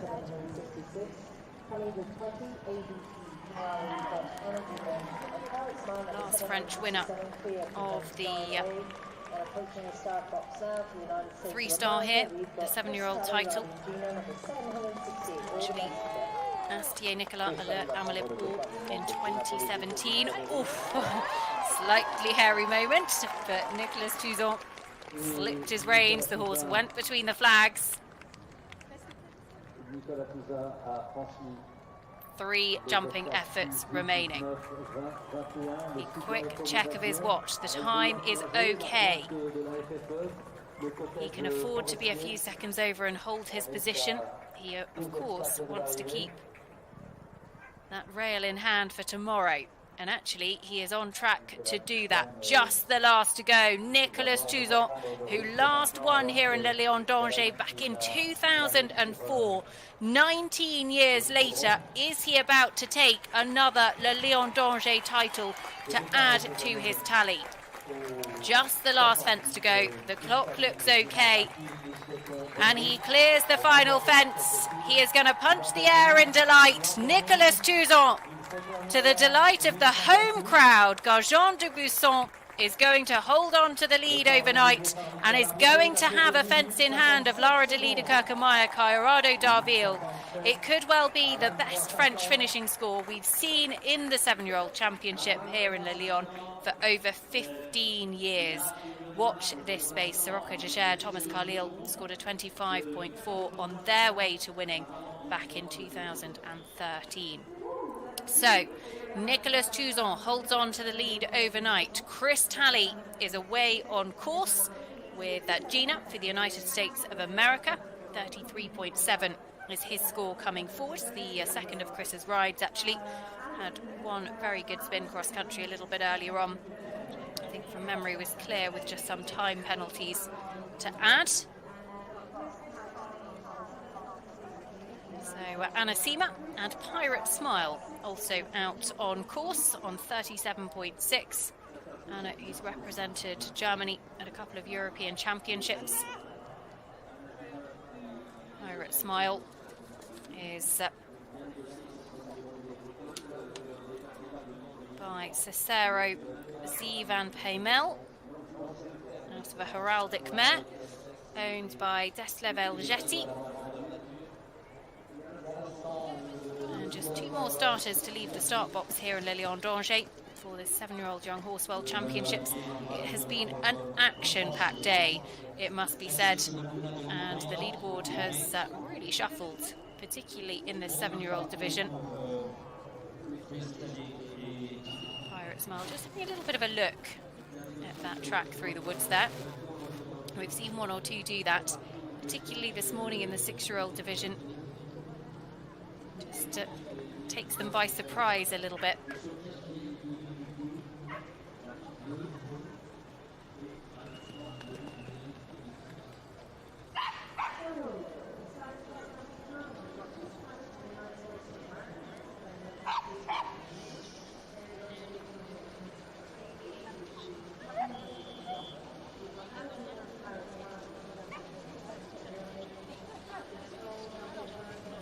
And Pirate Smile.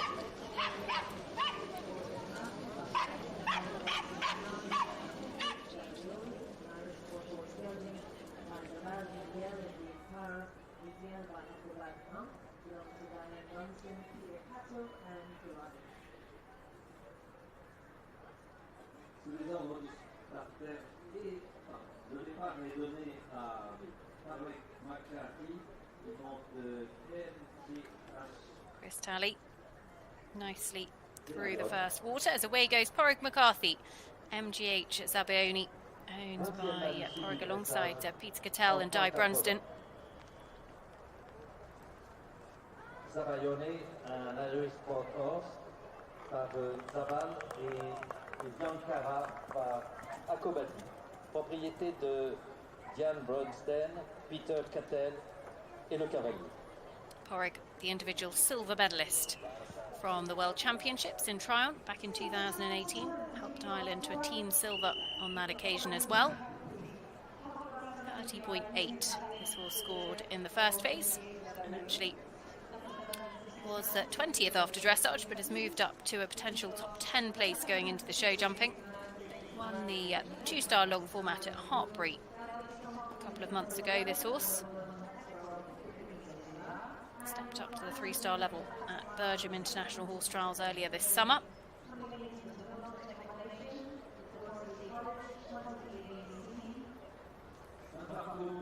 Back to Chris Talley. And this is a horse, Gina, that actually won the USCA 5-year-old title not last year, the year before, 2021. And as part of the prize, the leading horse is actually eligible for the Holcomb Turner grant in partnership with the Duty Corporation to help with the airfare over to Le Lion d'Angers. So this has been a long target in the making. And actually it's offered to the highest placed horse that is qualified for Le Lion. And this is the first time, I think, in history that actually the winner has been able to take up the grant opportunity. Porrig McCarthy, MGH Zabioni. Zaval VDL. Porrig, unbelievably passionate about the breeding side of things. Runs MGH Sport Horses with wife Lucy Wiegersma, or was Lucy Wiegersma, now Lucy McCarthy. Lucy Wiegersma, McCarthy as she is now, was actually reserved for the British team for the London Olympics in 2012.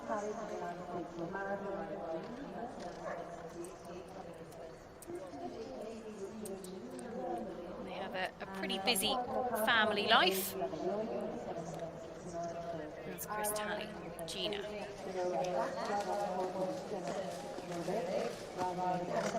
Nicely clear the combination second water. Unfortunately, not quite as many US combinations over here in Le Lion d'Angers this weekend. We've got a good few represented. Actually,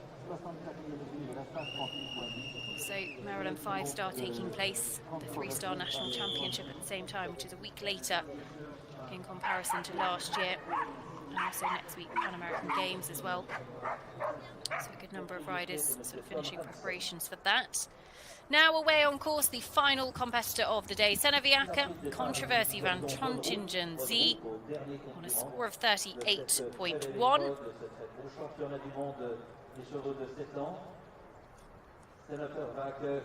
Qui aborde maintenant le deuxième obstacle, la partie d'échecs in extenso. Our last three horses are on the course, so the ones just started Seneviaka, riding number 770 Controversy van Trontingen. They're clear over the first two fences. We've got Paul McCarthy for Ireland riding And very quickly clear of the first couple. It's back to Porrick McCarthy, who actually bred this horse, MGH Zabioni. As any breeder would attest to, getting a horse to the Breeding World Championships is an enormous achievement. To be able to ride it yourself must make it even more special.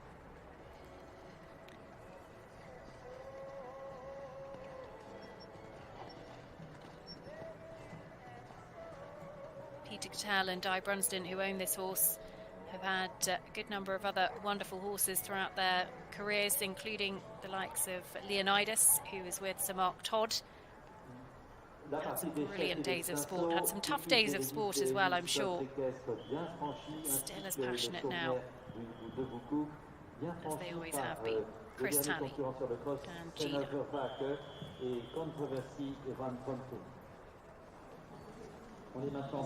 Ooh, now took the wide part of the corner.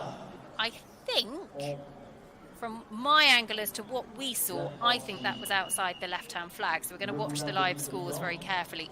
The officials, the ground jury and the fence judges will all have much better camera shots directly specific as to how accurate a fence has been jumped. So they'll have head-on shots and everything like that to be able to look back on. But I think it's out to the left-hand side, which would actually be a missed flag, which would be 15 penalties, but we'll come to that. 20 penalties, though, unfortunately, there to add as well. So that definitely will take them out of contention for Chris Talley and Gina, unfortunately. They're at the second time of asking.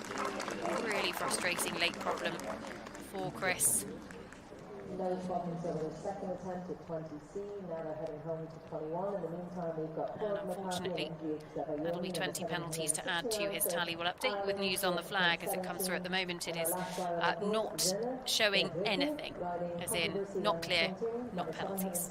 So obviously a bit of deliberation going on. Porrick McCarthy, MGH Zabioni.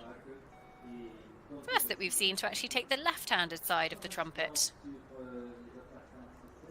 Most have elected to take the right.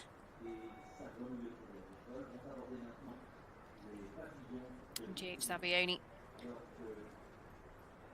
heads towards the combination at 17. And actually a time in for Pirate Smile Anasima. 8.4 time penalties, finished on the day on 46.0. That sees her in 45th place at the moment.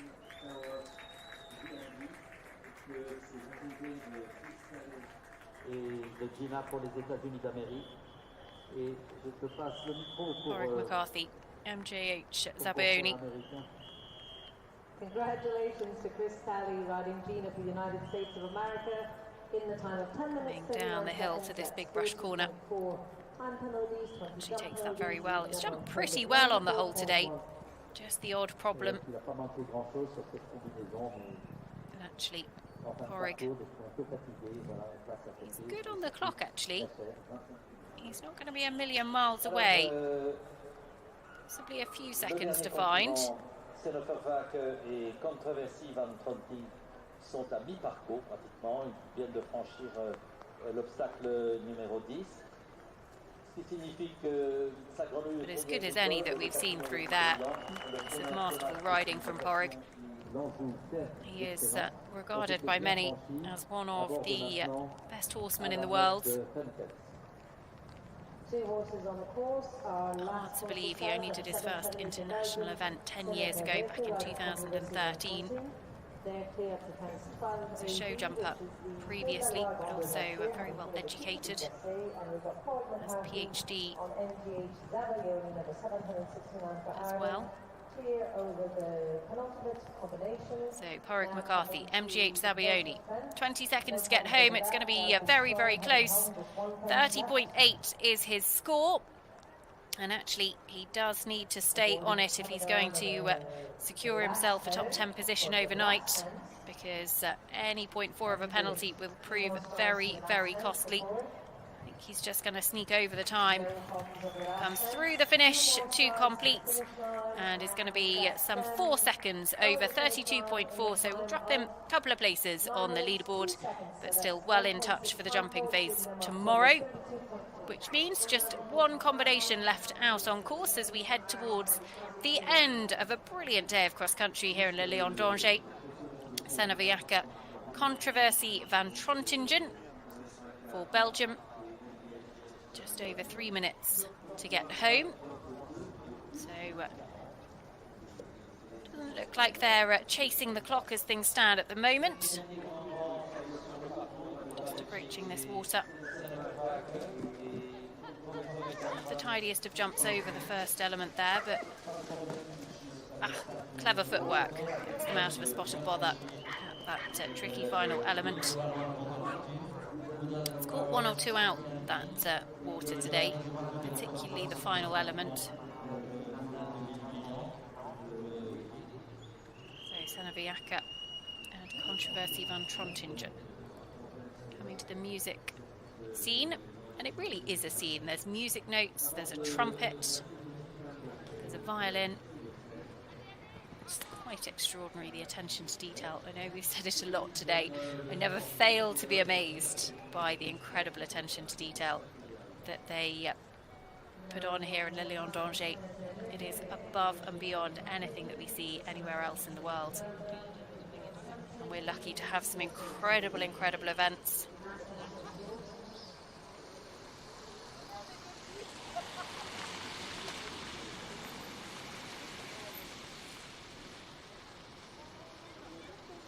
Flag, but looked like they got the corner.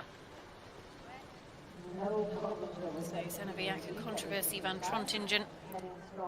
Just see them again through this water. Was just trying to get the horse to listen coming in, and actually the horse backed himself off. Didn't have the cleanest of jumps over the first element. Was away off the step, and actually just a clever little trot step. Almost for a second I thought was going to duck out the right hand side, but was very honest and actually saw the flags and picked up. Which is exactly what you want to do when you're training at home. Use the flags, make the horses understand that they want to be jumping between them. Plenty of them have such a willingness to be able to do the right thing. And actually Senneviaca just coming the longer route to this corner, just feeling he hasn't got quite the level of control that he would like, and does get that corner. Takes the flag. The ground jury might want to take another look at it, but we'll leave that with them. And actually still just looking back at Chris Talley's live scores, there's nothing yet on there for his fence at the corner. The ground jury, Emmanuel Ollier, Richard Baldwin and Jill Sinclair, having taken charge of this 7-year-old Young Horse World Championships.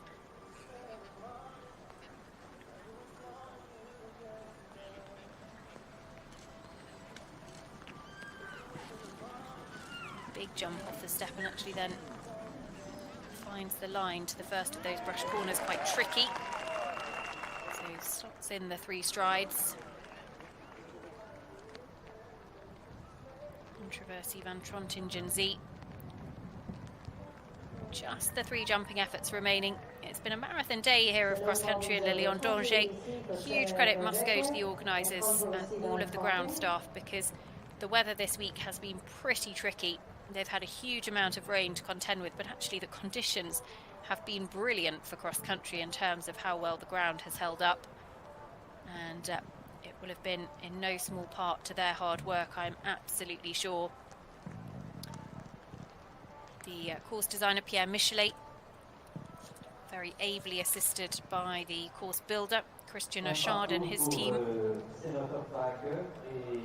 and of course all of the volunteers We've seen plenty of the fence judges, the crossing stewards on our coverage today, getting pretty wet and rather blown away by the wind. But they have been so good, and it is wonderful to be able to have enjoyed a great day of sport as well. So Seneviaca Controversy van Trontingen Zee is home safely. Will be good plenty of time penalties to add to their score, but actually was judged as clear at that corner, which we questioned a few moments ago. So he will complete, and a chance for us to take a look at that leaderboard, because out in front, holding on to the top spot, 19 years after he last won in Le Lion d'Angers, Nicolas Touzon. Gaujean de Busson will have a fence in hand ahead of Lara de Liederkirkenmaier, Cairado Darville, who've held on to second just from last year's 6-year-old winners, Thomas Carlile, Golden de Belliard in third. Astier Nicolas in fourth with the Gravier de Le Moulin. He's had 8 runs in the 3-star here at Le Lion d'Angers, 8 clears inside the time in the last 15 years. Extraordinary result from him. Stéphane Landois rounding out the top 10 with Gainsbourg de Bedon. A strong day at the office for the home French side. Porrick McCarthy, MGH Sabayoni sitting in 12th at the moment. A little bit further on, Alex Bragg, masterclass, just dropping down from 2nd to 13th with a handful of time penalties, but otherwise a good clear round cross country. Georgie Goss, Sligo Just Touch, moves up to 15th, and Calvin Bockman, Dexter FRH move into the top 20 as well, 34.6 their score. Lucy Sugden and Zorro B will be just inside the top 25, and again, it is still unbelievably tight for the jumping. Kevin McNabb, Varo Empire Pathfinders this morning came home and cruised around with a handful of time faults to show us how the course should be tackled, and they sit in 30th overnight. Lissa Green go on Biats. She'll be absolutely delighted with that horse. Moves up nearly 34 places on the leaderboard with that superb clear inside the time. 41.6 was her dressage score, but that's the score she'll take forward to the jumping, and I think she'll be thrilled with that horse for the future. Made it look very, very straightforward.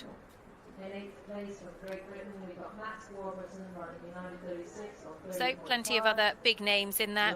A few time penalties creeping in at this stage of the leaderboard, just to add to dressage scores, dropping people a little bit further down the leaderboard than they would have perhaps been in the dressage. Lara de Liederkirkenmaier, Quintus picked up 20 penalties with Lara's first ride. That was late on in the course. Hallie Coon, Lucky Fortuna for the United States of America in there. We've just seen Seneviaca Controversy van Trontingen Zee complete. And as we go a little bit further on down the leaderboard, these are those horses that will be jumping first tomorrow afternoon.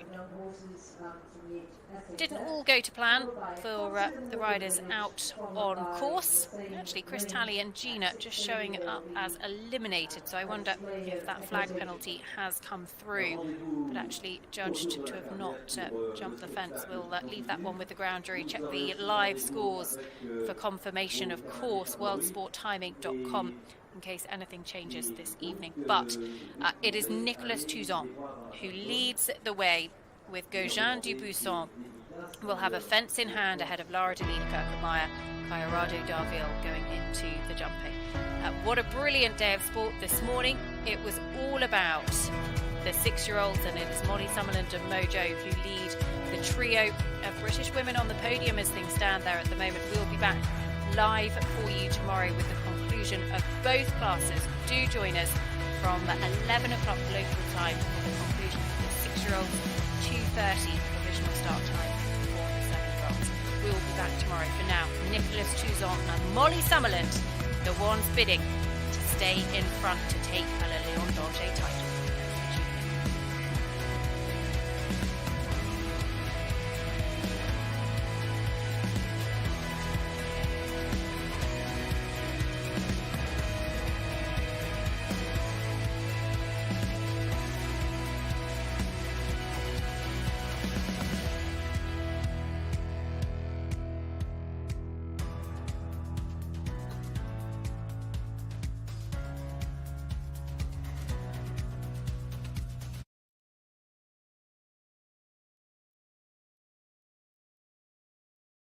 Allez vous désaltérer ou vous réchauffer et puis rendez visite à tous les exposants dans le village.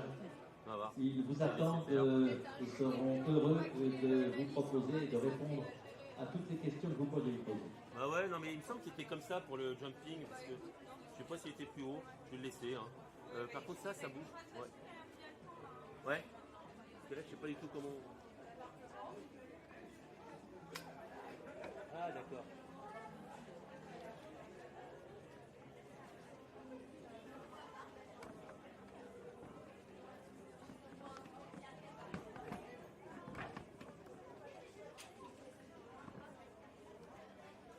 So for those of you still hanging around, go for a mooch around the trade stands. There's a lot of lovely things to be had. Ah oui, c'est pas. Oui, on reste tout pareil, ouais. Non. And there's a show going on in the main arena now. It's a derby of the Young Horses SHF. After that, there's a concert in the middle of the trade stands. And there's also around 6:30 p.m. in the main arena, there's a demonstration of equitation working. And aside from that, you'll have some of the top riders in the trade stands signing autographs. Have a lovely evening, ladies and gentlemen. Enjoy yourselves, and we're looking forward to seeing you tomorrow.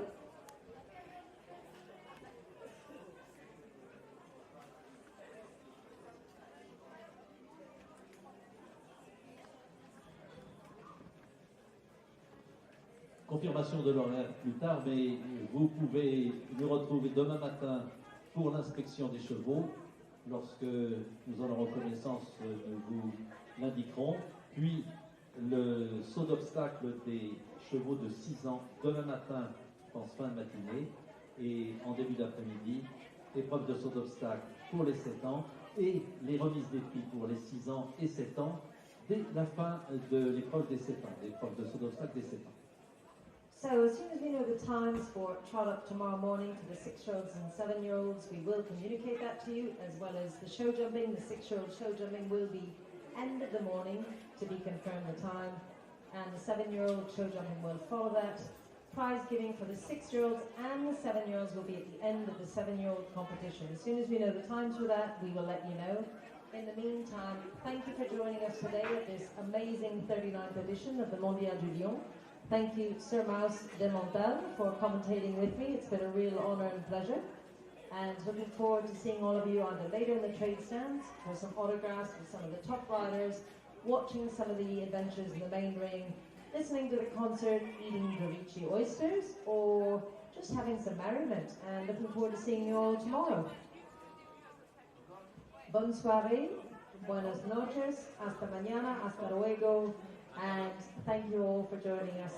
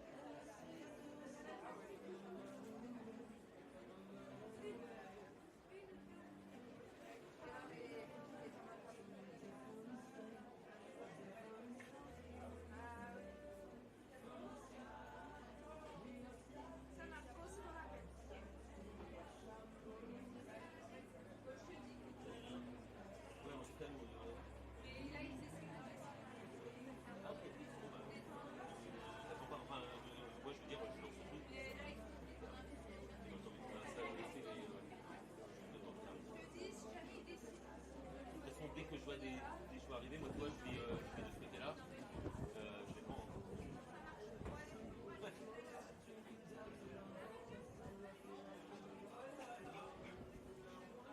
Ouais, Nicolas.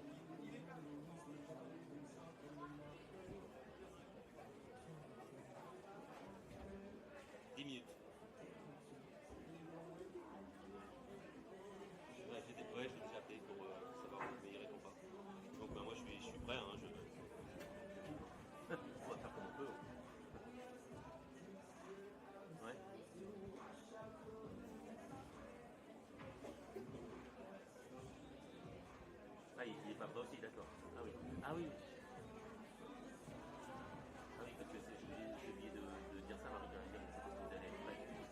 Ah oui, je sais pas pour ça. Eh bien, bienvenue autour de la carrière du mondial. Vous avez assisté à cette très belle épreuve de cross aujourd'hui dans le parc de l'île Briand et autour de cette carrière du mondial maintenant pour la première fois.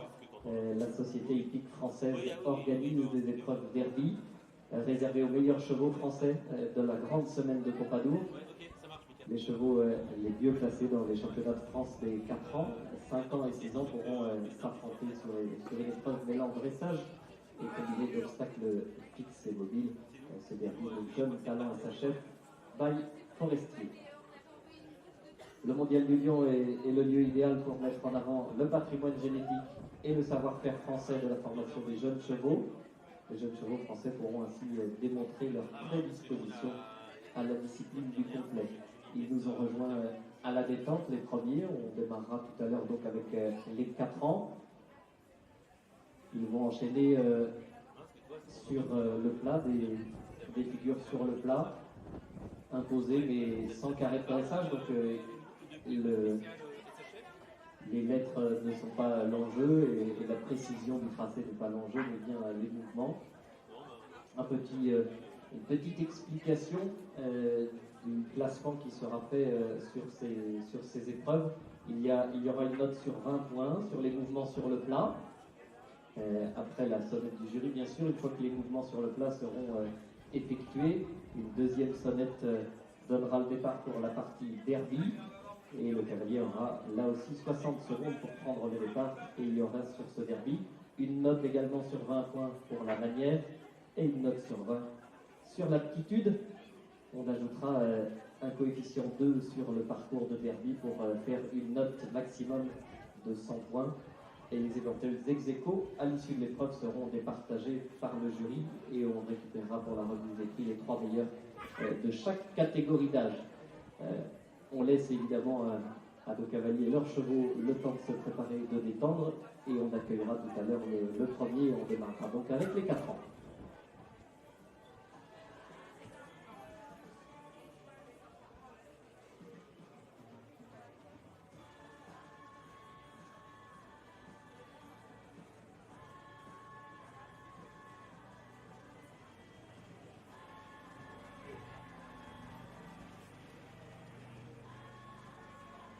Le derby Jeune Talent SHF by Forestier, circuit sous l'égide bien sûr de la Société hippique française, fondée en 1865. La Société hippique française est reconnue d'utilité publique.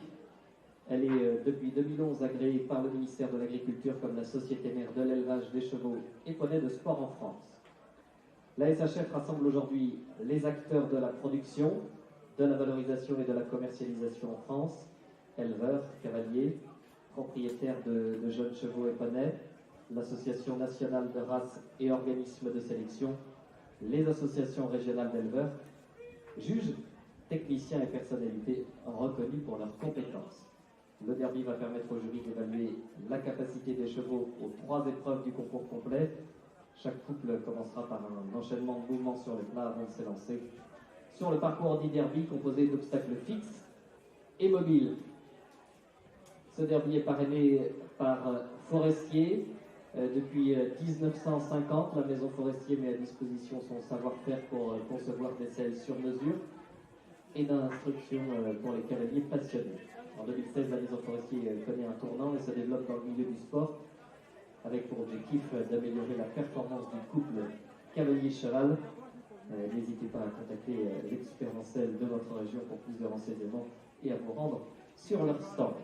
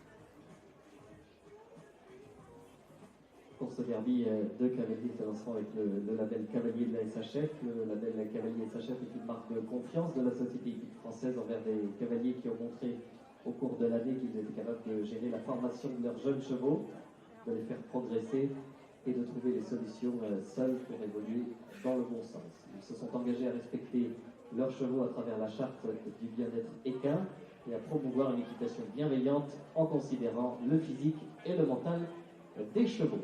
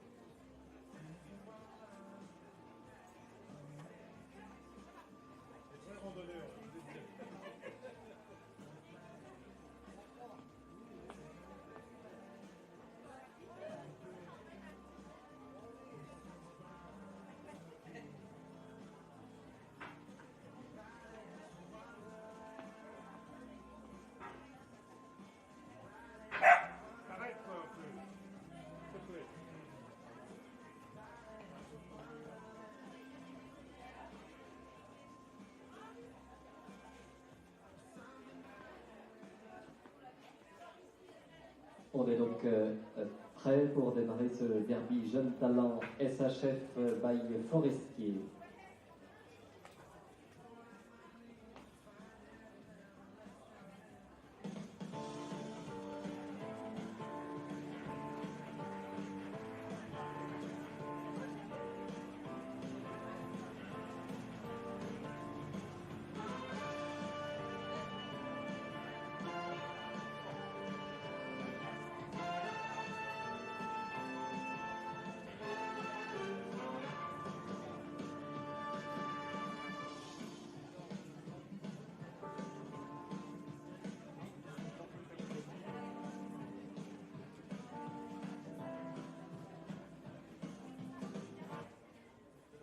On démarre cette épreuve avec le 402 Gervas Gilles, un entier, un seul français bien sûr de 4 ans, présenté par Nicolas Pertusa. Gervas Gilles, le fils de Versas V de Witteschauve, PWP, par Perle d'An, la fille de Jaguar Maille, propriété de Jérôme Arvois. Il est chez Isabelle et Jacques Lambert en Dordogne. Gervas se classe 3e et obtient cette année la mention élite lors de la finale nationale SHF à Pompadour et 3e du classement des chevaux de 4 ans. Je dois dormir, regarde. T'avais pas de hôtel pied, t'aurais été comme un con. Vraiment,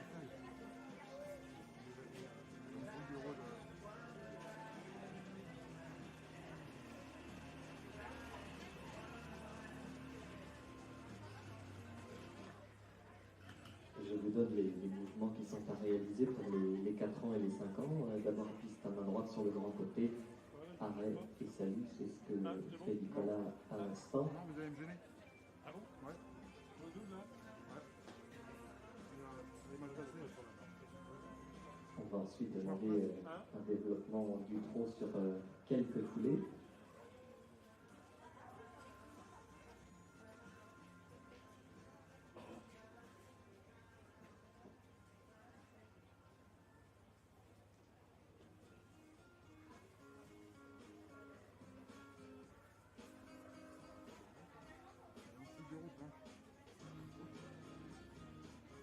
Et après ce développement de quelques foulées, on aura donc un départ au galop à gauche et un cercle d'environ 25 mètres et développer quelques foulées de galop sur le cercle.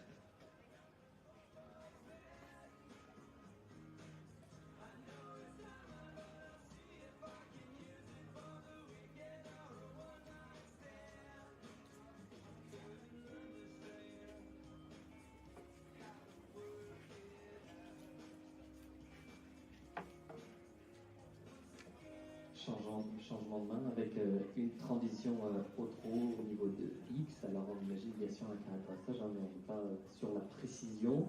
Et on aura ensuite un départ au galop à droite et un cercle de 25 mètres à droite avec quelques foulées de galop sur le cercle qu'il faudra développer. La symétrie évidemment du parcours de lançage.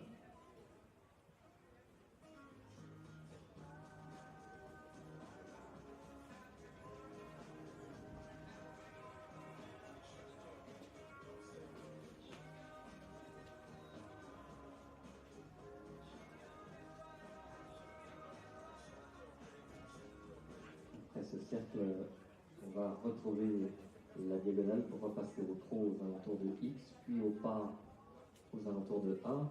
On aura quelques foulées à développer au pas reine longue avant l'arrêt, le salut et la fin de la phase sur le plat pour Jersas Gilles et Nicolas Pertuzan.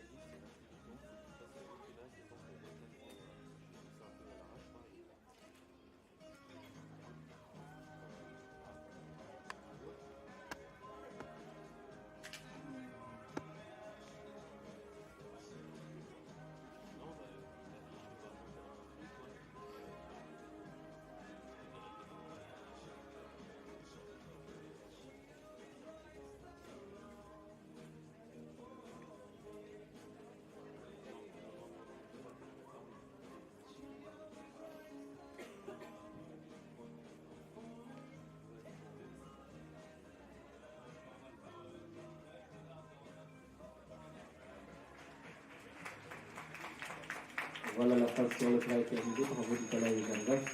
Et la cloche retentit, 60 secondes donc pour prendre le départ du derby, composé d'obstacles fixes et d'obstacles mobiles.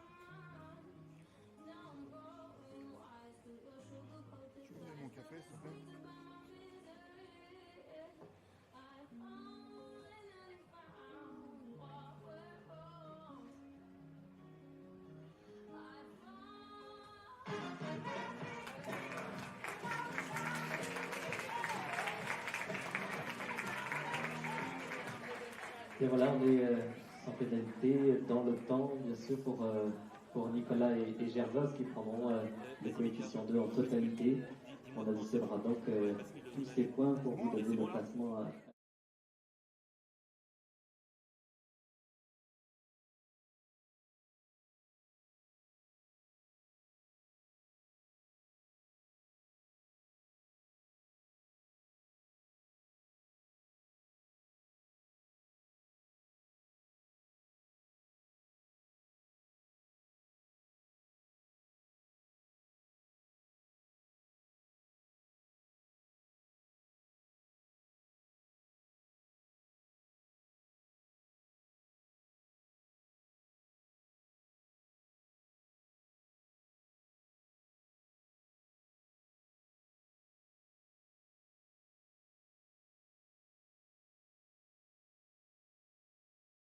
le 403. Josie Moon Mile, jouant seul français, présenté par Emmanuel Play, cavalière labellisée SHF. Josie Moon Mile que vous retrouverez également sur SHF Market. Josie Moon qui est la fille de Flipper Dell et de Viva Moon Mile par Jaguar Mile, propriété de la SEA Centre Caisse de Fontaine, et d'Isabelle Play, née au Centre Caisse de Fontaine dans la Sarthe.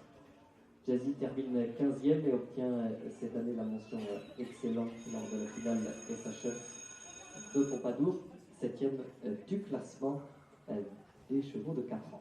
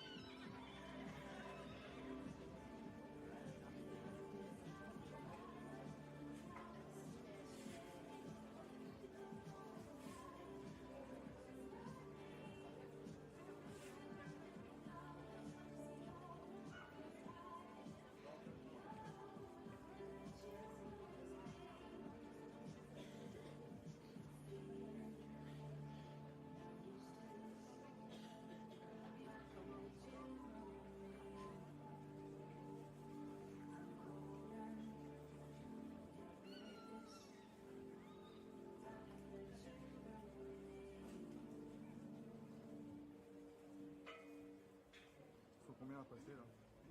Combien à passer là?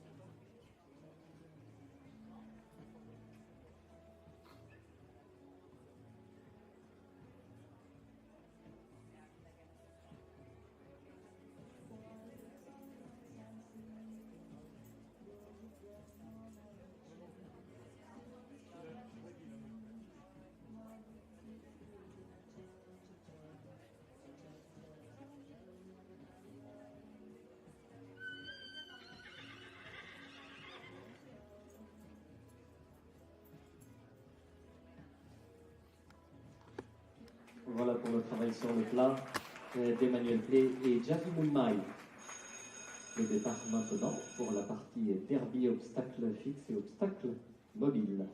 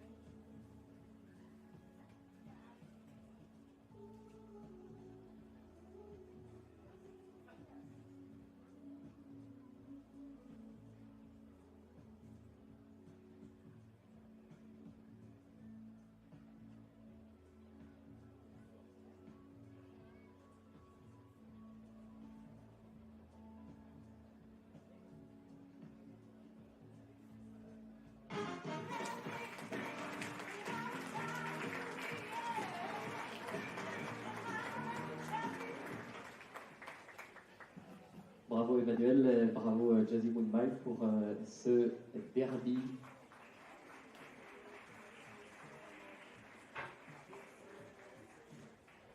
Et on accueille le 401, donc le dernier des 4 ans à se présenter avec nous, le 401 junior de la Mouline, celle français de 4 ans bien sûr, présenté par Cyril Gravilovic, le fils d'Unique Dido et Samba du Latte par Joëris, propriété de Clémence Loyer, né chez Daniel Doumer dans le Maine-et-Loire.